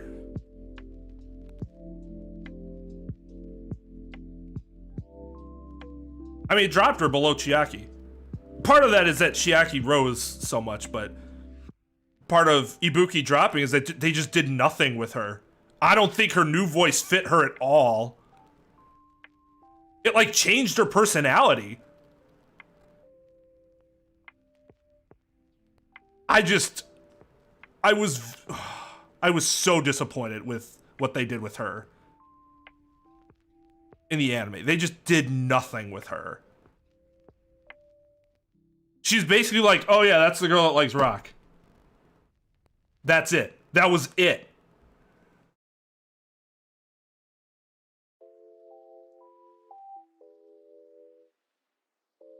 No, if that's how the Japanese voice fit, I don't think, or if that's how the Japanese voice was, I don't think that fits her personality at all. She's supposed to be, like, that dialogue is bubbly, and with that other voice, it just doesn't match.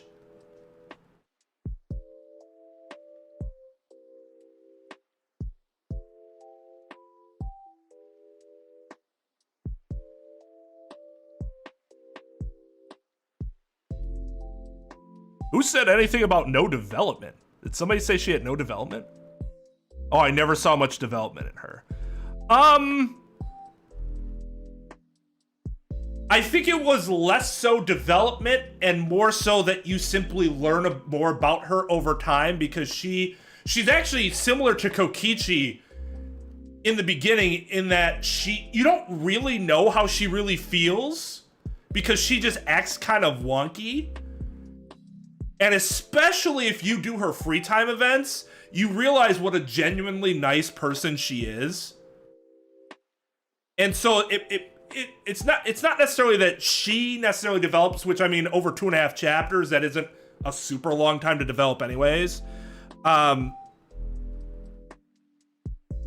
the slow reveal of her character, I think, can be just as effective as actual character, you know, projection. She is awesome to start with. She just gets better as you learn more about her.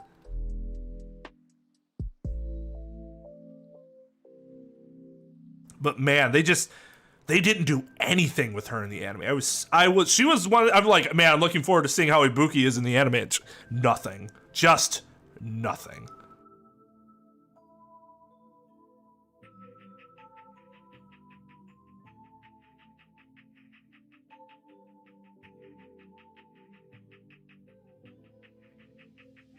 What was her reaction? Hey, Hajime, hell yeah! Bah! This is Jotaro, right?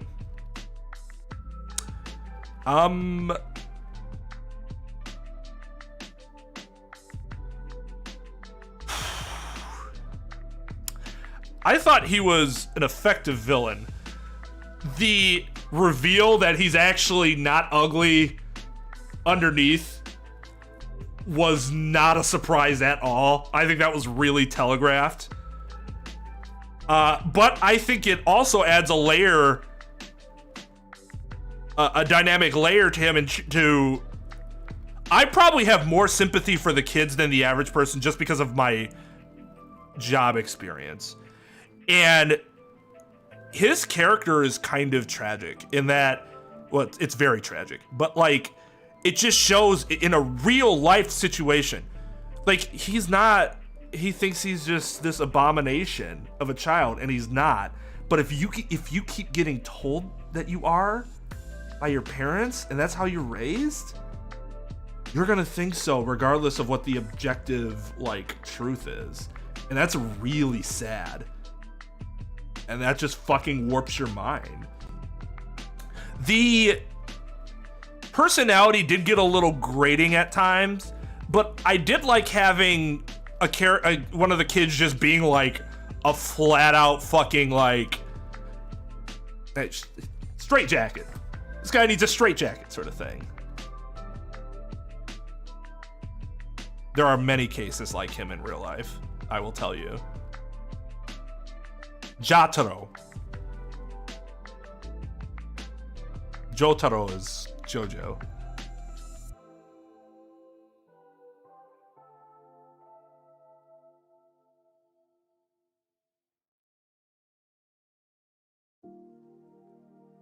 You're so funny. Oh.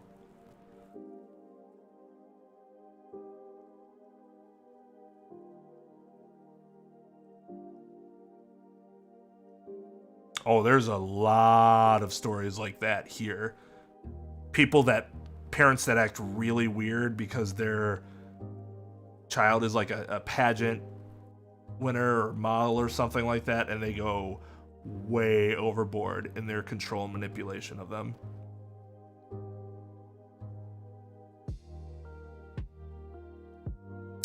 Ryoma, I put him above. Did I put him above Gonta?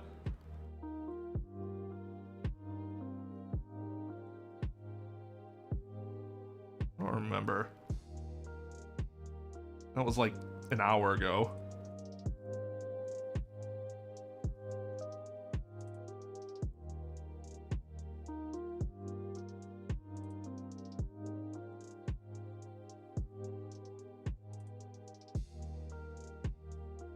I did put him above Gonta, okay. That's what I thought.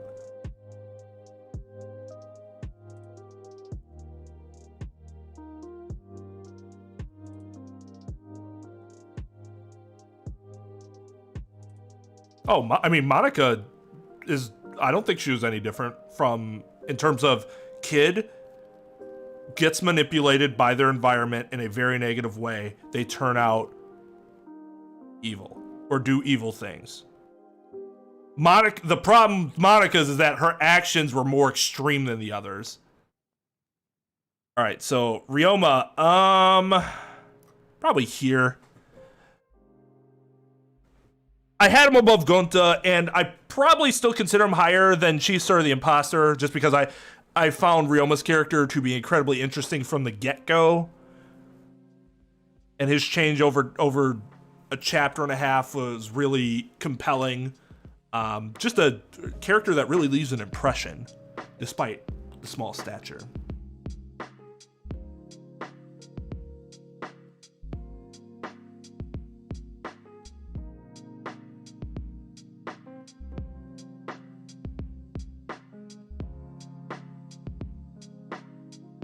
I love Junko. The character of Junko. Talk about a character with no character development.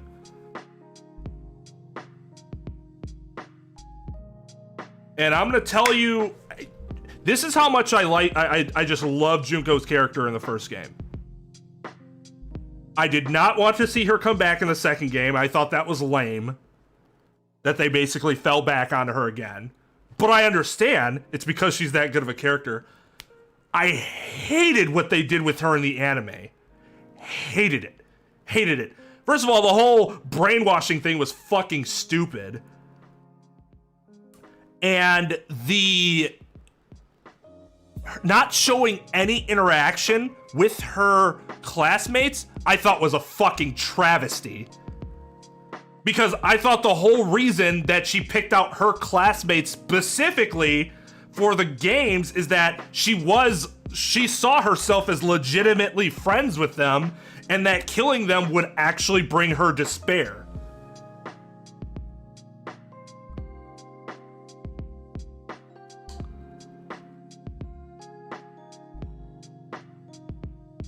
I did still find her to be entertaining in the anime, despite how stupid that brainwashing plot was. And her, I was absolutely blown away by how entertaining I found her. Just cartoonishly, ridiculously insane.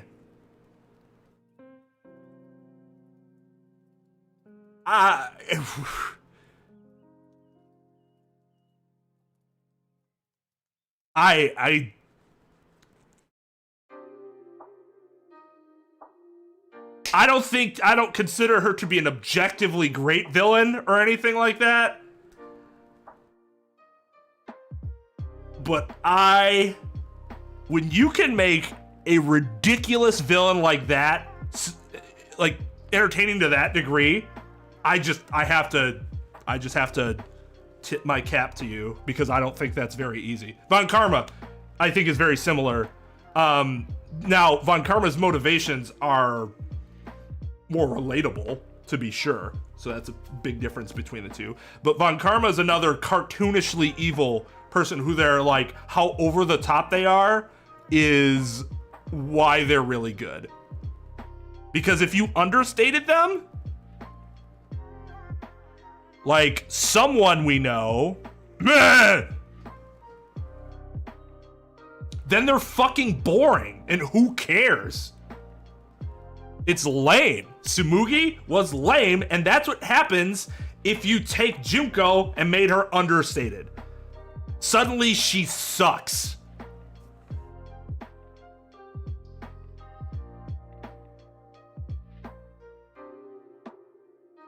Well, that's the thing, possibly. It's just disappointing. Like, based on what we were told, we kind of expected more than that, right? That almost seemed like a cock-out. Cock-out. Freudian slip. Cop-out.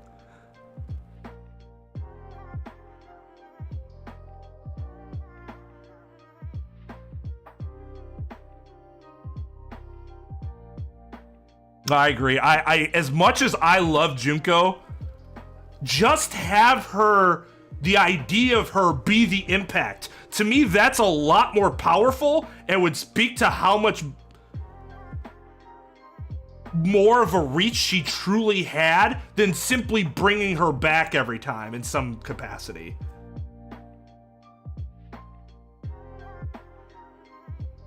Like, if everybody's influenced by, yeah, that's great. That's all you have to do. Like what they did with Monica. She wanted to be the next Junko. Yeah, sure, I buy it. That made sense. That plays up the power of Junko's character without her actually needing to be there. That's impressive.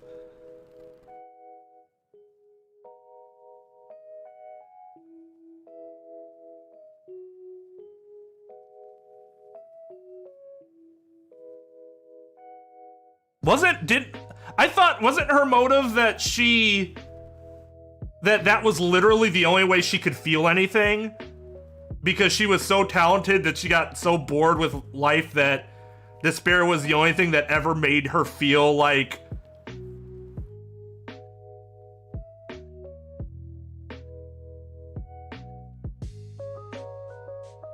I mean...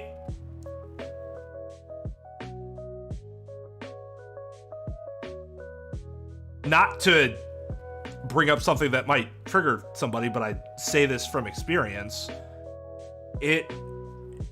That even though like her thing is extreme, like Jesus Christ, that's the only way you feel something, so you go out of your way to make the entire world miserable, like that's ridiculous. But like there is that feeling where you can get into a point where you don't feel anything, but only like very damaging,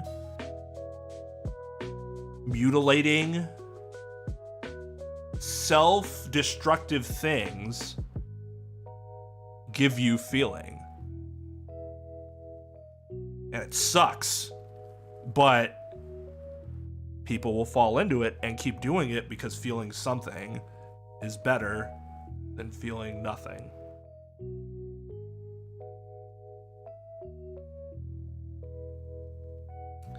But yeah, I'm actually not sure if I'm going to keep her at high S. I might drop her below Hajime. I'm not 100% sure. Fuck! Hate when I do that.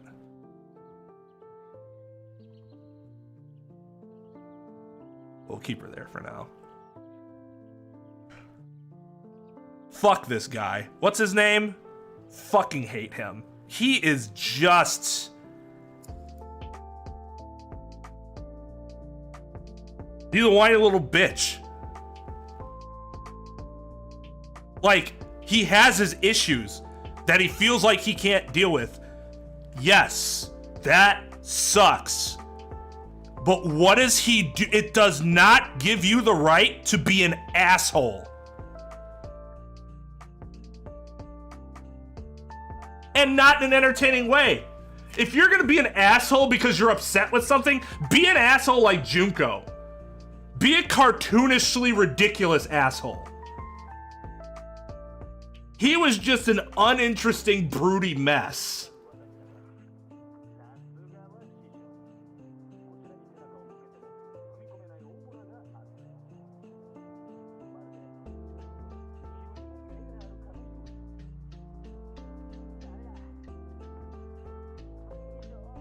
Juzo. Yeah, I found him to be a very weak human being because the only way he was able to deal with his emotions is to be an asshole to others, except for like the two people that he cared for.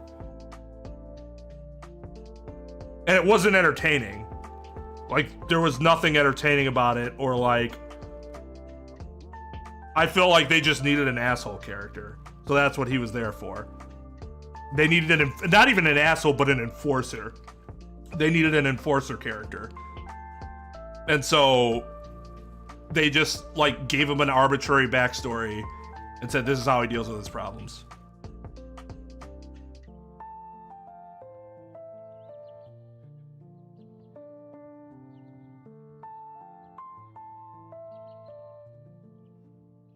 Did he say he didn't like to see Makoto in cuffs? He did punch him immediately, which showed me just how big of a dickhead he was.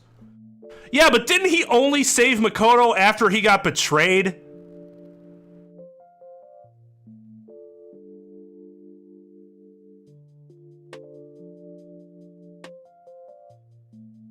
Like, that's how much it took for him to finally do the right thing.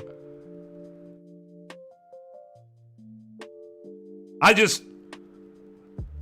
don't find him to be entertaining. He's a gigantic asshole in like an obnoxious way. His character development is basically forced. Because, yeah, your best friend betrayed you. Are you still gonna be an asshole? Well, no. Now he has to do something good, otherwise why the fuck do we have him here? I did like his coat. His jacket's really cool. His design in general I liked. It's just he was incredibly flat for 95% of his screen time, and flat in a bad way. Flat in a way that was not a very compelling character to me. Yes, Ian Sinclair did do a good job as his voice actor. You can do a good job being a voice actor without your character actually being that good. I would agree that the voice lines were delivered very well. Ian Sinclair in general is very good. I don't have any problem with the performance. It's just the character material wasn't there. All right, Kibo.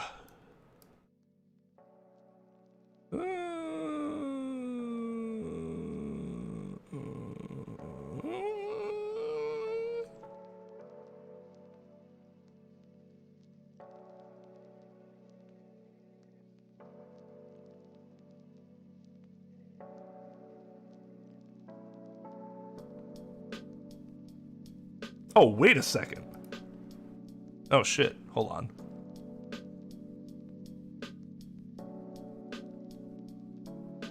Forgot I had Angie ahead of Himiko.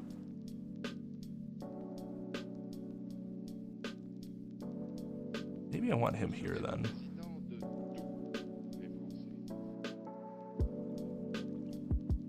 Kibo. Kibo is here. Despite all the good stuff that happened with Kibo, the characters in front of him I think were a lot more memorable and left a much greater impact on me emotionally. Even though, again, Kibo did they did a really good job finally building Kibo's character in the back half of the game. After the first half of the game, I think he was just filler.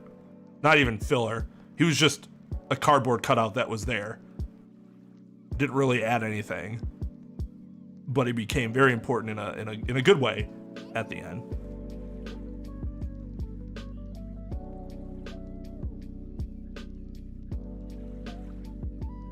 Yeah, like his personality itself, it was more his functionality as a robot that was useful beforehand, but he himself was uninteresting.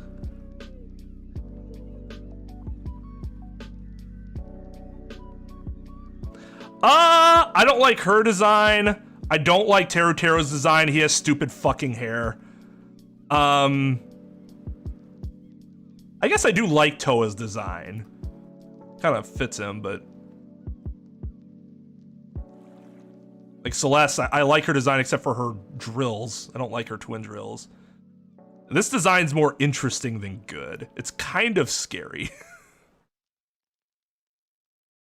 But yeah, he's got some drip to him for sure. Okay, this is interesting.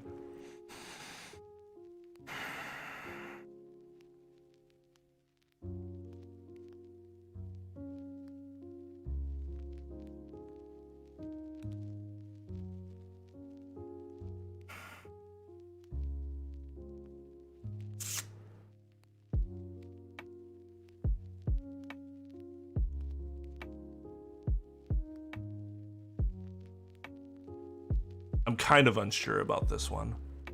This is tough because now when we're comparing her to much more established characters like Chiaki, Ibuki, Aoi, and Byakuya, it becomes a lot more difficult to place her that highly. Just because, you know, as great as she is in that game, especially relative to the rest of the characters, when you start putting her up against also great characters that had a lot more time to develop in your mind, it's not as easy to simply put her towards the top of S-Class.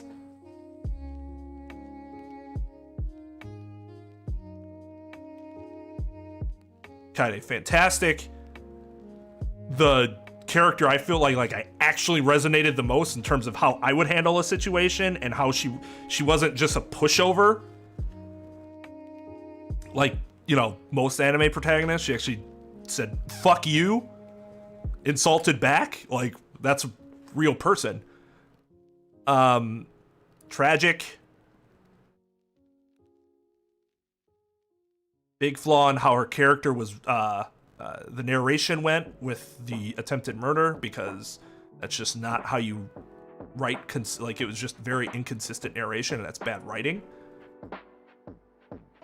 Because you're basically you're trying to use a bad way of writing to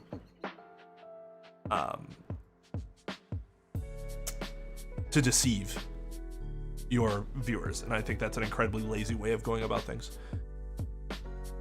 Love her design, love her personality. She has an impact throughout the course of the game, even after she dies. Brutal execution. Yeah, I'm not sure if that's where... We'll see. I'm not sure if that's where I want her.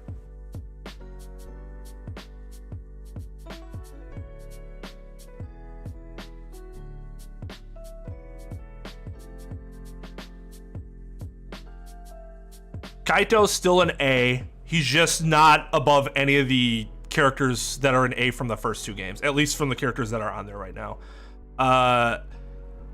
Again, ultimate best friend. Very good at that role. Shit ultimate astronaut. His hair is stupid. The rest of his design's awesome. And he really helps to fill in some of the general flaws of Shuichi so that those flaws don't become as bad as they could have been. The definition of supporting character. Just... well written in that regard. This is Leon's cousin, right? I don't know who that is.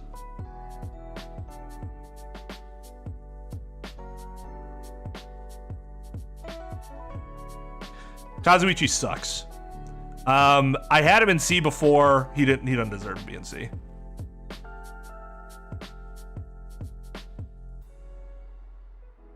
Ah, damn it. He's probably better than her, though. I really don't want him in C. We might rearrange these a little bit at the end. He should not be in C. I do not like Kazuichi's character. His character was very obvious, no subtlety, I did not find the humor to be very interesting. The only humor that was really funny was when he got shit on. And that's not him being humorous, that's Sonya being funny. He was useful. His tech capabilities came in handy. I don't like his design. Well, okay, it's not entirely true. It's kind of like Kaito. I actually really like his hair and like the random braid. I thought was actually kind of stylish, to be honest. The mechanic suit made sense, even though I hate yellow. I wish it would have went a different color, but they wanted to make him stand out and complement his hair. I'm also I'm kind of a fan of a douche beanie. I will admit to that. I kind of dig the look, even though I fully admit it is the douche beanie. Only douche hipsters do that, especially when they're wearing a wool knit cap when it's over 90 degrees out in the tropic. That's certified douche status. But again, admittedly, I kind of dig it. The shark teeth never will make sense to me. I think it's stupid. Like, what are you adding to the character? That they're like a shark? He's a shark on the prowl for women meats? I think it doesn't look aesthetically pleasing. I think it just looks stupid.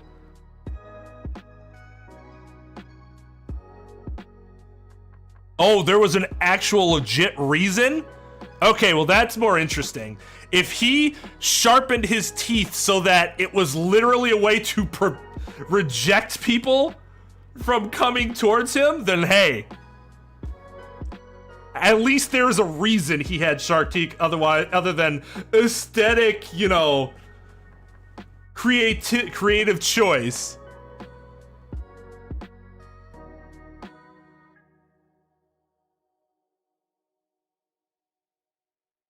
Yeah, they still wanted a simp character, so he just kind of replaced him. All right, good luck in the parent meeting, Zamiro. The chairman. I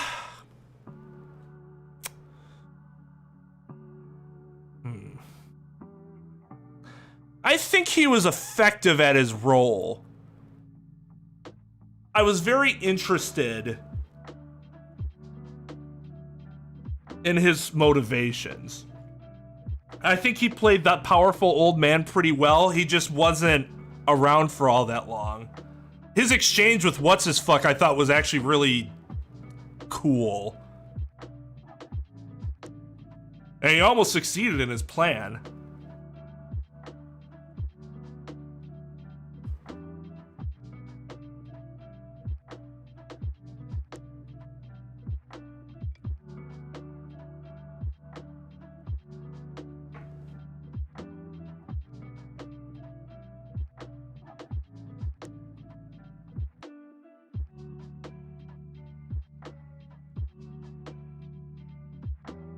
Kirumi's there.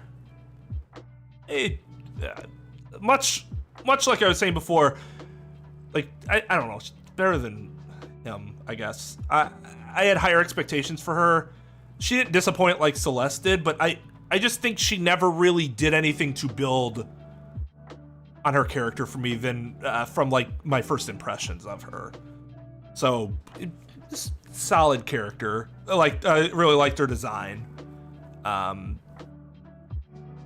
Motivation was kind of, I mean, it made sense, but it was also ridiculous at the same time. Like, sure, yeah, I get why you would do that if you were actually the secret prime minister of the country. But that was also stupid. Taka, still don't like Taka. Well, it's not that I dislike Taka. I just think he didn't really. He fulfilled his role. I found his thing with Mondo to be like the whole bro respect thing made sense, but I still have no idea what the fuck happened to him after Mondo died. We'll still put him above. He's still probably above Jotaro. He like I said, he fulfills his role fine. He just, I don't I never really found anything entirely interesting about his character. Which, to be fair, I think his trope has that problem in general. They tend to be stiff characters, and that's what I think Taka is.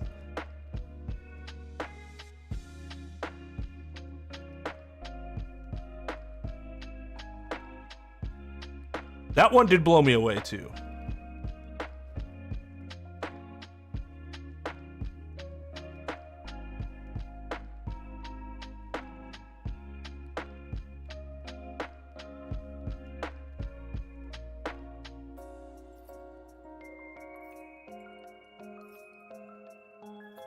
Oh, I don't think Tengen was bad as a mastermind at all. He knew exactly how to... What the... I keep forgetting his name. He knew exactly how to manipulate him. How unnecessary complex the plan was bad, yeah. But if not for Hajime being a demigod, he wins.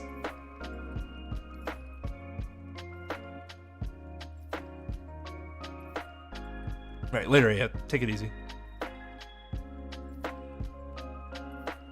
Yeah, and I never found him interesting enough to do his free time events, I guess, is part of, I consider that part of the flaw with the character. Tengen manipulates Ryota, like, perfectly. You know, he knows what Junko did. He basically does the same thing, but he gets him to think that he's doing the right thing this time. I thought that was masterful. But he probably could have done it in a less, like, circus-like fashion. I guess my problem with Tengen is that he's the old man leader, and he doesn't really do anything outside of that. His character isn't anything more than that.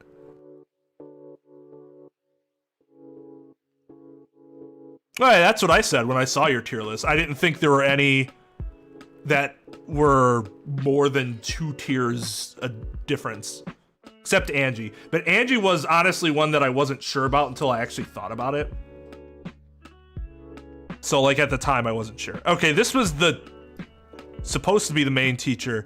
He actually turned out to be really cool, and how he saves him, like, he sacrifices himself to save Kyoko, so that is because he was like best friends with her dad, right, with Jean.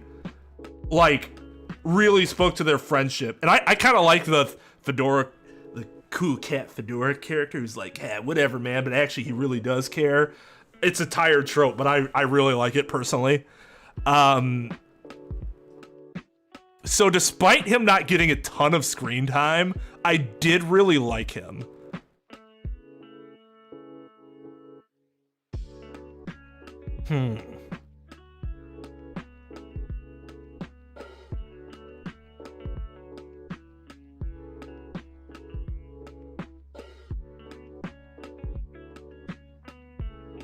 Koichi.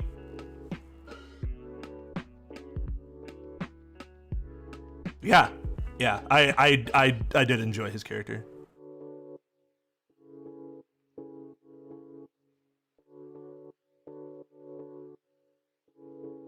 Oh, I see. It's more that just the others were very good. Okay, I can respect that.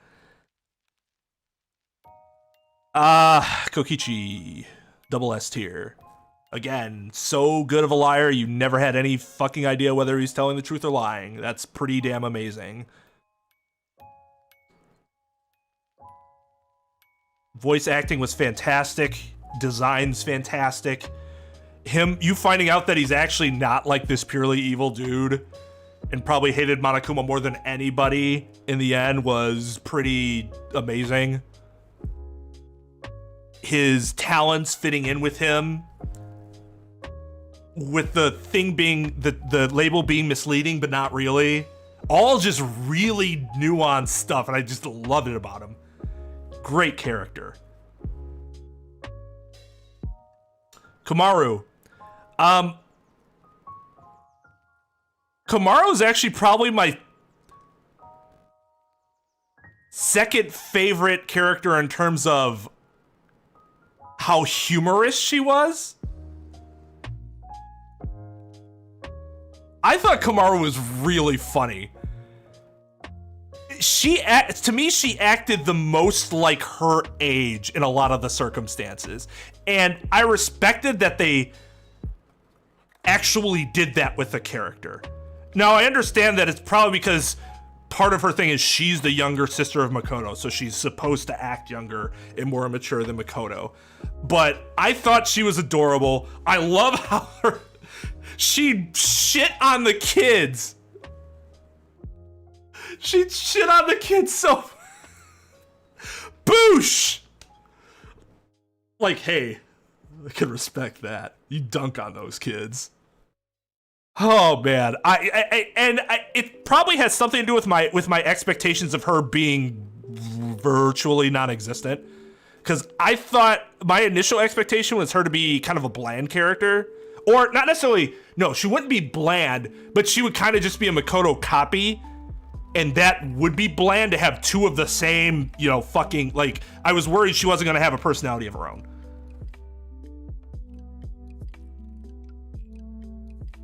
So I was very pleased with the way her character worked out.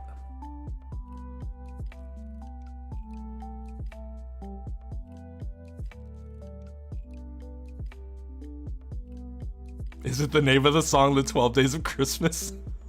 Or have I been lied to all my life? What's up, Mike? It's like a good way to unwind the week. Alright, Kyo, fuck you. You suck. Wait. Yep, that's Kyo. Yeah, his character Blue. It had potential. He had a good creepiness factor. His execution was horrible. Him killing the second person didn't make any fucking sense. He just did it just because. And then you find out, whoa, now you find out he's crazy. Except there was nothing to suggest that leading up to it other than he was kind of creepy. But you can be kind of creepy and not fucking crazy because you can just be awkward. But no, it turns out he had a split personality that we never hinted towards. Unless you do his free time events, which he was never interesting enough to do free time events with, for me, personally.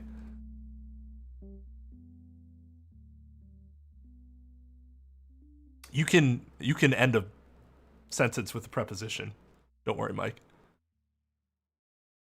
I remember that was one of the first things that like blew my mind when I was practicing for my LSAT. I was in LSAT prep course, and this the professor, I forgot what brought the question up, but one of the kids that were with me, young adults with me, was like, well, isn't the way you're supposed to structure the sentence like this? He's like, well, why? He's like, because you can't end the sentence with a preposition. He's like, there's not actually a rule saying you can't end the sentence with a preposition.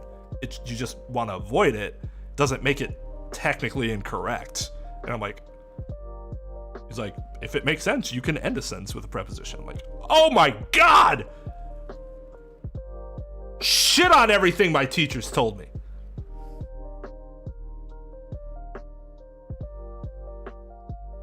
Yeah, I think his character would have been very much different if there were two killers in Chapter 3 and not just him doing both.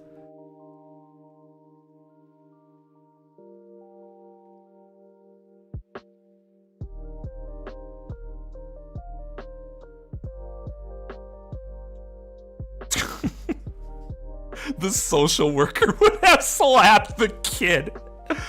Oh, all right. What the fuck's her name? Oh, wait, nope. I picked the wrong thing. What's her name? So,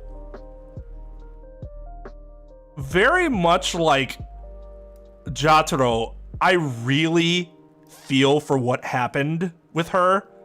She, it sounds like, had an absolutely disgustingly abusive childhood with a lot of sexual assault and stuff like that. I actually did like her personality, in terms of like how they portrayed her as like how she was insane, driven insane from all that. I think she also had the second most humanity behind Nagisa. Because there were some times where it seems like she actually showed some amount of empathy. but you could tell that for her it was just all getting buried. The problem is she also had like the worst and most disgusting like interactions with Komaru. That whole scene with like the hands and stuff, like, oh God, that was rough. That was rough. Oh yeah, it also had a terrible chapter 3. So like, empathy and sympathy for her, and also kind of like, you know, thinking they did a good job of showing some amount of humanity with her, but then also having the worst fucking just, oh, why did you do that, game? I mean, she's playing out what she grew up to, but that doesn't make it okay, right?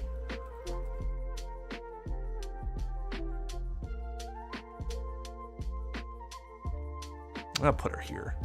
I did like her design too.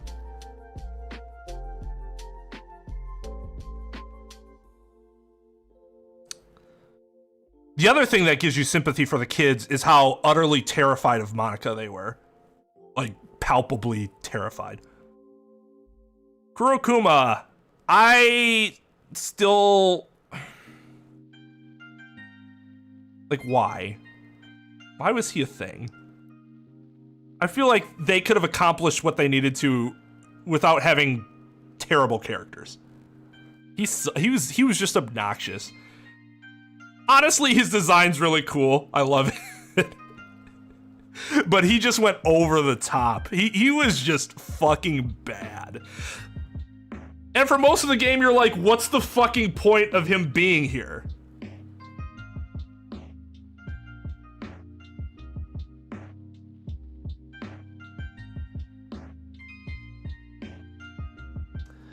See, the problem though, Mike, is that I'm pretty sure it's implied that they sexually assaulted her, not just an ass whooping sort of thing, not just like a you know, physical discipline sort of thing, but she was sexually abused many times.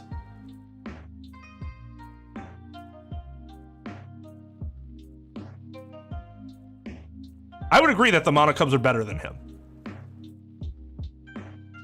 Well, except for Monophagy. I just cannot stand how fucking worthless. All right, now what the fuck's this guy's name?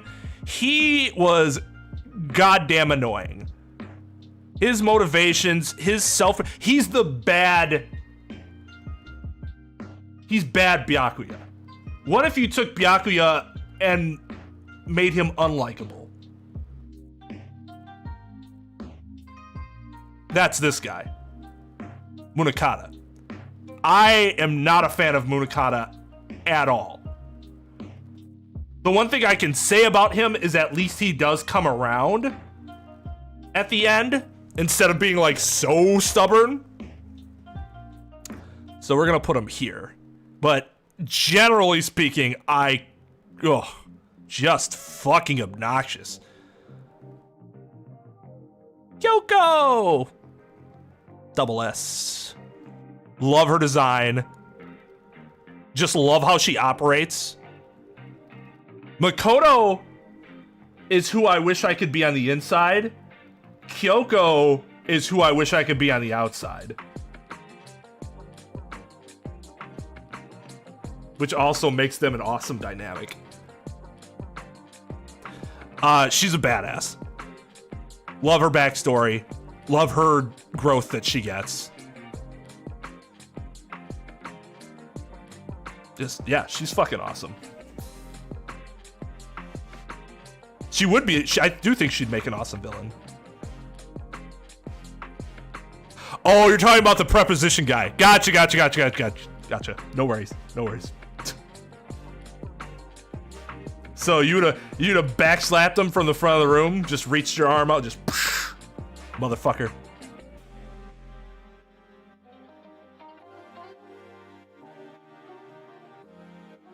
Yeah, I think they I think part of the issue, I honestly think part of the issue that I have with Shuichi being such a self-doubting person relative to his skill level is because Kyoko kind of set a precedent early on, a really high bar, and that might be negatively affecting my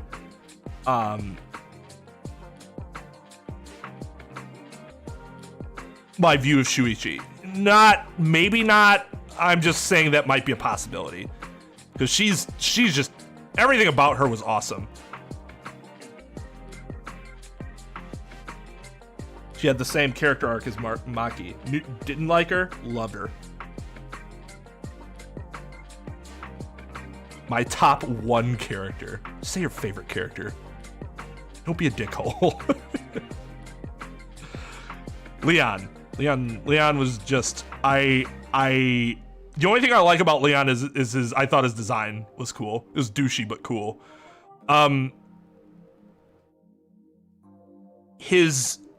The writing behind his murder was fucking stupid, or at least him getting rid of the evidence was fucking stupid and made no sense from a real world physics perspective, at least.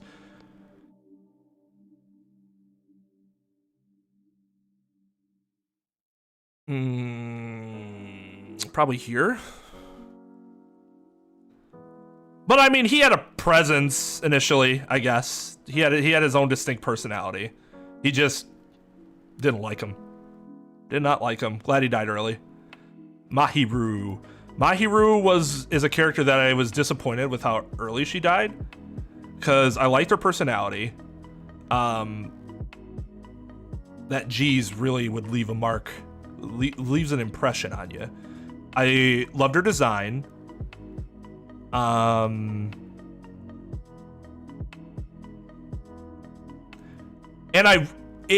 because of the way she was, her struggle was very palpable in chapter 2, like before she dies.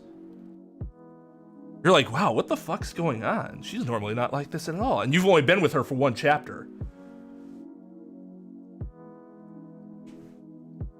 It's kind of, it's endearing how she like tries to take Hyoko and like help her out, even though Hyoko's a gigantic dickhead. Some people, well, he knew how to okay, so he disposed of everything. It was just like, you saw it and you're like, there's no way. The odds of him being able to do that with a crumpled up collared shirt that is not wet at all, there's nothing to give it any weight,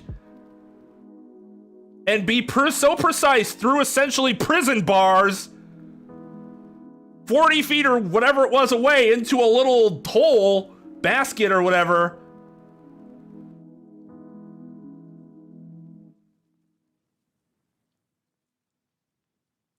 Oh, God. I remember how angry I was. I was worried that I was not gonna like the rest of the games after that bullshit explanation at the end of case 1 in game 1.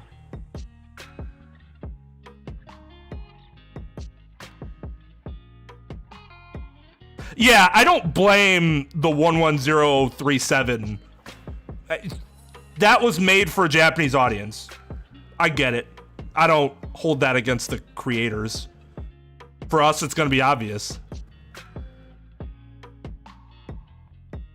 Well, Kaede wasn't a killer. And the only reason she attempted to kill somebody was to kill the mastermind specifically, not for a selfish, I just want to get out of here reason. Like Leon did, like Sayaka did. Sayako's attempted murder, like Teru did.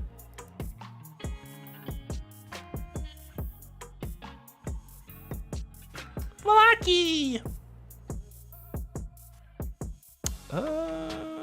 Ooh, this is tough. Probably more than Komaru. This is actually, I'm not sure. You know what? Fuck it. I like Komaru a lot, and I'm not afraid to scream it. But I also like Maki a lot. Maki, same character arc as Hyoko in terms of I didn't like her. She's cold bitch. Gets, you know, she feels more of herself. You like her a lot more, and you end up loving her in the end. Loved her design. Loved her humor. Her talent was very relevant and pretty badass when she would actually like utilize it. Her backstory was tragic. I liked that she was an assassin but didn't really like being an assassin. Just very good character. Her problem is that she kind of, after her character arc sort of hit its climax, she kind of faded into the back to give room for Kibo and Himiko to take more center stage at the end, because they went from like, well, Himiko was there. Himiko like had a presence. Kibo had like no presence. To now both of them having major presences.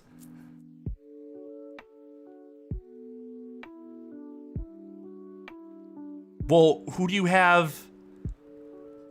Yeah, because you probably have a billion people in S tier, and you know how I told you how I feel about that. I think tier lists that just have a shit ton of people in S and higher, just they don't tell me anything. Other than I really like all the characters. Well, then I didn't need the tier list to know that. Oh, the one that's in the perfect bell curve. Well, then you must have some of these S's down here.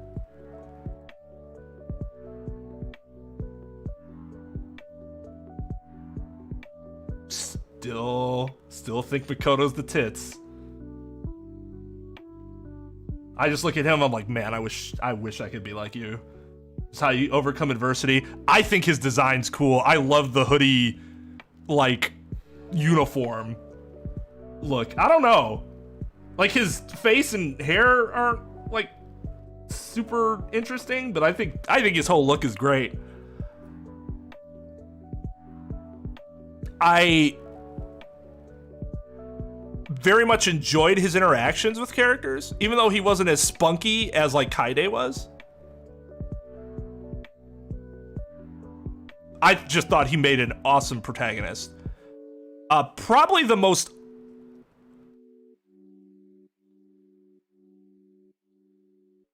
unrealistic of the protagonists, not because he isn't flawed. He's definitely flawed. It's just like he is the not unrealistic, prototypical hero arc. It is more like it, but that doesn't mean that it's just a matter of how do you like that. I love that hero arc personally. If you don't like that hero arc as much, or you think it's boring, then you probably think he's boring. I also think that Makoto,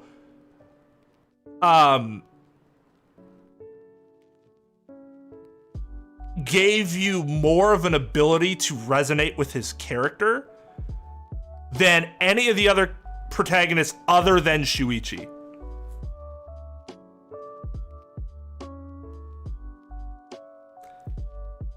Because, like, before, you know, I didn't know anything about the other games, but I thought at one point that Makoto could die.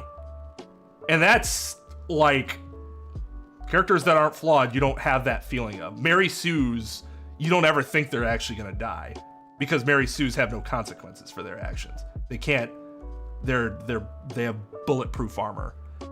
But I never got the impression that Makoto couldn't die. Now, after the fact, after the first game, was Makoto kind of bulletproof in Danganronpa 3? Yeah, kinda. Yeah, but the anime kind of did that to a lot of characters.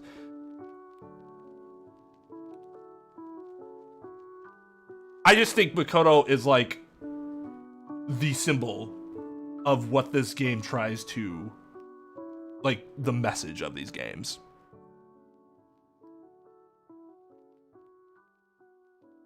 Well, that's fine if you just don't want to think about it. I'm a pessimist, so I always think about it.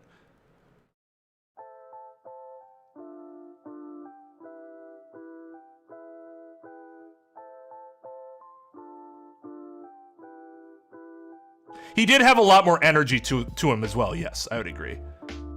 And I think, like, okay, so Makoto found himself to be an average person, and even though he didn't feel like he belonged, he thought the way for him to get over that was to work really hard and try to assimilate as much as possible.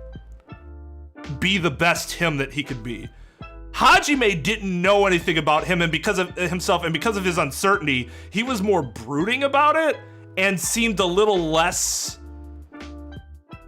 engaging than Makoto was, or wanted to be less engaging than Makoto was. Shuichi was very engaging because he thought so lowly of himself that he basically thought he had to rely on other people. His was a matter of dependence, too much dependence, in my opinion. Kaede, I honestly think, is the best balance of them all, but she's only around for a chapter.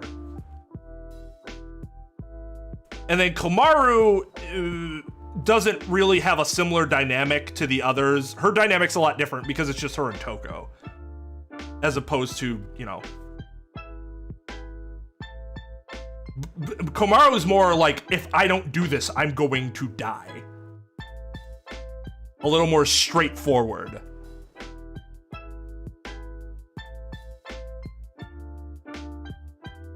If you don't see death as a possibility, I don't, for the characters, I don't, in a killing game, I don't believe you to be, well, I guess you could look at it in a realist sense of they're not going to die because the game doesn't want them to die.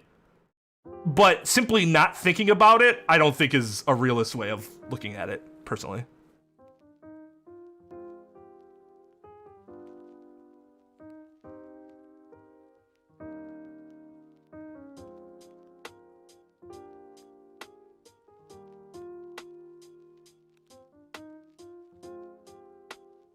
What, in the second game?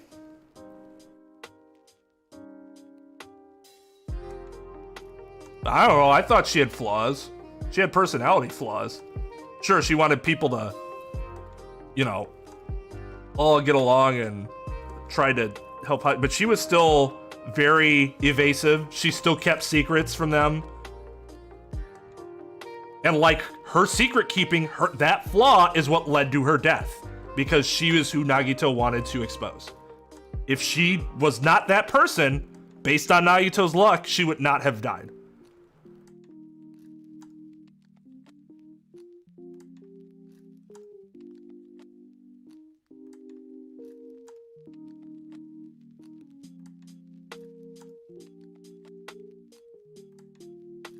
Make them the villain?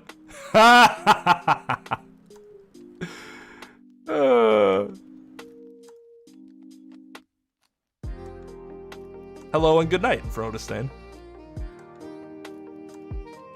Sounds like avoidance to me.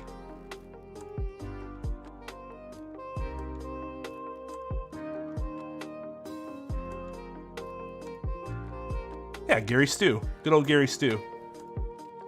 I think we had another Gary Stu reference here earlier.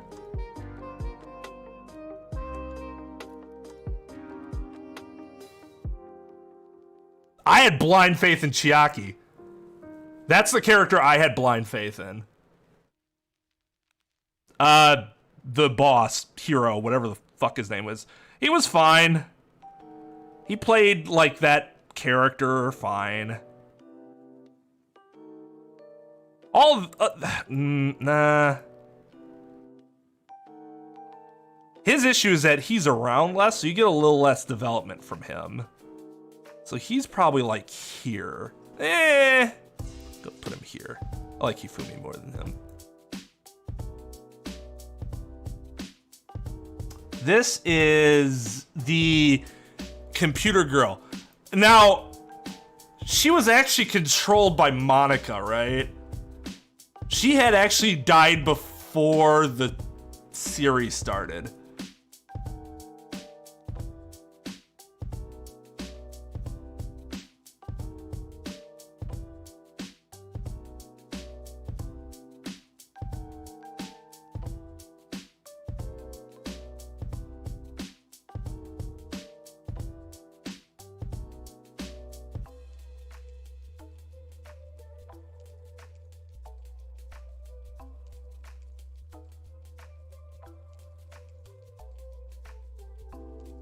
was like, how do I rank her?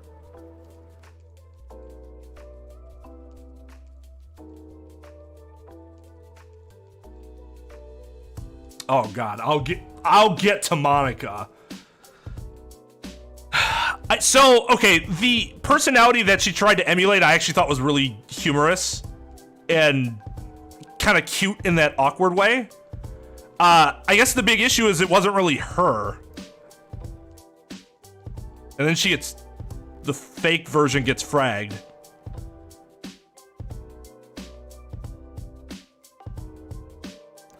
But I generally like it was kind of fun having her around. That's more than I can say about anybody in the C tier. Mikan. Probably here? The murders of Chapter 3 are ridiculous, and it was incredibly obvious that it was her. Her lewd clumsiness was pretty funny, especially when it was like meant to be a diversion. Her character got a bit grating at just how helpless she appeared to be, but I did like her character overall, and it was good to see her like get over all of that by the end of the third anime. That was one of the characters where I was like, okay, good for you. I'm glad you were able to get yourself out of that pit that you had dug yourself into. Yeah, you really do. You sympathize with her, with how shitty she gets treated by Hyoko. And even going back to high school.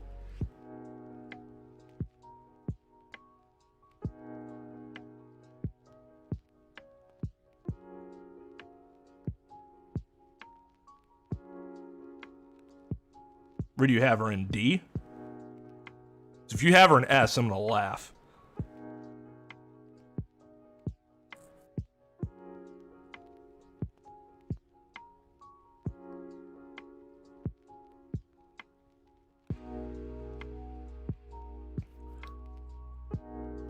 Funniest character in all the games.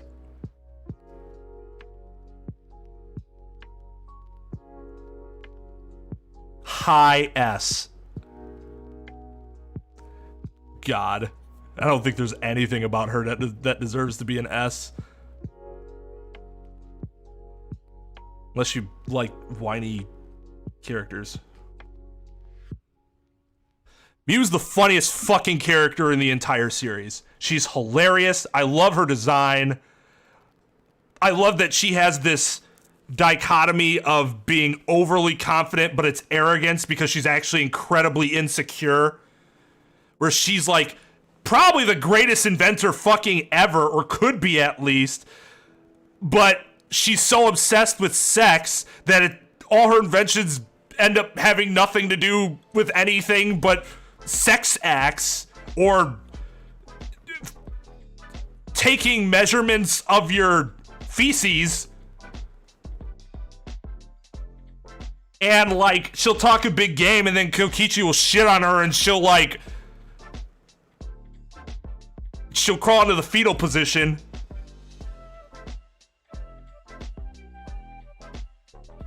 Oh, I mean, just like with Trep, I guess there's just no accounting for taste.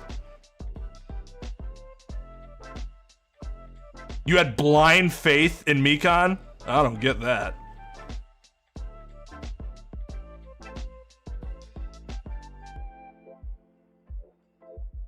Just say you hate all of them. Probably, yeah. Her premature exit kind of prohibits her from being any higher. Because it would have been really interesting to see how she would have dealt with the last portion of that game. Every time Miu spoke, I wanted to hear what she had to say. Because I thought it was either going to be outrageous or hilarious. It's so funny that they tried to make a character, like they intentionally tried to make a character that everybody would hate, and then everybody loves her. Whoops!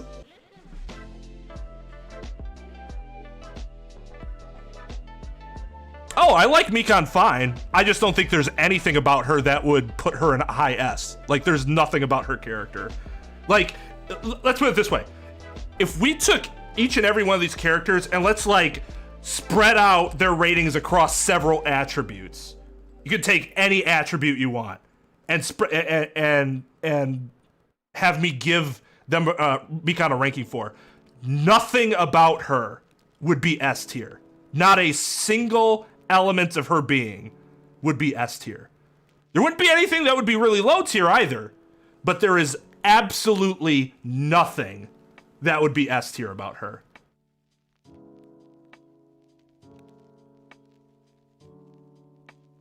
I despise submissive girls. No, wait. I don't like when people are submissive. Doesn't mean I dislike you as a person. So let's distinguish this. I don't like submissiveness. Do not be submissive to me. That makes things boring. One of the reasons I married my wife is because she can clap back better at me than most anyone in the world.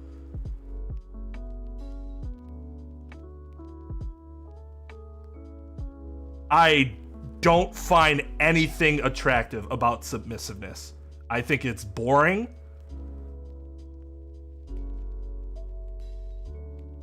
That's basically it. It's boring. It's really boring.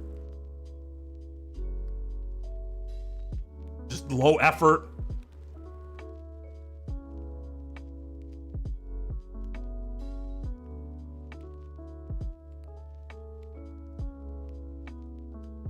I hate the idea of characters being submissive. It's not masochism though. I've said I wanted a girl to step on me with her stiletto. I want Raiden Shogun to come and step on me with her heels. But it's not like I'm gonna sit there and take it. What I mean is, we get into a sexy brawl, like wrestling or something, and then she ends up with her foot on me and I'm still like trying to get out, but she's just got me. She beats me. Not just me going, oh, I'll roll over for you. I want you to beat me.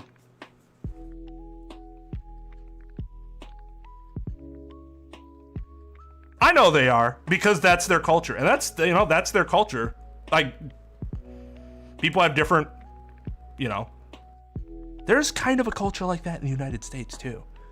There are a lot of people that want their spouses to be 1950s spouses that don't work and just take care of the kids and they're in the kitchen. Because they're needle dick individuals that have absolutely no confidence in themselves, and the only way they can get any amount of self-esteem is for somebody else to be submissive to them. It is an odd conversation, but it's it does. Hey, see, Mike knows. Mike's got that wisdom. Interacting with submissive people deprives you of a critical element of growth: constructive third-party feedback. Exactly.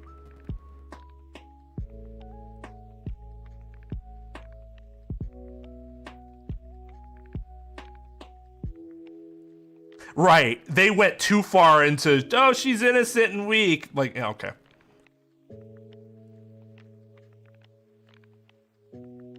Her ability to be a B tier character would be S tier. Fair. Well, in comfort characters, you can't really argue with comfort characters, because comfort characters means it's a very subjective, like specifically to you.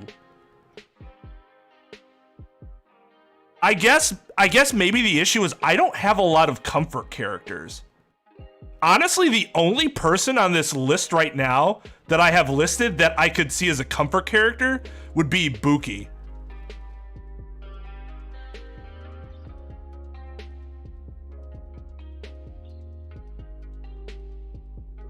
But it's not like people generally disagree on Ibuki being a really good character either.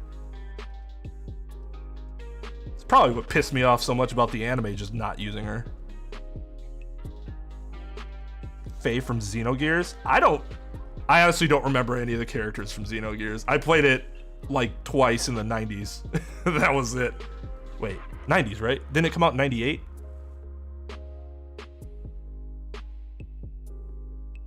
I should see if I can get a hold of that game from somewhere. I know it's fucking expensive now.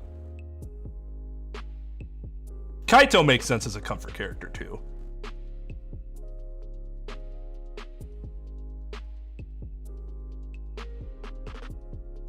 Three most hated characters? What, by me? Or by the fandom in general? Because, I mean, you'll see who it is for me once the tier list is done.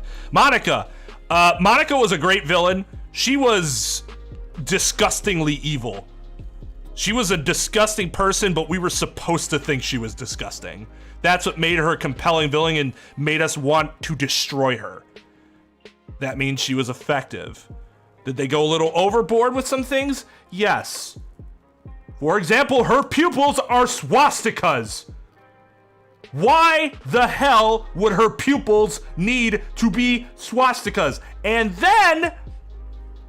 then, for absolutely no fucking reason at all, they destroy her character in the anime.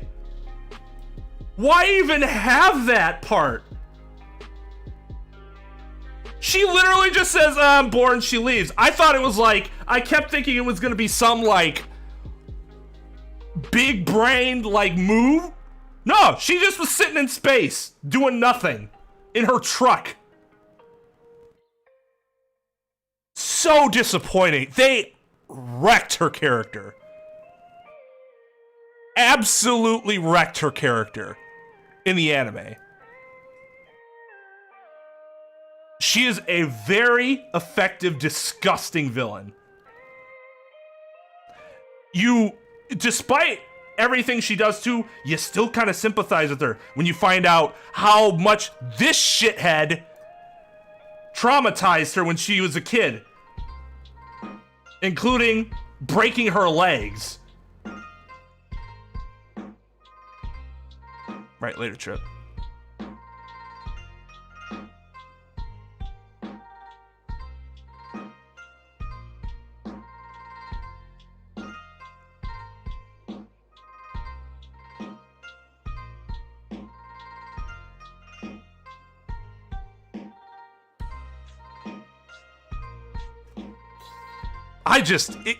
I see, for me, payoffs matter a lot for me. And if your payoff is Celeste level disappointing, then Celeste could be bumped down from B all the way to D. Now, Monika's was bad, but she also had an earlier payoff that still keeps her up there. But man, what they did with her character, the last you see her, it's absolutely dog shit.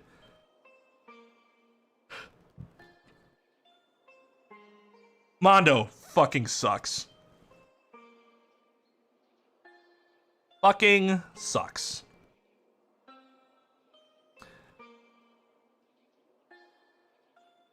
Mondo is stereotypical tough guy who isn't really a tough guy.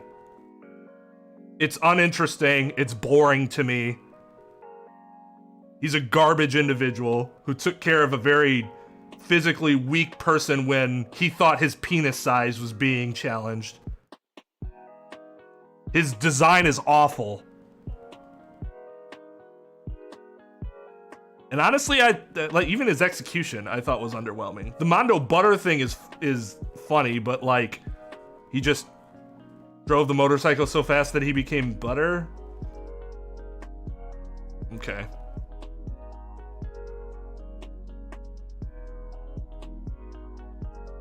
He's just an uninteresting prick to me.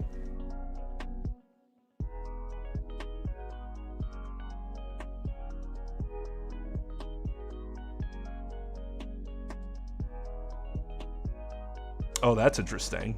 You're not sure if it's like, is their relationship real? Oh yeah, Peiko for sure.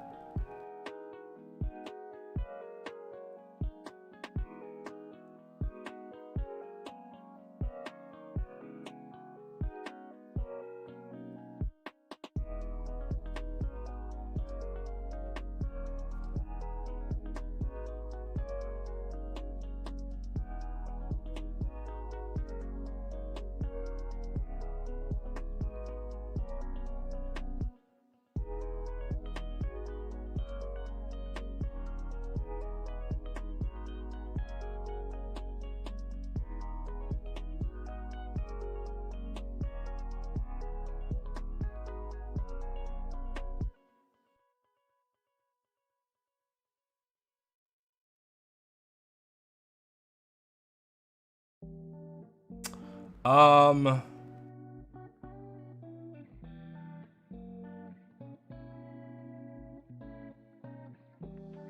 this is actually a change that I'm making from my V3 list. I really fucking hate. I think I disliked them more than I thought I did. Cause like, I'm like, no, I liked Monotaro more than I liked him. Monotaro was at least passable. He wasn't obnoxious. His whole amnesia thing was mildly interesting. His relationship with Mew was actually kind of cute. These others though, Monodam didn't really, still don't know what the fuck his issue was or why he was the way he was. It's never explained, he just is. Mono Kid had some laughs here and there, but was ultimately more obnoxious than anything, as the first one to die. Good voice acting though. And Monophony was just, I'm a girl! Ah! Like that's her whole personality. It's insulting. Like she's nothing. She's just a big ball and nothing. She's very uninteresting. And then taking advantage of amnesiac brother and like having a romantic relationship with him, that was fucking weird.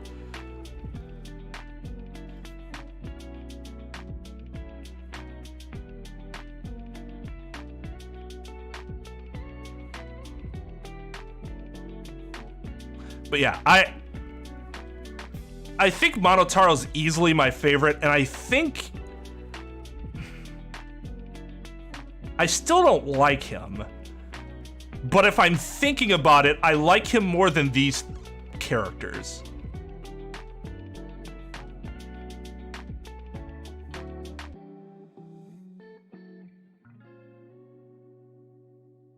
I mean,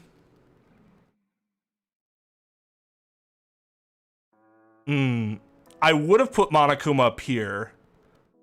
The problem is that I think Monokuma over time really loses his effectiveness.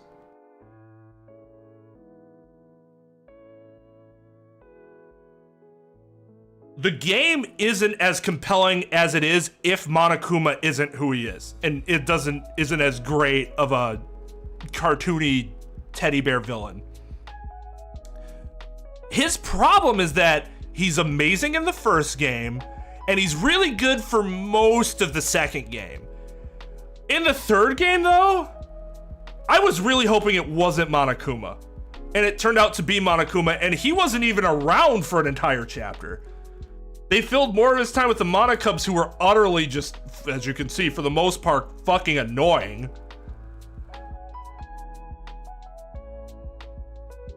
And he really fell, well, he didn't really fall off, but the third game's enough for me to drop him a whole tier. He just, by the end of the third game, I just didn't care what he had to say. I didn't care. And that's bad. Not as quickly as the Monokubs, but.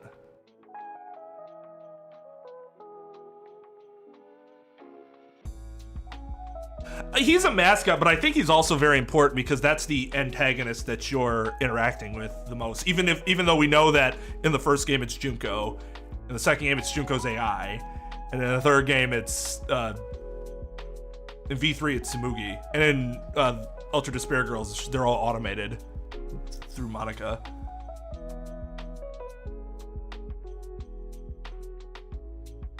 I thought Monomi was kind of cute. It's like a foil to Monokuma.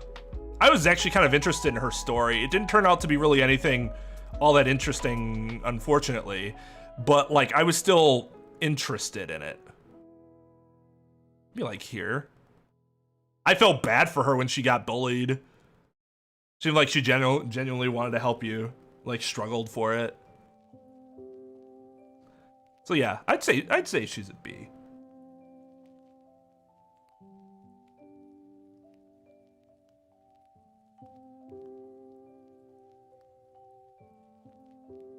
Oh, right, it worked, but that actually hurt the story. Like, yeah, you can achieve your goal, but that doesn't actually make the story better. God.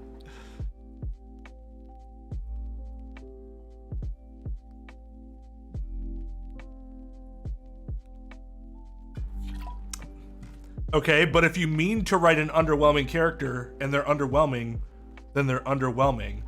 And that means they shouldn't have been in the game because you don't want underwhelming characters.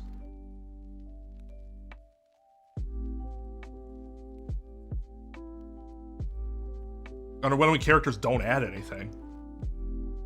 They are more negatives. That's why they're underwhelming. Yeah. If your intent is to shoot your own foot to prove you can, you could do that, but then you still have a shot foot.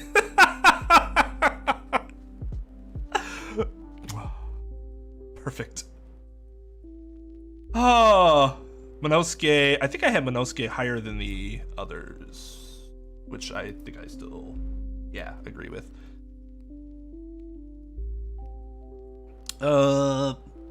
Crow. Oh. Man, I wish they did more with her. I really like her character. Her free time events are kind of endearing. Especially when you find out, like, that she has, despite her supposedly being this cold killer, she, like, genuinely has feelings for Makoto. And you, like, realize that her whole life, it's kind of like these kids, in that her life is the way it is because she's basically been, you know, programmed that way. Abusive family. Just the idea of somebody being nice to her doesn't even occur to her as something that could happen. Her death made sense, especially in retrospect. That Junko would do that.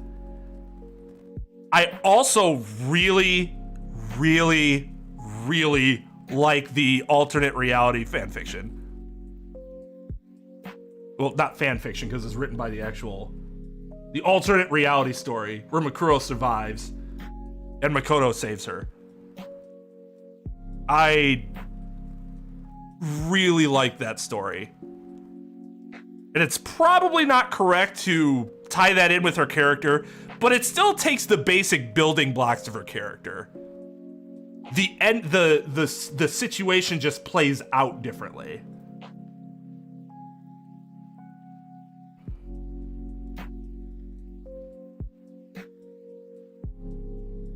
Oh yeah, I mean, you could not have sympathy for her, but still consider her a good character. I mean, Junko, big example of that. I don't have any sympathy for Junko, but I like her as a villain.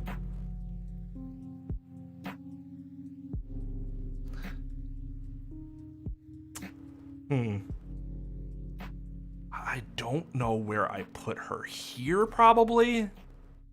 Yeah. It like, if I read Danganronpa 0, it would just be to get more Makuro backstory. Nagisa was a really good character.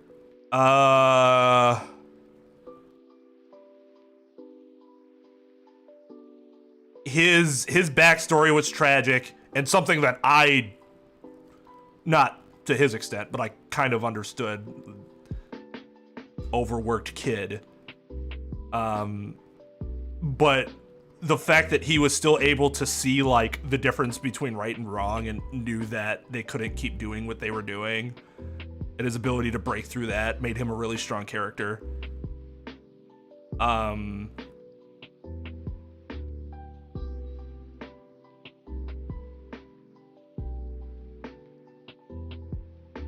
Probably here. But yeah, I liked his character.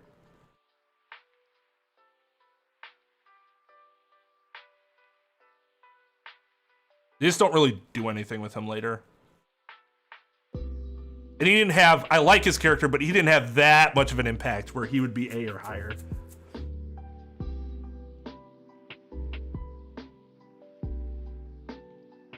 I know Nagito is really divisive. I love Nagito. That shit, his death blew my fucking mind. His talent is bullshit, but oh my god, do they work with it in a really entertaining way.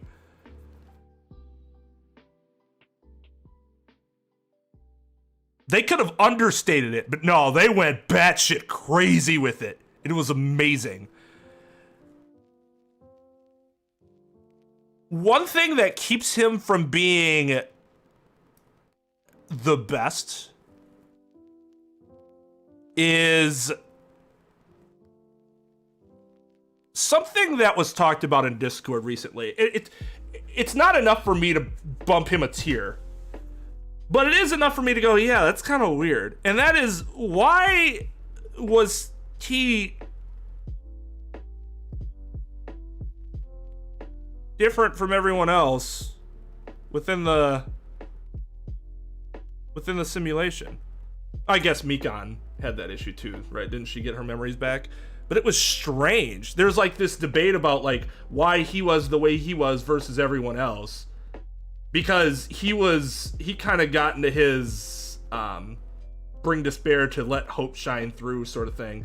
But when he was just normal Nagito, he didn't do that. He never went that far. And so he was kind of still in his brainwashed state, and that didn't make a ton of sense in retrospect.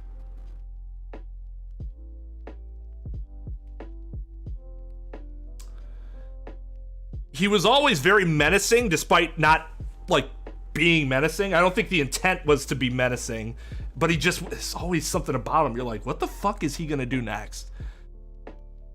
I thought it was really funny to have Makoto's voice actor do Nagito then. Hysterical. The interaction between him and Makoto at the end of the anime was really funny. You're like, yes, that needed to happen. Thank you. But he's very similar to Kokichi in that you don't know until the end exactly what his true nature is, and that's because the writing's really good at making him kind of ambiguous as to, is he good, is he bad, is he not either? Is he trustworthy, is he not? He was serious about revealing that the traitor, and he gave his life up for it. So to a certain extent, he definitely believed in his friends, but he was also went about things in the absolute extreme ways. But I like how twisted Nagito was.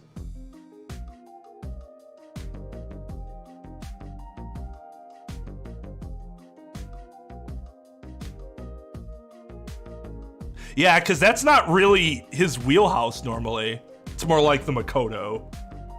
But yeah, I thought he did a really good job. This is Fuyuhiko's sister, right? I thought I would hate her character. I actually didn't mind her character. I actually felt bad for her before she died.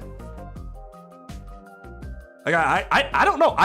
I honestly don't know what it is because I haven't thought about it a ton. But I ended up having a lot more sympathy for her character than I thought I would, considering it seemed like she was just kind of a gigantic bitch initially. But I don't know. I something about her was like you felt bad for her.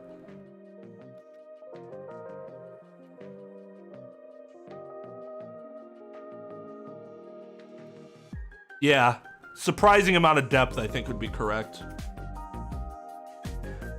Nekomaru was good. Mekamaru was also funny, and I consider him to be the same being. The issue is that I thought he was good comedy relief, but he didn't have much depth to him, and his shtick was a little too flat. He didn't really add a ton besides being loud and encouragement and having to take shits. But the parts of him that were humorous were very humorous.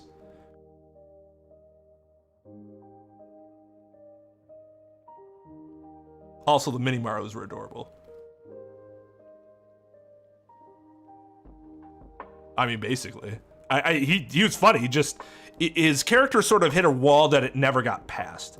Peiko, tragic. I liked... Peiko was a character that I was hoping we'd get more from, but then she, you know, did what she did, but then you understand why she did it, and her execution, just the best. The best execution in the games. 100%.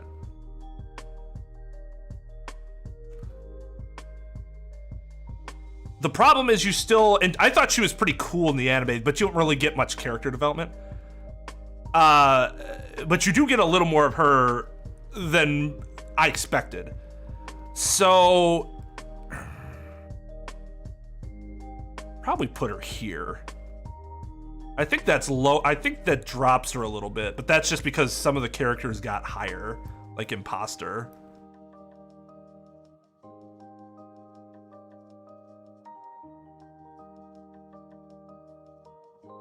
Yeah, until like the last 2 chapters. Then he took off, literally and figuratively. No, they really did make him a compelling character at the end.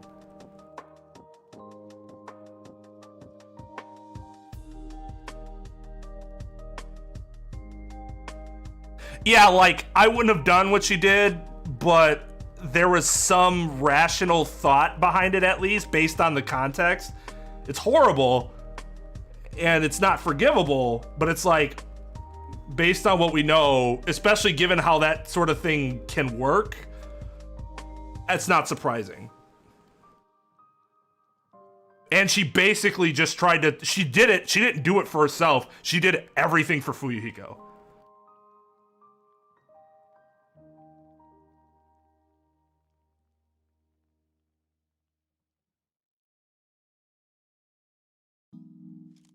Yeah, I think they stayed on the I'm a tool thing a little too much, especially when he was like, you're not a fucking tool. If he's telling you that, then maybe you should listen to him.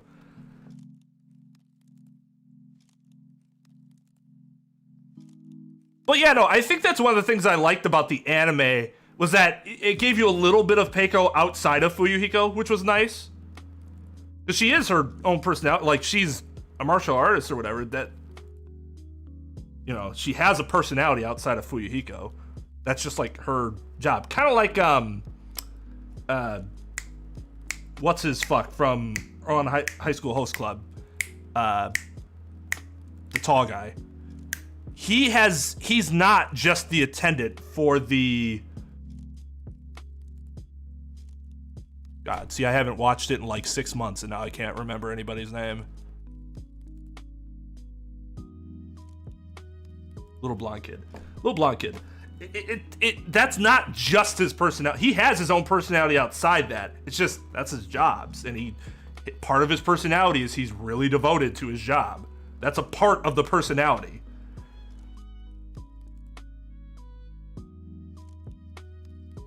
Yeah, that would have been awesome. I was like, oh shit, this fight's gonna be cool. And then, oh no, I guess not. Wasn't good enough to show us. Antaro, still whatever.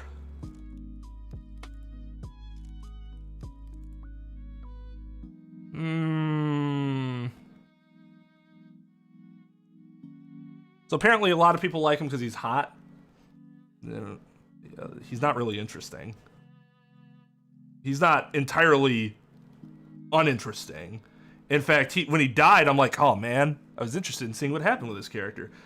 But nothing had happened with his character that was interesting up to that point, other than a few little hints. His personality isn't really anything to write home about. He's fine. He played his role. He played his role fine. I do like his design. But if I just went gaga over looks, Akane would be up top.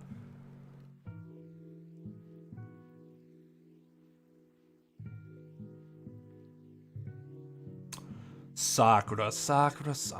Now, I really did like Sakura's character. Her biggest issue is, what's the issue of suicide? And that's not a very easy subject for a lot of people to talk about. Some people see it as honorable. Some people see it as cowardly. as somebody who's dealt with those types of thoughts before, I have a bias against like thinking of it as in a positive light. I know that's what she saw herself doing. She was trying to stop all the fighting. But really, to me, like, she ran away from it. Because when I had that issue, that's what I was doing. Like, I look back at it and those are exactly my emotions. So, the other issue with her is that she ends up being kind of that gentle giant, similar to Gonta.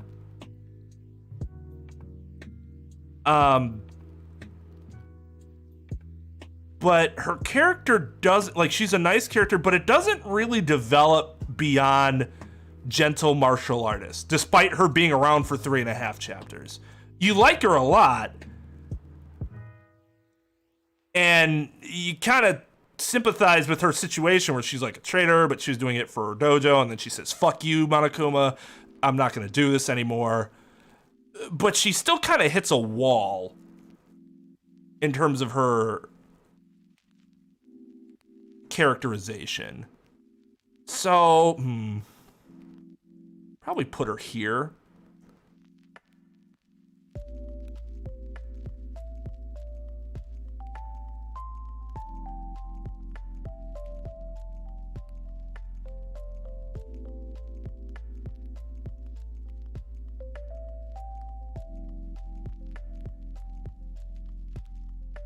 She did do a good job of being a presence despite never being like the main focus until the end of her arc. But yeah, I know people don't have to agree with me on the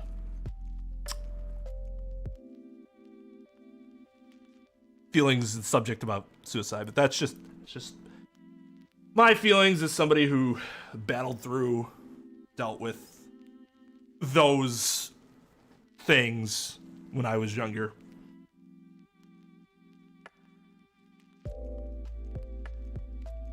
Who the fuck is this? Oh, I liked her character a lot. In fact, she's probably my favorite character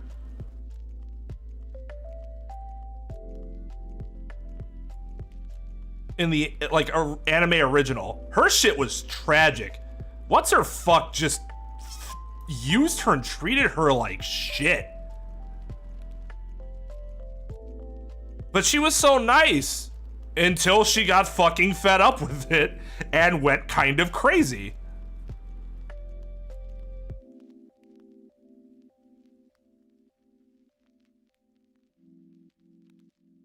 Is that an unpopular opinion? I mean, I could get people not liking her, but I did.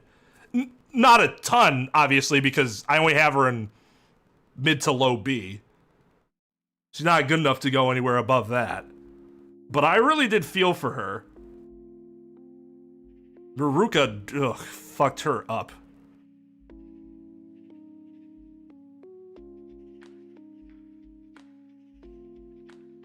Well, because and other people are gonna have different experiences with it, which is fine. I'm not here to argue, you know, with anybody's take on how they feel about that subject. Just giving you my personal viewpoints. That isn't meant to challenge anybody's beliefs. How trustworthy characters were. I kind of do want to do another stream because I thought we'd be able to get through a more tier list than just 2 of them. Because I still wanted to do like ships, style,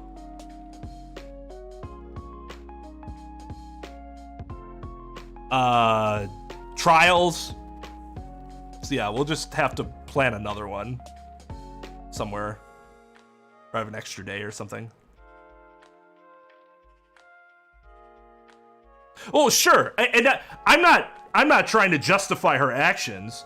I think a lot of characters have these problems where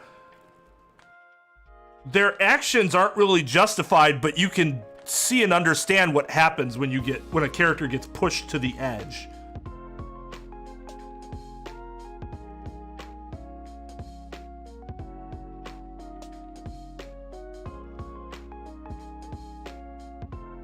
They did cut it short. I agree I would have liked to have seen her longer, but I don't know what they would have did with her.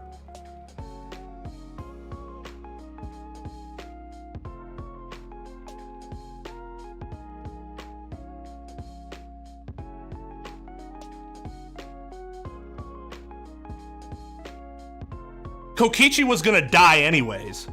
That's the difference. One of the two differences. The other difference is that Sakura's death wasn't going to end the killing game.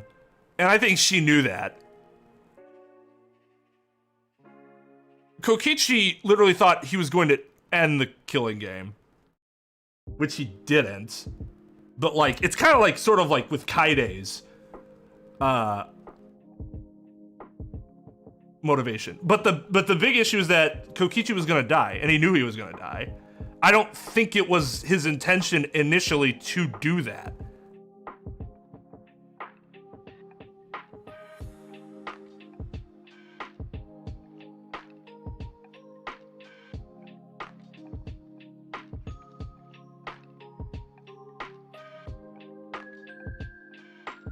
Well, because he saved Kaito, didn't he?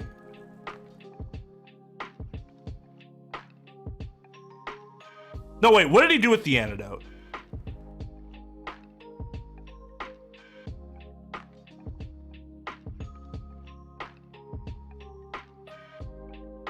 Right, understandable but not excusable.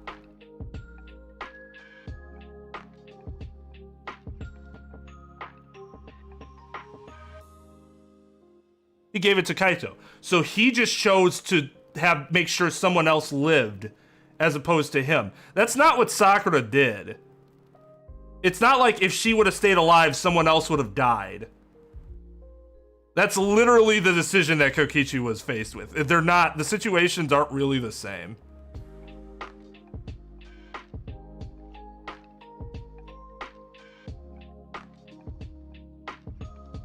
Yeah.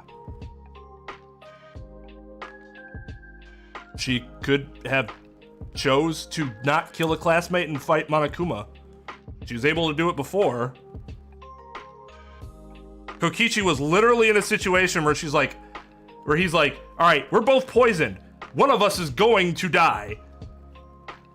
I have an idea to try to end the killing game at the expense of my life. And you get to stay alive.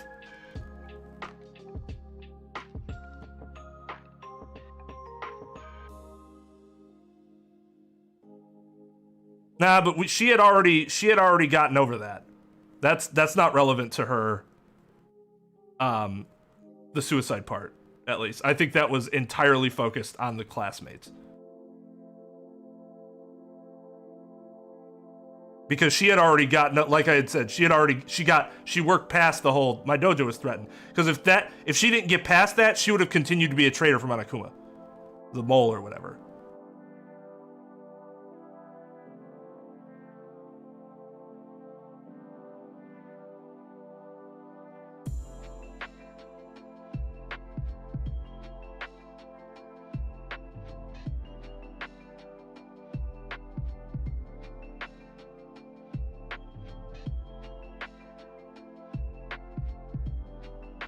He predicts it, but doesn't mean anything.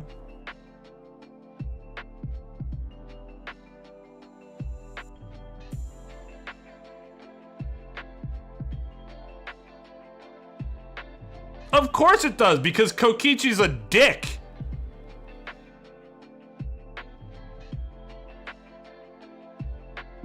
Maybe that's part of it too. Kokichi's character wasn't presented as this, like, good, benevolent character.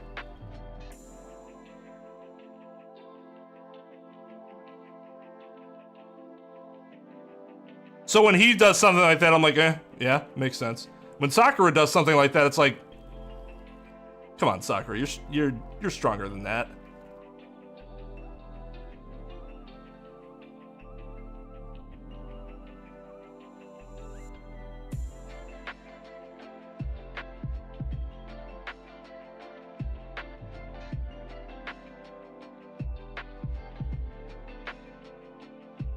Maybe that's really the crux of it.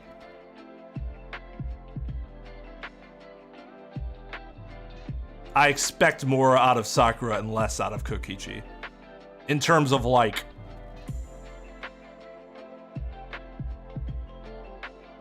those types of moral decisions.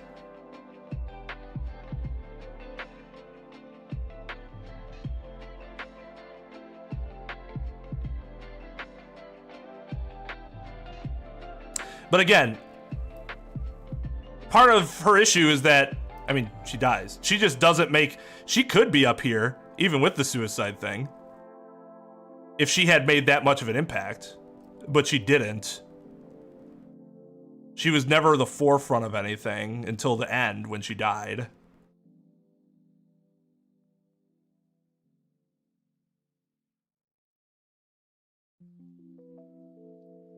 Yeah, Shuichi's good. Shuichi's really good. His biggest flaw is that he's really good. I think he resonates the most with the player in terms of like, because he's actually not the ultimate detective, to some degree you feel closer to him than the others. The problem is that it gets annoying because even for us, the average person at some point gets annoyed, like, well, I did, not everyone. So obviously there are people out there that didn't, but I got annoyed with how overly dependent he was on others, especially because the end of chapter 1 was supposed to mark the beginning of this change, but it wasn't steady change, it was lurching change. Take a step forward, take a step back, take a step forward, take a step back. And that just got kind of tiresome after a while. But I mean, that's the biggest character flaw. It's not nearly enough to bump him down from A. Loved his voice acting presentation. I liked how it was different from Hajime and Makoto. Much stronger,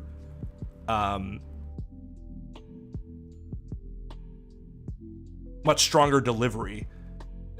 Ironic considering, you know, but I just like his characterization was done really well. Liked his style a lot. Liked his interactions. They gave him, I think, the most meaningful interactions with his classmates than they did for either Makoto or Hajime in terms of at least like canon, this for sure happened interaction. Because I just think Shuichi has more interactions with his classmates. And part of that's the game's just a lot longer, right? But I think they did a better job with him there. And I think part of the reason it was easier to write him that way is because his classmates probably, just like the players did, resonated with his base character a little easier than, say, Hajime, who had, you know, was dealing with an issue that none of the other characters were dealing with. Or Makoto, who just didn't initially fit in with the rest of them. And everybody thought he was just kind of a loser. So, yeah, Shuichi, very good at all these games have great protagonists. They all have great protagonists. When mid-A is your worst antagonist, that's a really good sign for your series.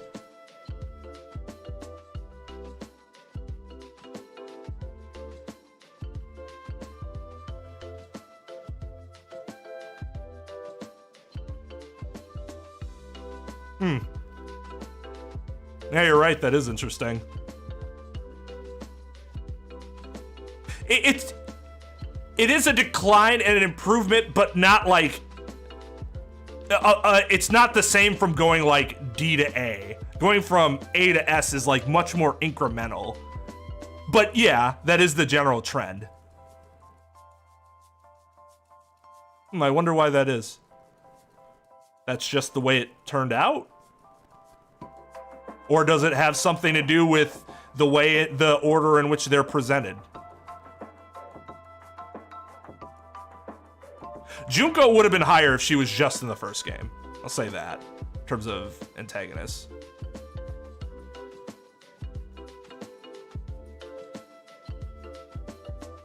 I guess that also depends on whether you see Nagito or Kokichi as antagonists, which they certainly can be viewed that way. They're not evil, but they tend to go against and provide resistance to the protagonist on a consistent basis.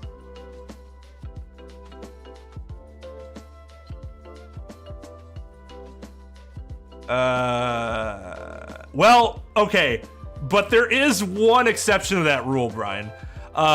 Sonya, in retro, the more I think about Sonya, the more I really like her. I'm not sure. Do I like her more than Fuyuhiko, though?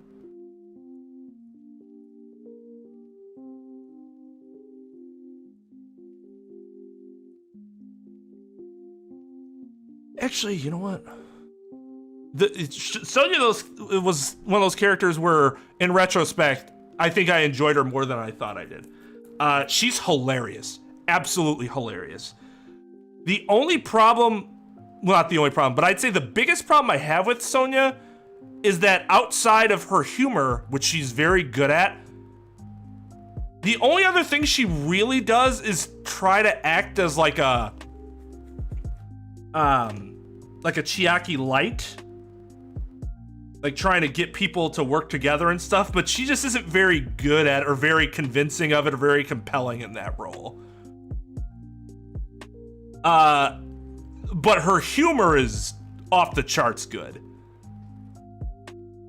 But the difference between her and, say, Mew is that I liked a lot of the other things Mew was bringing to the table. Whereas Sonya, to me, beyond her humor, didn't really have a ton to offer. But her humor was exceptional.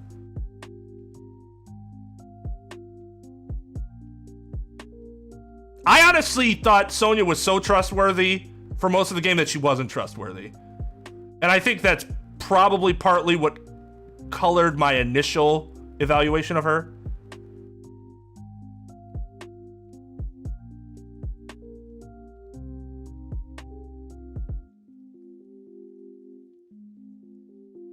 That's how good she was as an antagonist for me.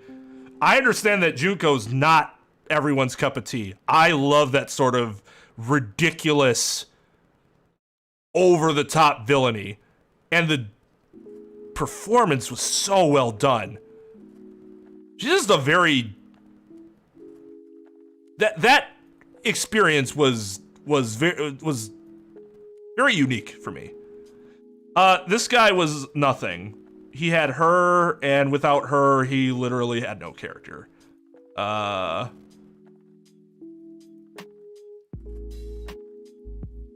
Yeah, he's still probably better than the Monokubs. Chihiro's dada was a good dada. We don't get a ton of him, though. Like, we really don't get a lot of him. But he was really helpful. The similarity between him and his son was adorable. You knew instantly who he was. Like, that's Chihiro's family member. But he just isn't around long enough. Like here? Maybe?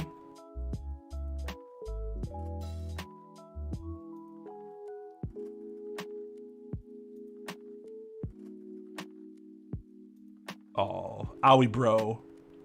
Very similar. Liked his character a lot. Felt really bad for him when he died. That was fucking tragic, but just not around long enough to really make more of an impact than that.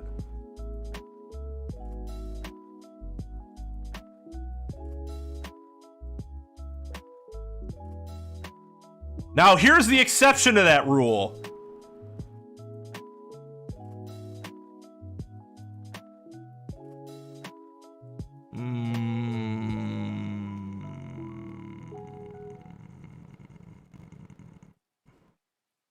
There. Tsumugi sucked. sucked as the mastermind. She was literally down here. The only thing that put her up here was the fact that she was the mastermind. They were lazy with her her talent until the end, and it was done then just for flair, no actual substance to it. I said this in the other tier list too. If you really wanted to make her an interesting character and still not necessarily make her seem like she's the mastermind, make her a knockoff like protagonist from popular shonen or something for every chapter. So her personality is always a little different. Her presentation's a little different.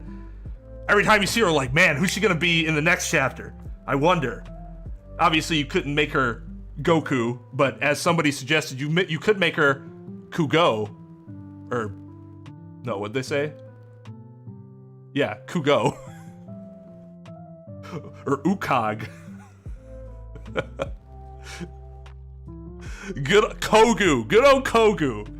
That would have been an amazing use of her character. Instead, she's virtually worthless until the end. And in the end, the reveal isn't really anything exciting. Her interactions with the characters aren't menacing in any way or interesting like in Junko's case. Because Junko, like, the thing that makes, like, you can tell Junko has a relationship with these people. Tsumugi has no prior relationship with these people. And you can kind of tell. Because it's all very forced.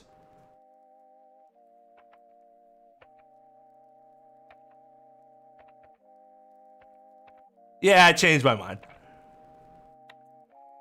She's in D. She's just not hero tier.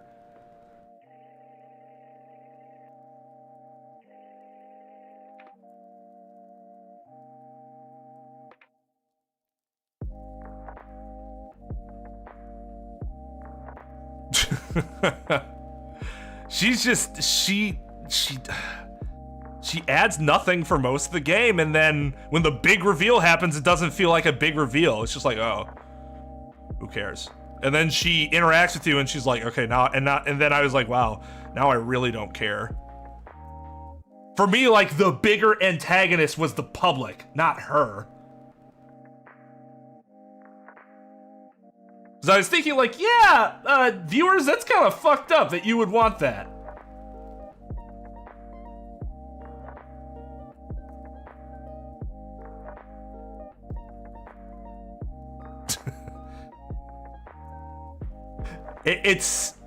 It can be fun to be a contrarian, right? Even if that you're just being a contrarian to one person with very, very strong feelings.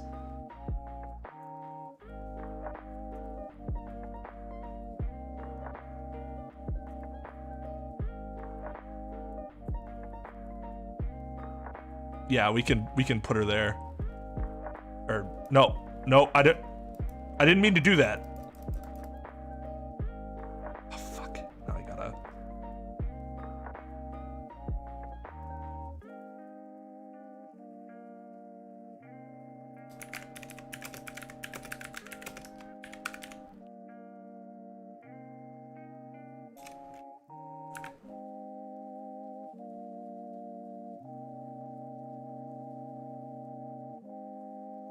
Oh, fuck.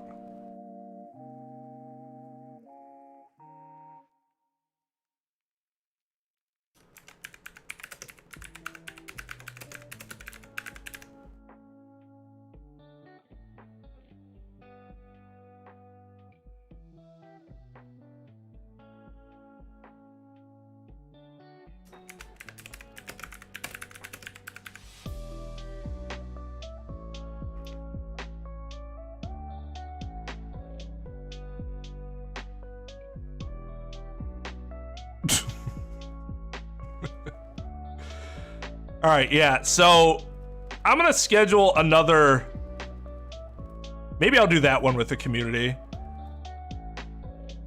With like the other tier list. I still wanna do trials. Shipping would be fun just for, because I'm sure people get really upset about it.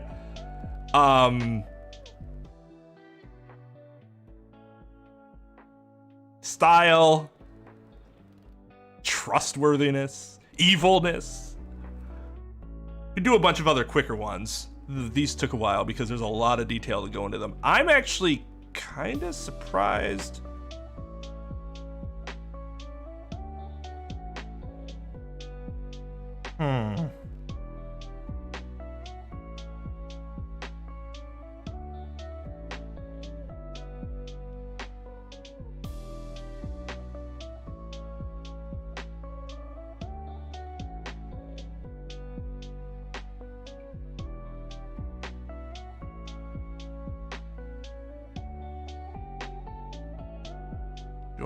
Do I want to make any alterations?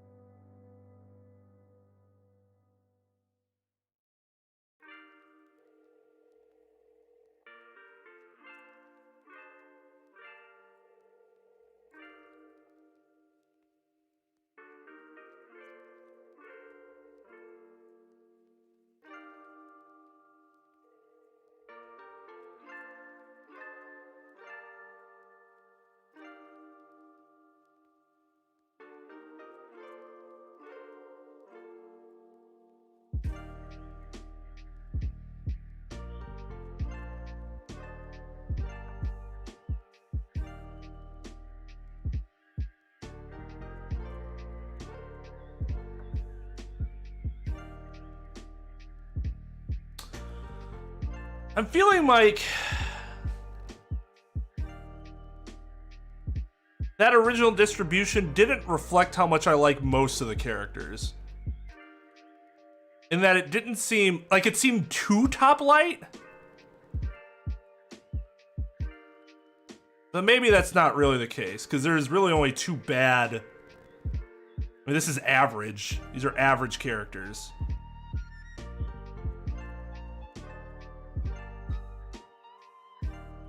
These are bad characters.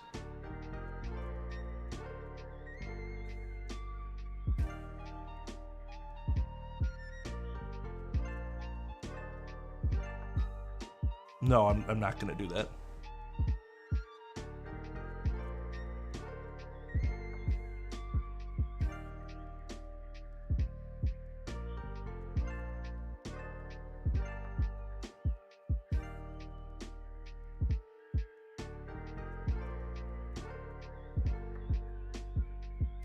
Yeah, the third game I thought was really uneven.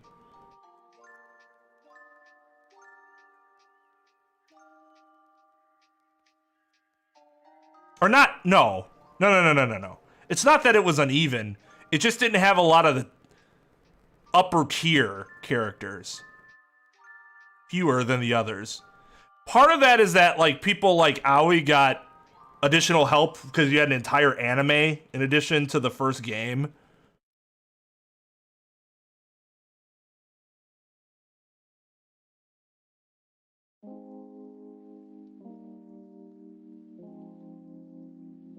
You know what? Fuck it.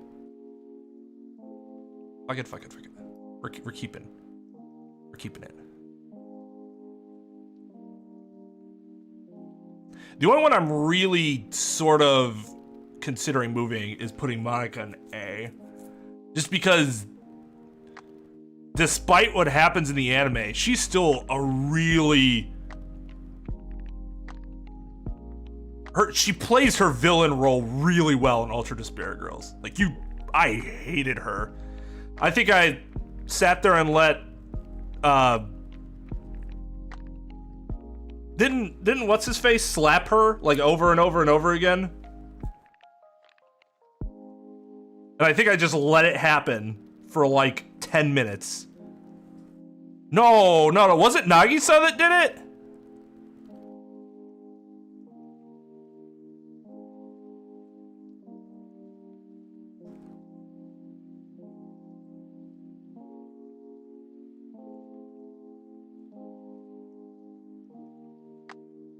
But yeah, okay, so that's the one change I'll make, because I do think I think by putting her in B, I'm really not communicating just how well of a villain I thought she was. and putting too much stock in what the anime did, which still just made no fucking sense. And Gundam Akane Nagisa Kuro is high B, yeah.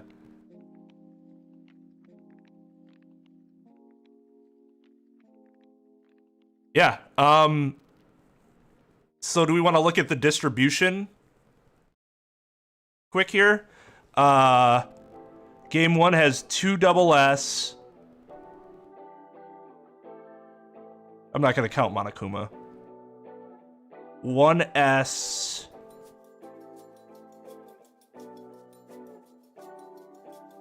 5 A's, 6 A's.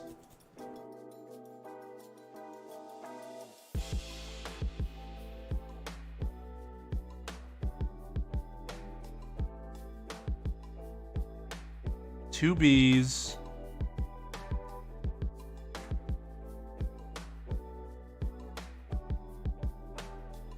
Two C's.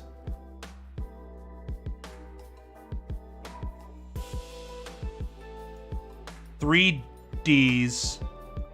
And 1 the absolute fucking worst abomination of a character in all of fiction.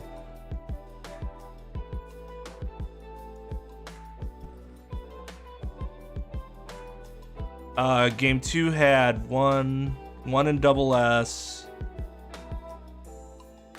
3 in S,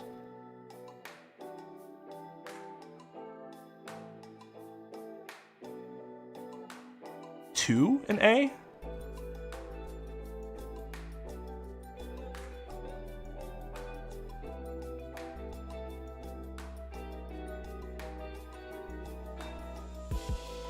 Four and B, well, 5 if you count.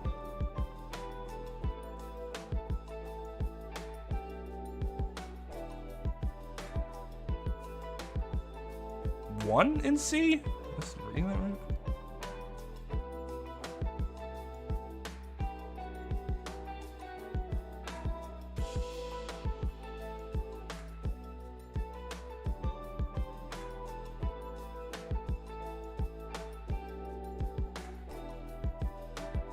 And what, 1D?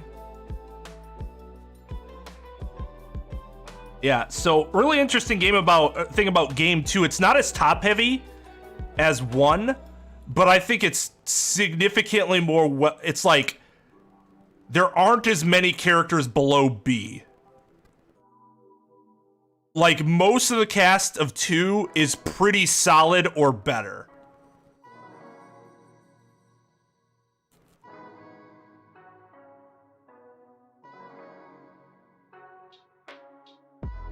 Well, are you counting just the students?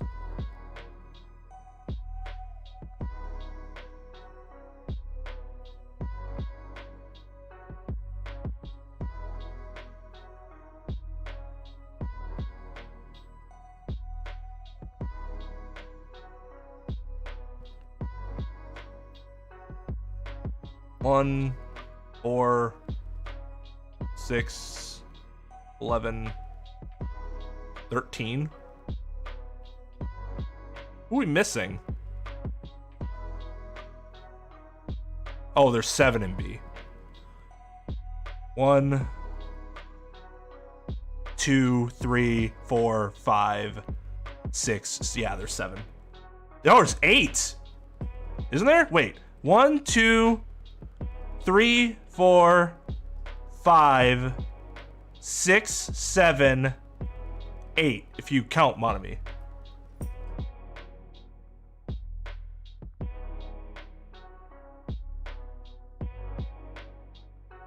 Yeah, so like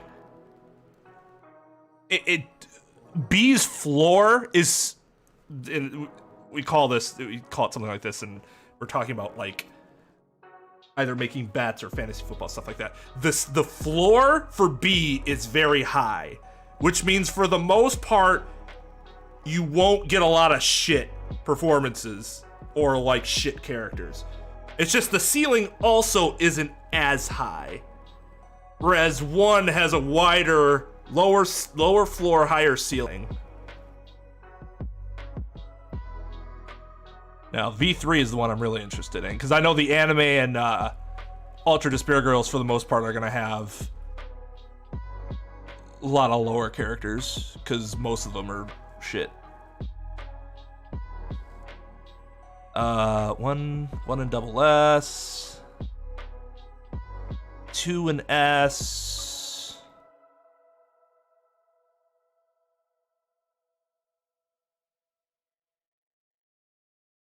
5 in A.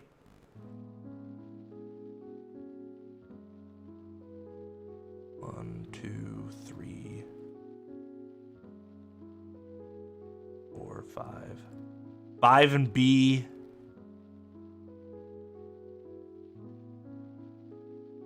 Is there any in C?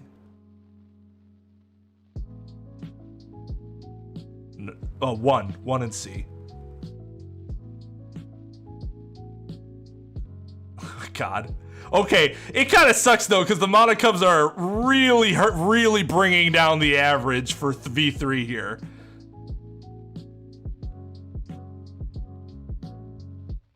So 1, 2, 2 in D.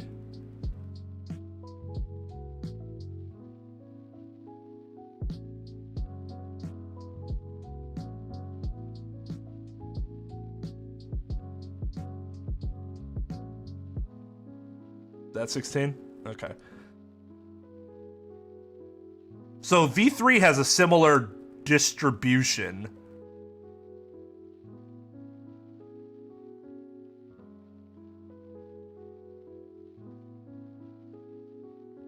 More A's than those in the S ranks, but more A's than some of the B's went to A's, in the same amount of C or belows.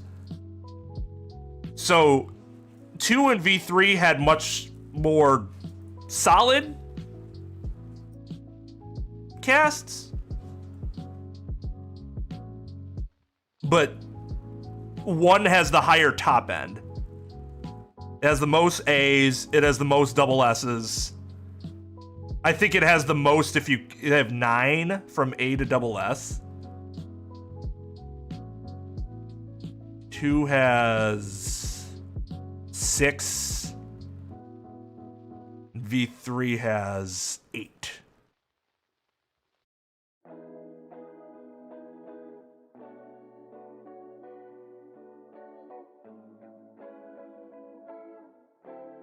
Yeah, because 2s would be on average like B, or like slightly above B, or like B+. I think 3s would be more like A-.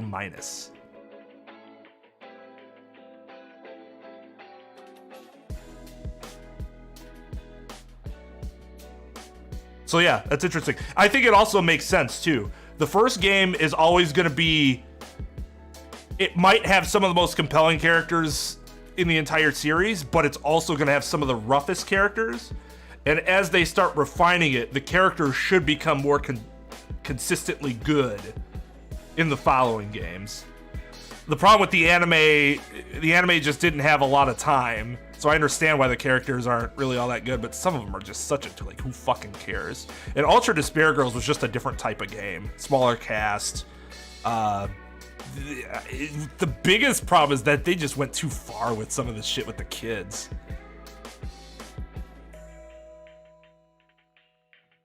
Like, if we take out chapter 3, what's her face is, or the that one scene, she's probably mid B.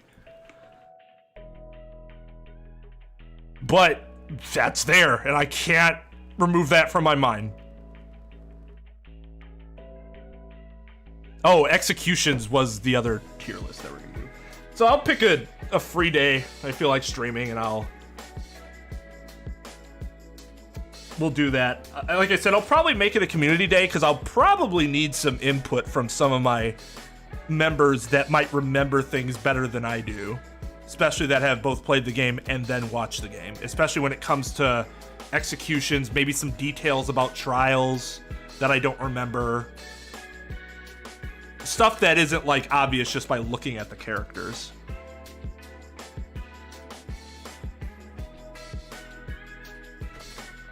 Oh, you mean like in Chapter 1, an S and a C character died. Chapter 2, yeah, I don't know. Let's save this. Post it to Discord.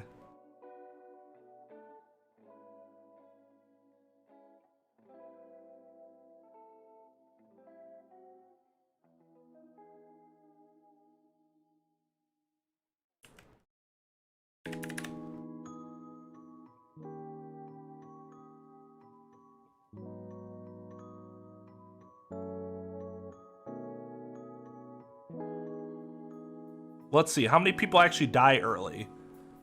Chapter 5, Chapter 5. Wait, Kokichi, was Kokichi 4 or 5?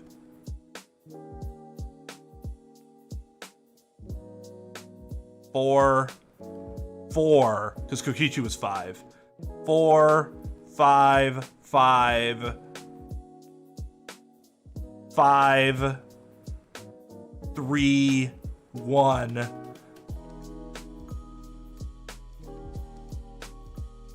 Fives are pretty strong so far.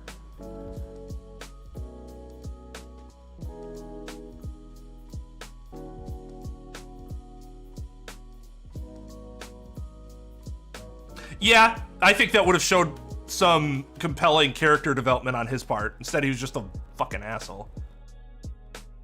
I feel tired. I'm ready to go to bed. I didn't think it would take this one. This took like, what, 4 hours to do all of them? And I know part of it is because I actually give in-depth reviews of characters. It's just saying, I like him. This one's, yeah, I don't know, maybe put him here. Like, this is not your quick tier list. But I will be making, I'll be cutting this out. I'm not doing it yet. I'm going to make sure, I'm going to do it after we get Rise from the Ashes released. But I'll cut this out, snip it down, and then release it as its own video. Both of them separately. And then we'll do a community night for all the sort of peripheral, stuff. Like all the other fun categories. It'd be fun to get some people arguing over ships. I'd be back there like, now who is the supreme leader of evil?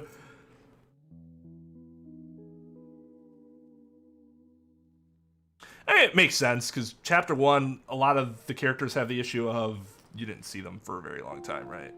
Kaide's an exception. Even Sayaka B's a big exception.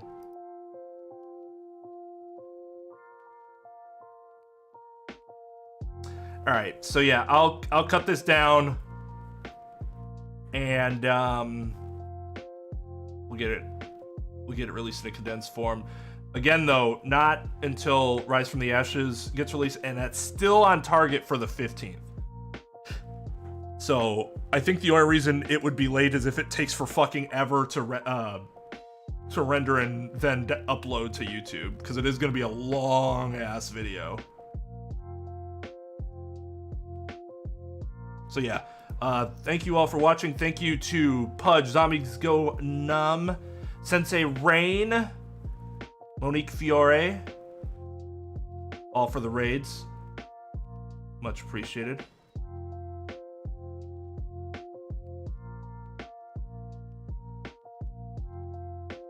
We have another one? I don't think so. Oh, I thought we did have some.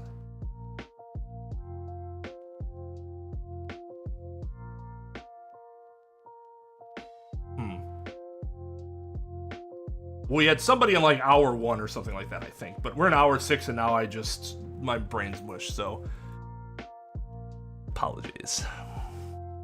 I'll be back Monday with more Ace Attorney Investigations 2. Be on Twitch tomorrow night. Yeah. All right, everyone. Thanks for watching. See you guys later. Oops, wrong. Oh my goodness. The eggs hung over here. Okay, you're right. You're right about that. Goodness, my car's in the next row. That's a good one too.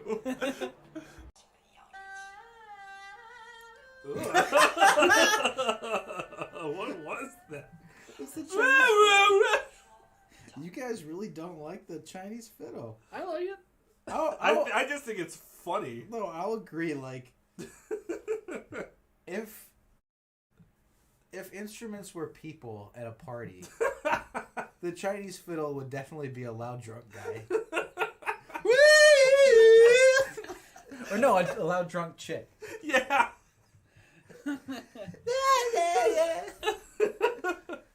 You know, there's something appealing about her, but there's something that's just a little, just a little too loud and a little shrill. On the next episode of SO Jizzle. Episode. Episode? Ape? I like to ope. Maybe next time we play a Donkey Kong game, we should call them episodes. Yuck, yuck. Oh. Yuck. I wish you were as clever 3 years ago. I totally missed out on that one. No, to be fair, none of us were clever. We were just on camera like, welcome to, bananas! Oh, we had that Benedict Cumberbatch charm. Excuse me. Welcome to Students of That is really funny. Okay, this one seems significantly That less one's not. perilous. That one's stationary, so. Oh.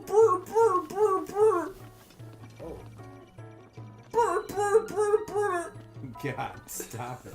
I tell the game to stop it. That's probably my least favorite thing about this game so far is that fucking music. It wasn't nearly as derpy as you made it sound. Are you sure? It'd be so much funnier.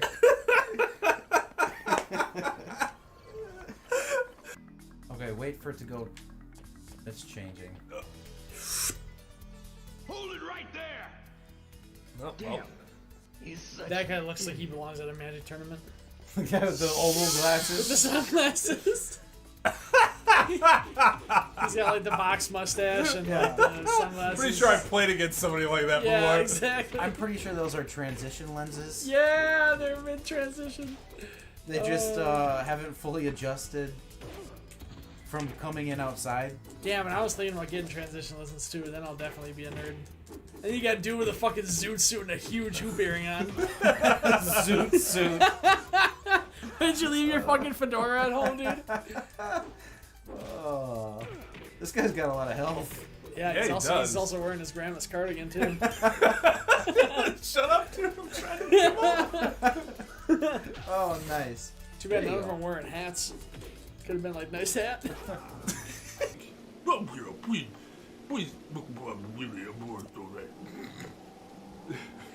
So, you know what that sounds like? You've got like both cheeks full of like wet gummy bears. Just full of food. The video partner is immortalized forms of that drunken memory. A beautiful specimen, my daughter. Well, perhaps your memory will return in time. Bring her out then. Yeah, right? Well, what's wrong? She's dead, you fucking insensitive prick. Sorry. Sure. So I just hold up on the D-pad until he tells me otherwise. Right.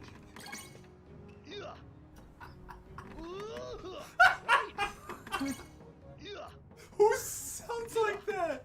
Left.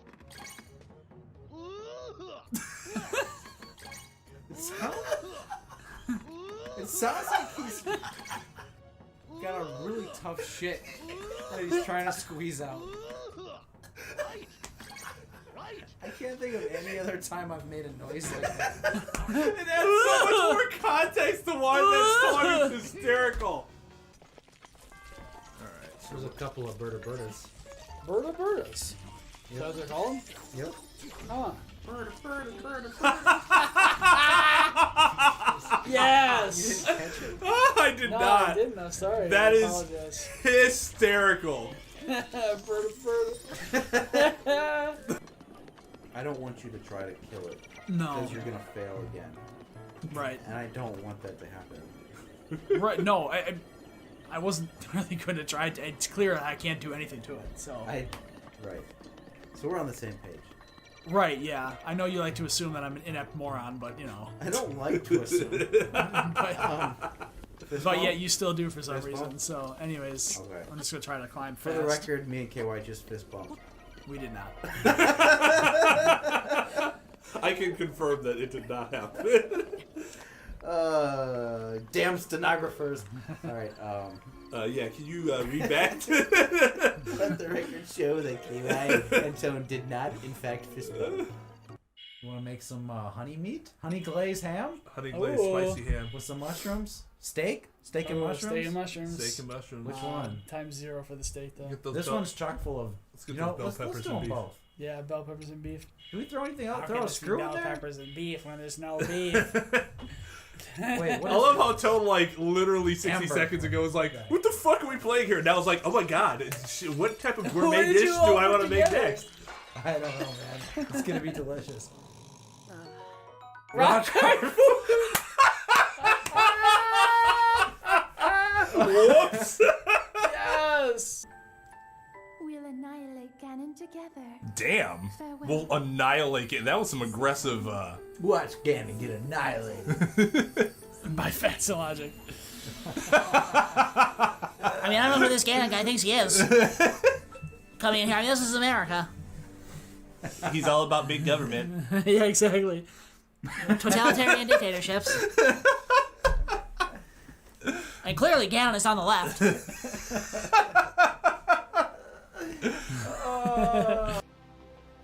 Let's hurry on. Yes. Okay. So, Path we got all forward. that action out of the way. I thought there were going to be some quick time events. Well, you did get to ask her a question. Several. Yeah. I mean, you got to choose one of the questions, What's right? this And press X several Control times all of Green them. olive tree. to continue the conversation. Ooh, can we get some olives? They are in bloom up ahead too. Oh. What? They're olives? Yeah. Apparently. Aren't they beautiful? Yeah. Woo! During this season, all the trees are in full bloom. We'll end it here. We'll end it here. I also was like, what? Fragrant olives. Yes. Oh my god. We call these trees please. We're not missing And there anything are here. so many trees. Next episode of Students of Gaming, we will continue down this forest Quite path. pedantic. Really? Until next time, class dismissed.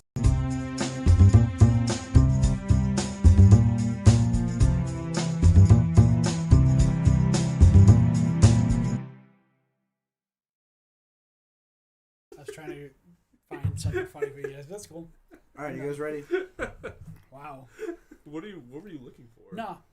Doesn't matter. Go ahead and close it. Doesn't matter. Did you exit out, or did you just remove it from your site? It shouldn't matter to you. As a matter of fact, it's not going to matter to you. I don't want you to quick load that shit. Quick load. Is that a thing? Yeah.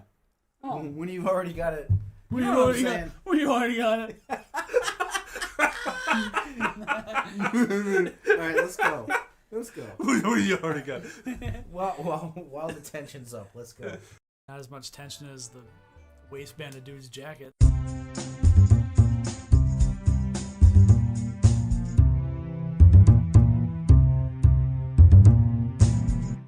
Oh, welcome back to Students of Gaming. KY is on the sticks. He forgot how to open up a shrine. I did. Wow, if I could approach the pedestal. There we go. Come here, son. Can you help me open up my phone? I need to find a QVC code. what a PDF is.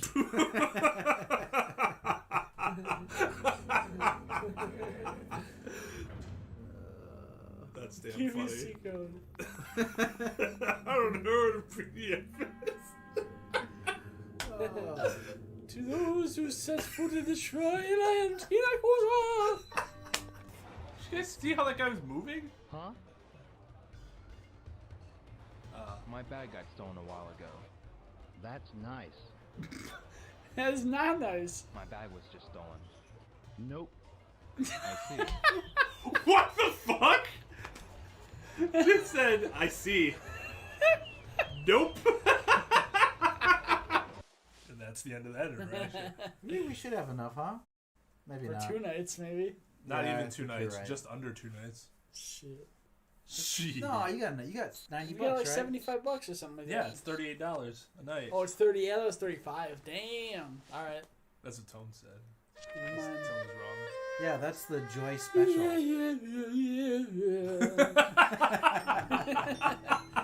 That's a big ass thermos, dude. Look at that thing. That's Dude, the you best. know, you have like 4 pots of coffee in that bitch. What the-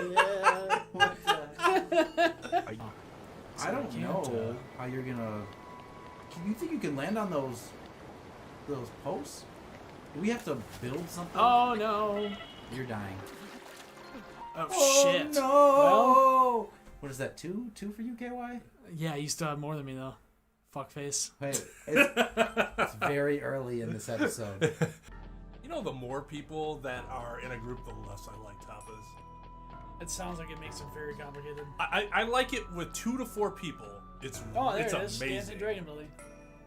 Fucking sweet, dude. I should talk to somebody so they can be like, I'm a tourist. Don't ask me. Hey, I'm gonna talk to her. Excuse me. Me? I want to go to the Dancing Dragon building. The Dancing Dragon Building? It's on my way. Would you like to come with me? Oh no, Thank you very much. but I mean, oh god. Well, You're right in front of she it. is- yeah, Even we're though she literally just right turned there. around and went the other direction. You're here. Dude, wow, that was very nice. She was super helpful. no, though. I think she was being fucking snarky. Oh, I'll see you the way. It's on my way. Here it is, mother. Yes. Draw your name. Oh, can you do a SOG? How do you wait? Hold R1. Yeah. Yeah. You got this. Okay, you got an S. That's an S-ish. That's a gigantic O. That's not an O at all. What is that? It's kind of like, I don't know. Oh, it's kind of like, I think you did that on purpose. this is kind of like, not make that O so big. this is pretty much the soggy aspect. Woo. And lay it. Nice.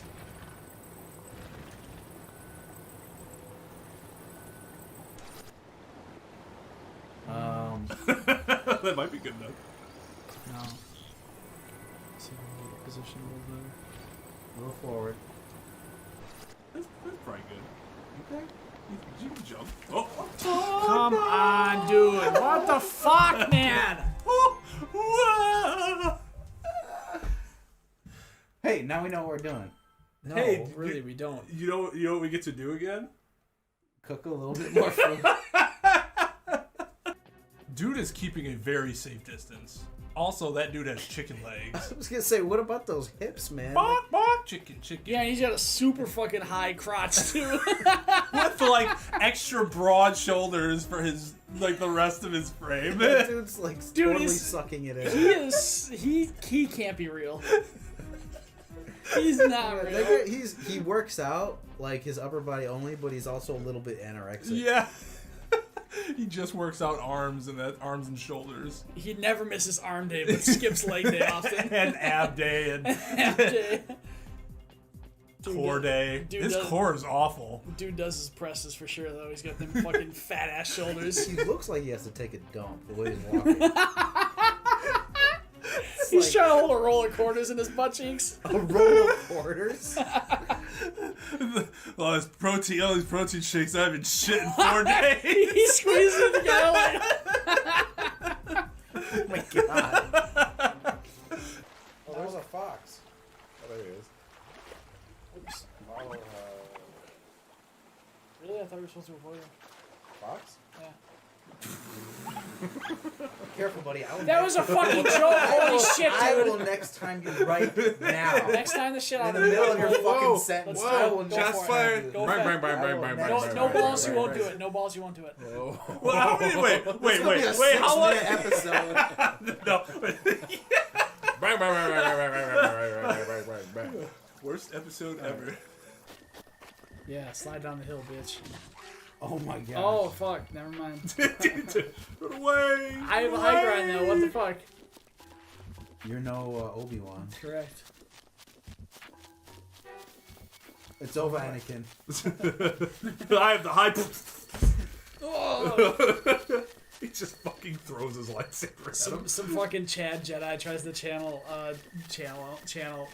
Anakin, and he's just like, "Hey, the fucking high ground, bro." Wait, what did you call him? A Chad Jedi? Yeah, some Chad Jedi. Is that like slang for like if it wasn't generic Obi-Wan, bro or something? Yeah, exactly. Chad. Yeah, I've some never Chad. heard that before. Yeah, some Chad Jedi challenges him, and he's like, "I have the high ground, bro. You can't fuck with me." And then Anakin just cuts him in half. Oh, not cool. This fucking sucks, bro. Now this is the alternate universe I want to be in. Yeah, right. Damn. Don't you mess with us, Down, you square. punk. Die. Take this. Jesus Christ.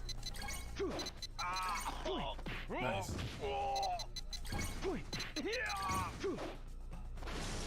Dang. Wow.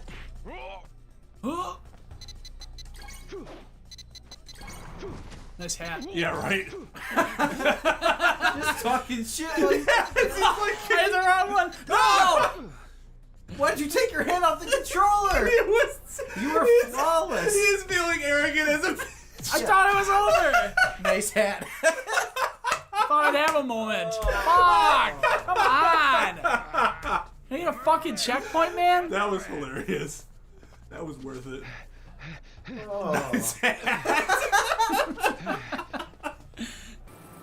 So you're probably, regardless of where you drop it, you're probably gonna have to jump first. Oh, So no, how I do guess you jump? I think it's the top, the X. Yeah. There you go.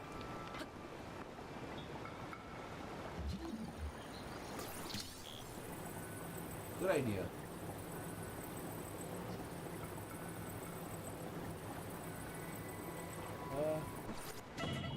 Oh my god!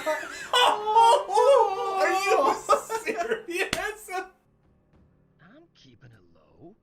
I'll come by again. I actually don't Thank think you she would have very been able to much. hear them if she was actually engaged in conversation. Oops, wrong way. Oops! Who says that to themselves out loud? Right. I have. Really? Oops, wrong way. Not my fault. I talk to Never myself mind. all the time. Going after her. I'm Yeah. probably almost as weird as she is. I've never said it so flamboyantly though. Yeah. Oops, wrong Oh my way. goodness. The eggs aren't over here. Okay, you're right. You're right about that. Goodness, my car's in the next row. That's a good one too.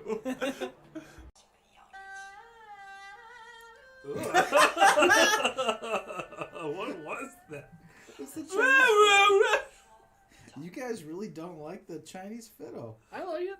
I just think it's funny. No, I'll agree. Like, if instruments were people at a party, the Chinese fiddle would definitely be a loud drunk guy.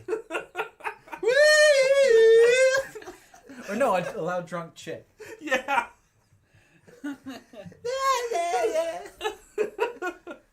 You know, there's something appealing about her, but there's something that's just a little, just a little too loud and a little shrill. On the next episode of SO Jizzle, Episode. Ape episode? Ape? I like to ope. Maybe next Opals time we and play a Pinocchio. Donkey Kong game, we should call them episodes. Yuck, yuck. Yuck, yuck, yuck. I wish you were as clever 3 years ago. I know, I totally missed out on that one. No, to be fair, none of us were clever. We were just on camera like, welcome to, Oh, bananas! Oh! Yeah. We had that Benedict Cumberbatch charm. Excuse me. Welcome to Students of That is really funny. Okay, this one seems significantly That less one's not. perilous. That one's stationary, so. Oh.